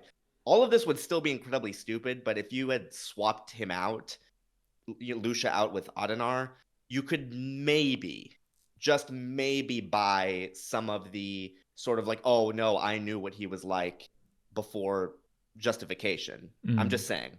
Like it would not have helped much, but it would have been better. Lucia has even less reason, because Lucia did not know him as long, didn't serve with him in the same way, and like Matt was saying, it was more of like a hero worship thing. It's not like they were actually like comrades in arms. They spent 5 minutes together narratively, and only a year together as characters. Yeah, and also, by the way, just Sarah's the one who's like cooking up like vengeance here, right? She wants vengeance because this guy. Well, she thinks that he's the one who killed. He eventually sets her straight. Like, I didn't kill your father. My apprentice did, though. So you know, whatever. But you know, that's what happens, right? But she's force sensitive, and she's off on like this vengeance tear, and he never has like, I'll corrupt you and replace my shitty apprentice with you, or you know what I mean. There's all these ways you could make this. It's all so contrived, and you're still not really tapping its full potential for me. Like none of these characters have enough going on. An afterthought after a while. He's actively thinking, I need more time to find a new apprentice, and at no point does he think to himself, Sarah, like, I'll turn you into my new apprentice, or like, let me out, and even if that was a ruse, just to like, you know, I don't know. There's just so many different ways of getting him out of this jam than having Lucia go, I hero worshipped you 20 years ago. You know, like, Yeah. Yeah, I mean, And then there's even, immediately like, a going, really I've got to go save Sarah. She didn't even make sure she had Sarah saved first. She just goes, okay, now let's Yeah, I go, know, and it's has like 2 ridiculous. minutes to do it and gets herself and her And there's killed. It's like, oh. and there's even like a really sick sort of Sith-like irony to it all. If Bane was trying to corrupt the daughter of the person who killed him previously, and he even threatened, I mean, we all remember like dangling over the pot sort of thing from the first book. I mean, there is a real sick sort of twisted Sith sort of irony to that you would think he would play on. You would think that would be obvious, but nope, nothing at Well, all. much earlier Yeah. on, I was going to mention it when we first talked about Sarah's relevance with Lucia, Matt. But yeah, that there's a story there. That could have been the third trilogy. This is a prospective replacement for Zanna. This twisted tragedy of how you're turning the daughter of the one you lost, like you say, Evan. That is a strong dark side themed narrative thread that connects directly to the two people who are the heads of this trilogy. It could have been that way. You could just make Sarah and Cognis the same person. Just merge them essentially. Yeah, she goes like on, we has can fallen all from the path. Yeah, exactly. Yeah, I mean, again, like we know she's force sensitive, so her eventually, like maybe she takes the trauma of what happened to her as a child and having her father send her away, and she builds that into a full on dark side persona. And we That don't could've get the worked. reveal. She's working with a set half. She's a Darth. They don't know her original name. And when she's finally she's the one who gets him in the mansion, traps him in the prison. Who the hell are you? What am I to you? Like, how have I missed you all these years? And then, oh, you knew me by a different name. You knew me by the name Sarah. And then, or Khalib's daughter, whatever she wants to say. My father, you killed my father kind of vibes. That there's ways you can make this all fit, and it would have been a dark side story as well. It could have been I don't have a name anymore because of you. Yeah, because her father stripped her of her name. And that also that leaves a place for Cognis or the new name. Exactly. So either she's a it's- Darth there's so beforehand many or she's a different Darth ways- afterwards. Yeah, there's a million different ways you could take these ingredients and play with them. And not only that, but even just like from a power perspective, like it's established early on that like Khalib's connection to the Force is abnormal. Like he draws his energies in different ways, and you could just use that as an excuse to like why Sarah or Cognis in this case can do the whole Force blind thing or can do the whole see the future thing. Yeah, and why she's flown under the Baneite radar as well all this time. Like there's so many different ways you can play with this. It's the fact that everybody just falls in each other's path by accident that sucks. That just sucks. Repeatedly. And once they have fallen, they keep doing it. Like, everything that happens with them is always contrivance upon contrivance upon contrivance. And let's not forget like the convenience of like, okay, Bane breaks out, and then there's this dialogue between him and Lucia. And it's not going anywhere. And then Lucia just immediately gets blown into paste by Zanna. Never, just dead. Completely steals his moment. Yeah, he doesn't even get the kill the cat, save the cat moment. He's just like, oh, it's just been taken from him. Never mind. I like everything. I like everything leading up to that moment though, because I like the fact that he was leaving false imprints of himself around everywhere because he knew Zanna was looking for him. Those are fun ideas.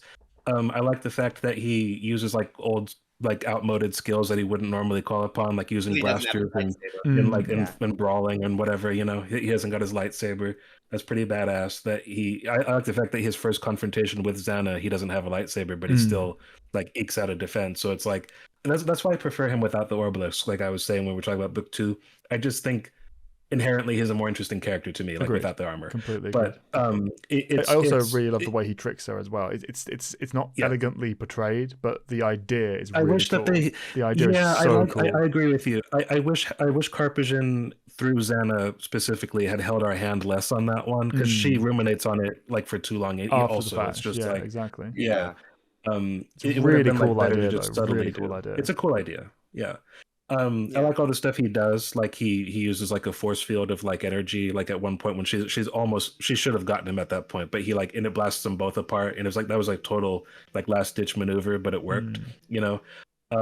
And how she's even like talking shit to him, like you got yourself stuck here without your lightsaber, and everything else, and just but then also again, like we said before, but then it comes back on her, because she's like, man, if it was the other way around, he would have had that. I'm pretty sure. Like maybe I'm not as good. You like that? That's a good thought for her to be stuck with. Exactly, it's a cool thing. If that had happened earlier and there'd been more time between that and the second duel, that's a really cool rumination to keep them separated and put apart and worrying about all these things. It's a lot of food for thought there. But also, I like the fact that she had a point in that she's wrong, but from her perspective, she had a point that you weren't going to kill her. You were too weak. You couldn't cut a piece of your past. Yeah, that's what it looked like to her. Yeah, exactly. You betrayed me and the idea of rule of two, and now you're betraying the idea of even being a Sith. Like, what has happened to you?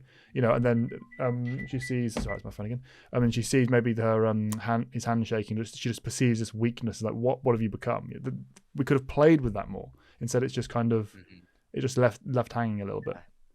Yeah, but then so that ultimately leads. Do you want to kind of want to move into the climax now? Because I think we've covered Sarah finds like Lucia's mutilated corpse, and she's like, "Oh no, I've ruined everything." And I could have killed Bane and Zanna Yes, you again, have, but didn't a second ago because I had to come back and find this corpse. It's like, oh, for God's sake, just press the button, damn it! She's dead already. No, you are very much to blame for this, Sarah. So then she like takes her corpse back to Ambria so she can give her a proper burial, and then she and then the Huntress she's able to offer. I love how that like was treated like a business negotiation. What can you offer me in return? Well, your life, and here's your weapon. I accept. It is like, comical. What cards are you holding? Exactly, it is comical, but in any other story that would be how it played. But it is. I do like the flavor in the fact that even in this situation, he is the more powerful threat. He is the person who has the power in that relation. But it's just funny given the context. Like you say, well, here's your weapon, and I could just kill you or leave you here to die, and all that stuff. It's very it's a fun flavor. As the place is collapsing around. Yeah, them, exactly. Like, well, I can offer you a way out. It's like visual. I accept. Yeah. It's a Sith philosophy again going through his head. Like, can't be just getting help. It has to be about a deal. It has to be a power play. It has to be. And as we mentioned before, Set Hearth decides that the whole Sith thing isn't for him, so he just takes Ndedu's holocron and bolts. I love how his Sith stat or his Force stat is basically just luck. Like, oh, so I just got the key to eternal life from not really trying that hard. Okay, that's his. He wins big. I mean, he lives for 1,000 years pretty much. And do we know how long he lives when he dies? It's mentioned. I vaguely recall it being mentioned somewhere that he sticks around. I don't think we're told anything explicit. I don't think it's ever spelled out exactly what happens. I want to say there's like some book somewhere that notes that he was still alive during the Clone Wars, but don't quote me on that. Yeah, I think one of you guys had mentioned to me in the past. I'd never seen it, but someone mentioned there may have been like an article, like a little paragraph somewhere that had him like dying around there or something. Whatever. But either way, he still gets a long life from this, and it's just funny that he won biggest out of everybody here. For sure. But to be fair, I do actually appreciate the fact that since it's established that Master Oba was like very into like history, artifact collecting, obviously transferred over to him, which is how he's able to recognize what the holocron is. Which again fell in Zanna's lap. Another plot contrivance. You happen to just find the one person who would be able to instantly give her any information on Ndedu that would make her think, oh, he's looking for the secret of eternal life. Her interrogation sucked, and all she got was Ndedu out of the guy, and she's like, all he said was Ndedu. He's like, Ndedu, I know all about Ndedu. Yeah, literally, he's the one person in the entire galaxy would have been able to have that reaction for her. It's like, this is another egregious blow. Yes. Zanna's ability to interrogate people has consistently been shown to terrible. Be not like it never gets her anywhere. Yeah. So moving into the final battle, what are we thinking? I liked that Bane was like talking to Cognis about like her powers, and how you mentioned the fact that she made it clear that she didn't know, like either this could go either way, so that was fun going into it. It was a nice way of sidestepping a like a spoiler or just a lame way. And it didn't feel like a cheap out either. It didn't feel like a cheap dodge. It felt natural for it to build up that way.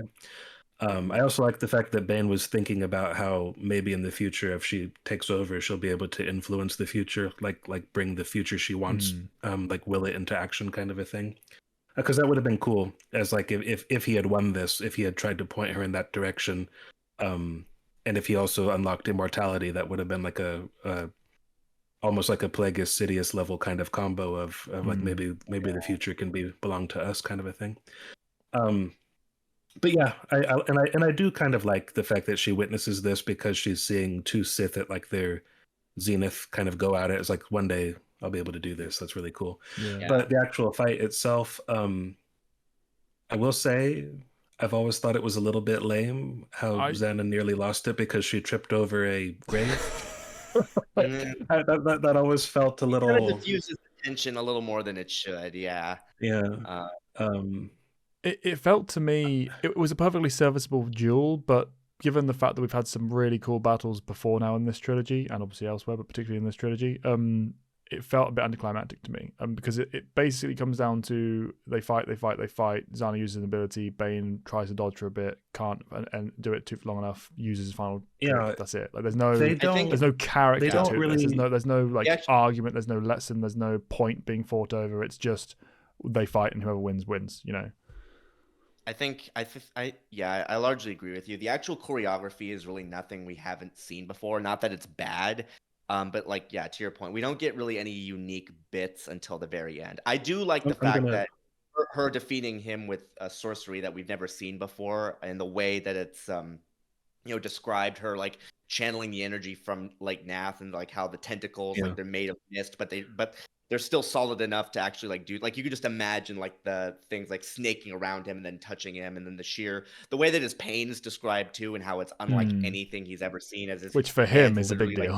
like, For him Yeah. yeah, specifically. which his hand, like part of his hand literally disintegrates, like the gruesomeness of it. Like again, we mentioned this in our previous recording, but the body horror in this whole trilogy is like, it's really well Mm. Well, done. yeah, The way it's- yeah, yeah. that's true. In the second book, we didn't even talk about it, but there's a chiss that she forces into clawing out her own eyes. Like with the madness of her It's spells. So horrendous. yeah, Yeah. but this It feels I like a I, I fight hes- between two dark titles. I'll just say that. for sure. I hesitate to say that there's a problem here. It's more the disappointment angle. If there is one, I think I'm going to use a dirty word since Last Jedi. There's not a subversion here. This is their same pattern. Yeah. He's better with lightsabers. He's bigger and stronger. She's purely defensive, except when it comes to her force powers. It's the same thing we've seen them do every time, and the same thing they've been training to do. It's exactly what they've been training to do. She just has a power that he hasn't seen before, and he's implied to be using a lightsaber form. And the way it's described, it sounds like Juyo. It doesn't sound like he's using Gemso anymore. And he's clearly never busted that out on her before. But it's just the saber version of what she does with the sorcery. So it's kind of like it's what we've been trained to expect from them. I like how close it gets. I like the sense that it clearly comes within a hair's breadth. Like it's a real slim margin, because she lops off his arm with the tendril in the middle of what should have been a death blow. So he even after getting like injured by the tendril the first time, he outraced all the other ones except for the very last one and almost got her. So I like how even it is. I don't think that there's anything objectively wrong with it. It's just the fact that it is precisely what you would imagine.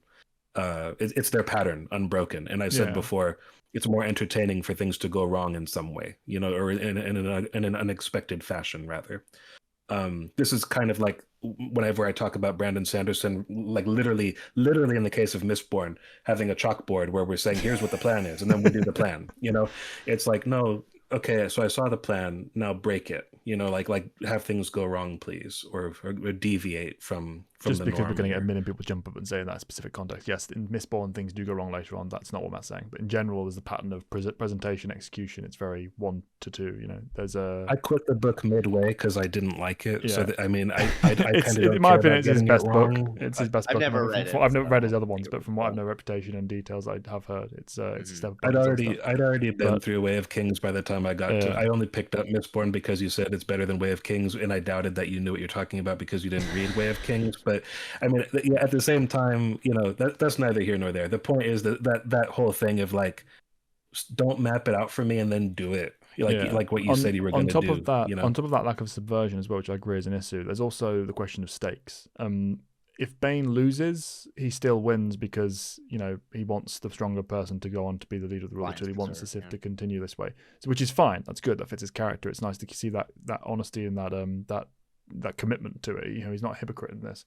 But at the same time, from a narrative perspective, it doesn't actually really matter who wins this. There's no question in the air of the flavor that will come afterwards. There's no change or shift that we've had set up to appreciate and expect, dependent on who the victor is. There's a, from the reader's perspective, all it means is, or who's going to be the Sith for the next few years before Cognos takes over. There's no story beyond this story here, and which I think is a big problem just for caring about the drama of the fight. It's a pretty good physical fight and how it's presented, for the reasons you just said. I think you're onto something. I don't. There should be a different. There should be like a more ironclad way of expressing it, because I don't really think that it's an objective problem. It's because, for it to be a problem, it kind of requires Bane to be a hypocrite on some level and not wish to die.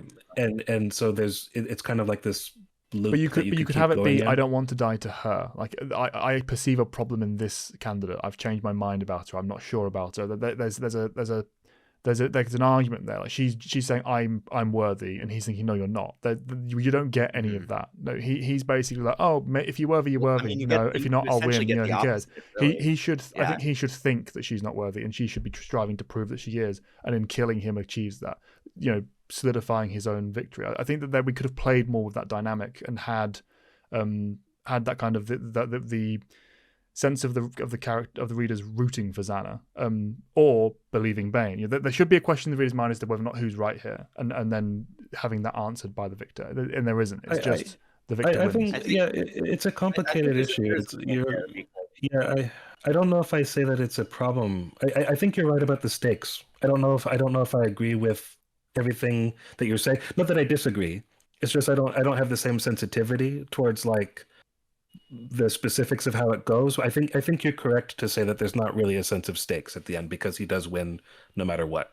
And that's an odd thing. I'm struggling to try to figure out how to parse that. Like, if it was my task to be writing this story, I think you're correct. I'm just trying to figure out what would that be, because it would be tricky. It's normally like you need some kind of a tragedy, or like a sense of like something being lost that can't be regained, something being like a great what if, or like what could have been that is now out of the cards. And what you could have done, playing with the ingredients we've got, is there's kind of a floating question in the air as to whether or not he has taken over her body by the end, whether or not we're I was going to say that almost feels like a cowardly kind of. I agree. Because nothing's done with it and you don't know, it doesn't mean anything. But what they could have done is, he recognizes her superiority, recognizes he was wrong, recognizes she was stronger, but he's already at that point triggered the ability and taken over her body. So there's that question of, even though his point has been proven, is I have done this, I have won, so I'm still validating the rule of two mentality and the Sith mentality, he's still got that question in his mind, but realistically I probably should have lost that. And then that kind of leaves that question hanging or confirmed in the air, but still nebulous, so that the reader can decide which side they appreciate, whether or not they're pleased or dissatisfied by that. I think the problem is like a matter of agency, because on the one hand, I think you're absolutely right. Like, have it, because the issue is like in the book, like Bane even just says straight up, like, wow, she would be worthy if she just had more initiative. So going into that, if it really was a question of, oh no, you're not worthy, yes I am, I agree that conflict would have been a much better way of framing it. My concern with that, though, is you don't want to take agency away from Zanna. You don't want to make the reader feel like she truly is unworthy. You want it to be a case of both parties are right. Oh, absolutely. And either way, the rule of two line is going to be preserved, because and obviously we know that it's going to be. So I think what could have been done is, like, although I agree with you, I think the remedy to that would be actually both. Give Zanna more agency, and then have the give Zanna more agency, and then have the impetus for the conflict be more of less reactive and more of like an even keel sort of challenge. I think that would have been a good way of like balancing out the emotional tonality to this, because as it is presented, again, this is just kind of a big reaction to a long series of events, and like we said before, Bane is critical of Zanna for not, challenging him, but it is ultimately his actions that lead her to this point. So he kind of only has himself to blame as it is presented. So I think that's the real problem with this, as far as that agency goes, and with the writing specifically. And it doesn't help too that we're supposed to believe, especially from Cognos' perspective, that these are two equal forces clashing. And while that may be true in like a physical sense, as the story is presenting, again, it's just Zanna reacting to Bane, who in turn is upset at Zanna for not initiating the challenge. So it just comes off as, what in the world? Why do I even try and this sort of thing. I think that's the real issue. Again, it all just comes down to the tone and the presentation, because I keep saying this, we're told one thing, but we're shown another, even if it's not intentional. Just have the framing Um, be such that the reader can decide who they're rooting for. It doesn't really matter in the exactly. existing context who you're rooting for, because you know who's going to win from the outset, because the whole story falls apart if it isn't Yeah. Zanna. We need to have. When you say that, yeah, I And mean, that's not, and you say that being though, true but isn't a criticism by round. It's just, but on top of that, you need to give some more fuel for it. That's why I feel the tremor in her hand and the whole "did it work or didn't it" is kind of a cowardly dodge, because it feels almost like, let's let the book come out and see who the fans respond to the most, And then have we'll that tell be what another we story. carry to the next. That's Yeah, how it Ultimately, feels. exactly. Yeah. which ultimately culminated in Drew Karpyshyn having to come out Having to publicly and clarify, release. yeah, Yeah, and yeah. it's like no, like Zanna, that is Zanna, but a piece of Bane's essence is still within her, whatever that Which even is fair, means. which is fair enough. I mean, because you could expel him from her in another story if that's the direction you wanted to go down. But for me, Yeah. I think I was thinking about it while you guys were talking, and I don't disagree with anything you guys said. I don't know if I do agree though. It's kind of like this weird, like, as you were talking, I had the sense that I was thinking about his other confrontations, his other big ones. Most of them accomplish more than one end. You know what I mean? And this is all one thing. There's a part of me that feels like Zanna could have earned the mantle, not more in an objective sense, but more in a thematic sense, maybe, if the challenge had brought about, like, kind of killed two birds with one stone. If she somehow advanced the full cause of the Sith, like weakened the Jedi, weakened the Republic, and killed her master or something, all while proving herself. Because Bane's other moments feel more exciting because of that. When he bests Sirac, that's rising again after like a hideous fall, like and proving that he is, worthy. And it's also like, he's now the one, he's top dog. Like Sirac had the people thought he might be the Sithari, you know what I mean? And it's kind of implied that Cordis took pride in that, because the rumor was that this was his personal apprentice before he wound up at the academy. So this is like subverting the will of the top master at the academy. It's replacing the star student and becoming the new sort of face of the next generation of the Sith. It's proving to Bane himself that he's worthy. And it's also not a completed arc for him, because after he's bested Sirac, he doesn't kill him. And Githany says, "Why didn't you do that? You're supposed to kill him." And at first he doesn't initially agree, but he comes to think, yeah, she was right. Why didn't I do it? So he's not fully done evolving yet. It's one notch. It's like it feels like it should be right. I've done it, but I haven't yet. So it leaves more hooks for like the story to keep going. When he defeats Kasim, that doesn't need much explanation. That's just thematically powerful. It's master against student. It's him also earning the right to demand this of his own student, because he's actually done it. That would be another thing that cheapens him, is if he just came up with this rule, but he didn't actually pass the trial himself. So that works really well. And it's also the location of it and everything else, and the fact that Kasim had like that engineered kind of weakness to dual sabers by steering everyone against it. So that does, it's him walking his talk. It's him proving himself. It's him kind of putting into motion, the ideas that he's just used from like acclimating to Revan's ideas of like, okay, I've got to kill the rest of the Sith and restart anew with like this rule of two. And he begins the process by taking out the only Sith he was close to. And it's that great, it just feels correct. There's still work to be done, but it feels like that's a real, what's the word? Like a fulfillment, or like a stepping stone to like the next level kind of a thing. When he and Zanna clashed the first time, it's almost like a like he shouldn't have even been doing it kind of a thing, and he realizes that he almost wiped out 10 years worth of work, and set himself and the Sith Order back to square one kind of a thing. And at the same time, she ends up kind of proving the point to him, where it's like, if you would have died here, you wouldn't be worthy of the mantle. It's like, yeah, you're right about that. And so you're still a worthy student. And he gets access to the means of, finding the next piece of information he needs on Tython, so he can build a holocron. Everything is always accomplishing more than one thing. Like the big clash at the end of Rule of Two, a lot of that reflects well on Zanna. Like from like the cleaning it up. She's kind of the reason they win in the end, because she's the one that really turns the tables on Sorrow. Again, she wouldn't have had the opportunity to do that if only Johan had sat it out. But still, she kind of earns her keep there, and she's the one who has to clean up that mess because Bane almost turns himself into fried chicken dust.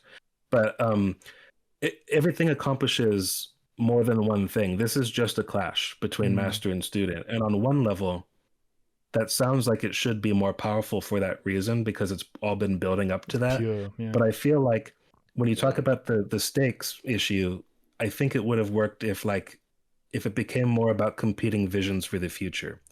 And if we as an audience had a stake in that, like, do we want Bane's plan or do we want hers? It is just Bane's plan, as you said, and I think that's the core problem.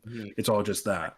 What I was it's about to even say, the student he's chosen. I was about to say, speaking about that, is what I was about to mention is the ingredient to that, the future that can be seized. Cognos is there. Cognos is there to be. She is literally the future. Not only the future in terms of she represents the future of the apprenticeship of the Sith thematically, which is extremely powerful, but she also has the power, and also she can see it.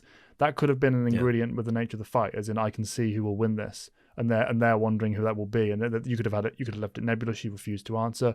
Bane and Zanna both said, "Don't tell us." It could have been Zanna set up her in advance as a piece for Bane to stumble upon, and Bane is told by her that he's going to win. Therefore, it was a trick by Zanna. That's a supplanter. It's a strategy by her. There's so many different ways you could play with this and have it be more of a dynamic connection to actual fight itself, rather than just this stumbled upon convenience of, oh look, there's the apprentice when whoever wins this.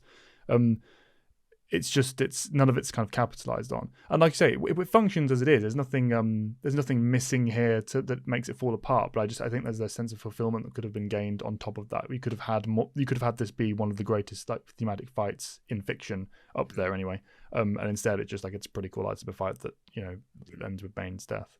Yeah, because there are other ones that are just way better for thematic reasons, I think. Yeah. Oh yeah, absolutely. I will say this though, the sort of essence transfer ritual clash, whatever you want to call it, I thought that was very interesting because we very rarely get into the mechanics of, we very rarely get any sort of POV for essence transfer. It's usually something that just kind of happens. But the fact that, you have these two essences like competing, trying to like shove each other into the void, the way that was written, I thought was very, very unique. And I do very much appreciate you do truly get a sense of like what is at stake in that specific moment, because they are quite literally teetering on the edges of complete and utter oblivion, annihilation, whatever you want to call it. Very Ang-Ozai. And even then, I was. Oh yeah, that's actually a very good comparison. Maybe a bit less horrific, but still very, very, very similar in the way that it's shown. And even then, it's like, well, at the end of the day, we don't really know what happens from a POV perspective when essence transfer fails. Like, did Bane's spirit just get shredded, or is he literally, or is it more like a thought bomb situation where it just gets like flown into some endless sort of torment loop sort of thing, or is it something else? I like the mystery of it. Like I don't need to know that, but you still get the weight of this struggle. So I think as far as endings go, yes, the rest of the fight is very basic, but I will definitely give it props for that final bit. If for no other reason, then there's almost nothing else like it in the franchise. So I do appreciate that. I almost wish that the tremor had been something that that went away in this book. It just feels like a little bit like you're not quite sure of yourself. Like you're not sure if you want an out to bring the character back of Bane. Like, you know what I mean? Like as an author, like it just feels a little bit. I like the tremor, but I almost wish that she had like either quelled it herself or he realized, okay, she's got it, and like he allowed himself to fade or whatever kind of a thing, which isn't, in some sense that seems like surrender, but at the same time, if he knows he just can't do it anymore, there's a way of doing it. It just feels to me, it just feels like such a half measure of like, well, he's popular and it's his series and maybe we'll bring him back. It's like, you don't need to bring him back. Like he won by being offed by his apprentice, as Callan already pointed out. it's a weird thing. It's like I don't think it's an objective problem, but it does feel like it's wanting something. It does feel like it wants something. I also like the fact that for a while Cognis gets his lightsaber. That originally Yes. came from Yeah. Kasim's. Who was called, I think his name was Nadaz, like the Sith Lord that built it. I wish that lightsaber, it would be cool to like see how far it makes it before it's Yeah. like destroyed I by was going to say monsters, that or if it's if still that around was somewhere. if that was something that Plagueis and That's quite the Sidious had. legacy, that saber. Yeah, if that Yeah. had been something that Plagueis and Sidious still had around, not necessarily using, but just had, as just like like in the a like relic. on Yeah. West on the Bora in the museum Yeah, kind of that would a have thing. been Archive very of cool. or something that would have been interesting. Mm. Well, I Yeah. mean, maybe it was. Maybe that was one of the first things Could have been, Darth Bane destroyed. Sure. That would have been. But yeah, I think, and then we get a tiny little epilogue sequence with Set Hearth opening the holocron of Darth Ndedu, and basically, Yeah, he's tailor-made. They have the same personality, he and Ndedu. He's cool to put up with Ndedu's bullshit so long as he gets what he wants. which we know that he ultimately does. And also, I love that yeah. it specifically highlights that he's only willing to tolerate that as easily as he is because he can turn it off when he wants. He can decide when he's ready to deal with his he crap can learn that at his day. own pace. Yeah, he can just turn which you is very off. It's funny. I will say, like, and even the final line he gets, like when the holocron is asking him if he's ready, and he says, "You have no idea." Like, that's again, if this was like a TV series, that would be a perfect like and cut sort of moment. So I do appreciate that, and you could just imagine the hundreds of years of crazy shenanigans he probably gets up to. So is what it is. So that, I think, kind of does it for Darth Bane, Rule of Two, and Dynasty of Evil. What are our thoughts? Because I think we've said quite a bit in this however many hour long video at this point when we put it all together. Although we've come off as quite negative at a lot of points, but I will say, I mean, these two books definitely have a lot of sequences that I do genuinely think are worth reading. Again, like with Path of Destruction, like, I think our main issue, basically all the issues we had with Path of Destruction, are just magnified here. Contrived writing, weird tonality, pointless characters, and there's really no getting around the fact that these two books in particular are basically just kind of carbon copies with slightly different paint, which really does make the experience, especially when you compare it to Path of Destruction, which was obviously had a completely different structure. It really does come off as a little bit awkward at certain points. That being said, the entertainment value in these books, I do think, does very much exist. It's just very, very select. Is that kind of where we're all coming from? At least that's how I feel. To me, it feels a lot too much like stuff happens and there's not really a why behind most of it. But the exceptions to that, and even, to be honest, when it's not doing it, but is just cool enough that you don't care, with things like the fights, things like the some of the kind of the questions of the Sith and side characters like Seth Half, etc. There's stuff to enjoy here, and there's no denying that it's relevant material that if you wanted to know about the Sith and wanted to know about the dark side and the Star Wars lore as a whole, it's a must read for knowing these things. You can't skip the Bane trilogy if you want to have a complete idea of how the dark side of the Sith and Star Wars works. So yeah, worth reading. But yeah, I think it's definitely suffered from all the reasons we've mentioned. With the deadlines and the speed at which it was written, and the choices that were made as a result. But yeah, like I said about Path of Destruction, they are very much history pieces, and if that's what you're looking for, you will get something out of it, along with a few powerhouse scenes. But if you're looking for coherent narrative and maybe a certain style of storytelling, it is definitely a bit of a step down from the previous book. So keep that in mind. Still recommended, but definitely not in the same vein, and your mileage will definitely vary at certain points. Yeah, for me, I think the sheer writing quality of Path of Destruction is on a different level from the latter two, and not that it's a wonderful book in my opinion anymore. I feel very much as though Path of Destruction is something I did I say Path of Destruction? Yes. Okay, cool. Yeah, Path of Destruction is one that I feel that I've aged out of. Like, I loved it at a certain time in my life. These days it doesn't really do everything I thought it once did. It's not as deep as I thought it was a long time ago, although I think it has portions especially early on, that are more effective than like the latter portions of the book. And thematically, I think it's coherent completely. and there's the occasional well-written passage, like we talked about that. Like there are parts of Path of Destruction that I think have those stronger novelistic elements, the things that hew closer to my current tastes with other books that I just enjoy far more. It just doesn't go as far as I would like it to down any of those roads. But it doesn't suffer from any foundational sort of problem, or even conceptual problem. It's just not quite. It's not written in the way that I would like it to be these days. Rule of Two has ideas that I like, but it was rushed, like super rushed. There's no evidence that the third one suffered from the same problem. But Rule of Two was only given like 6 months for him to write it, which is appallingly short amount of time.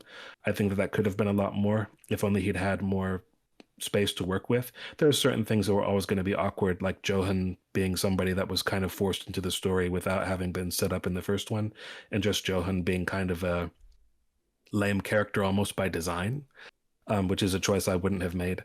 But yeah, there are ideas that I like in the second book.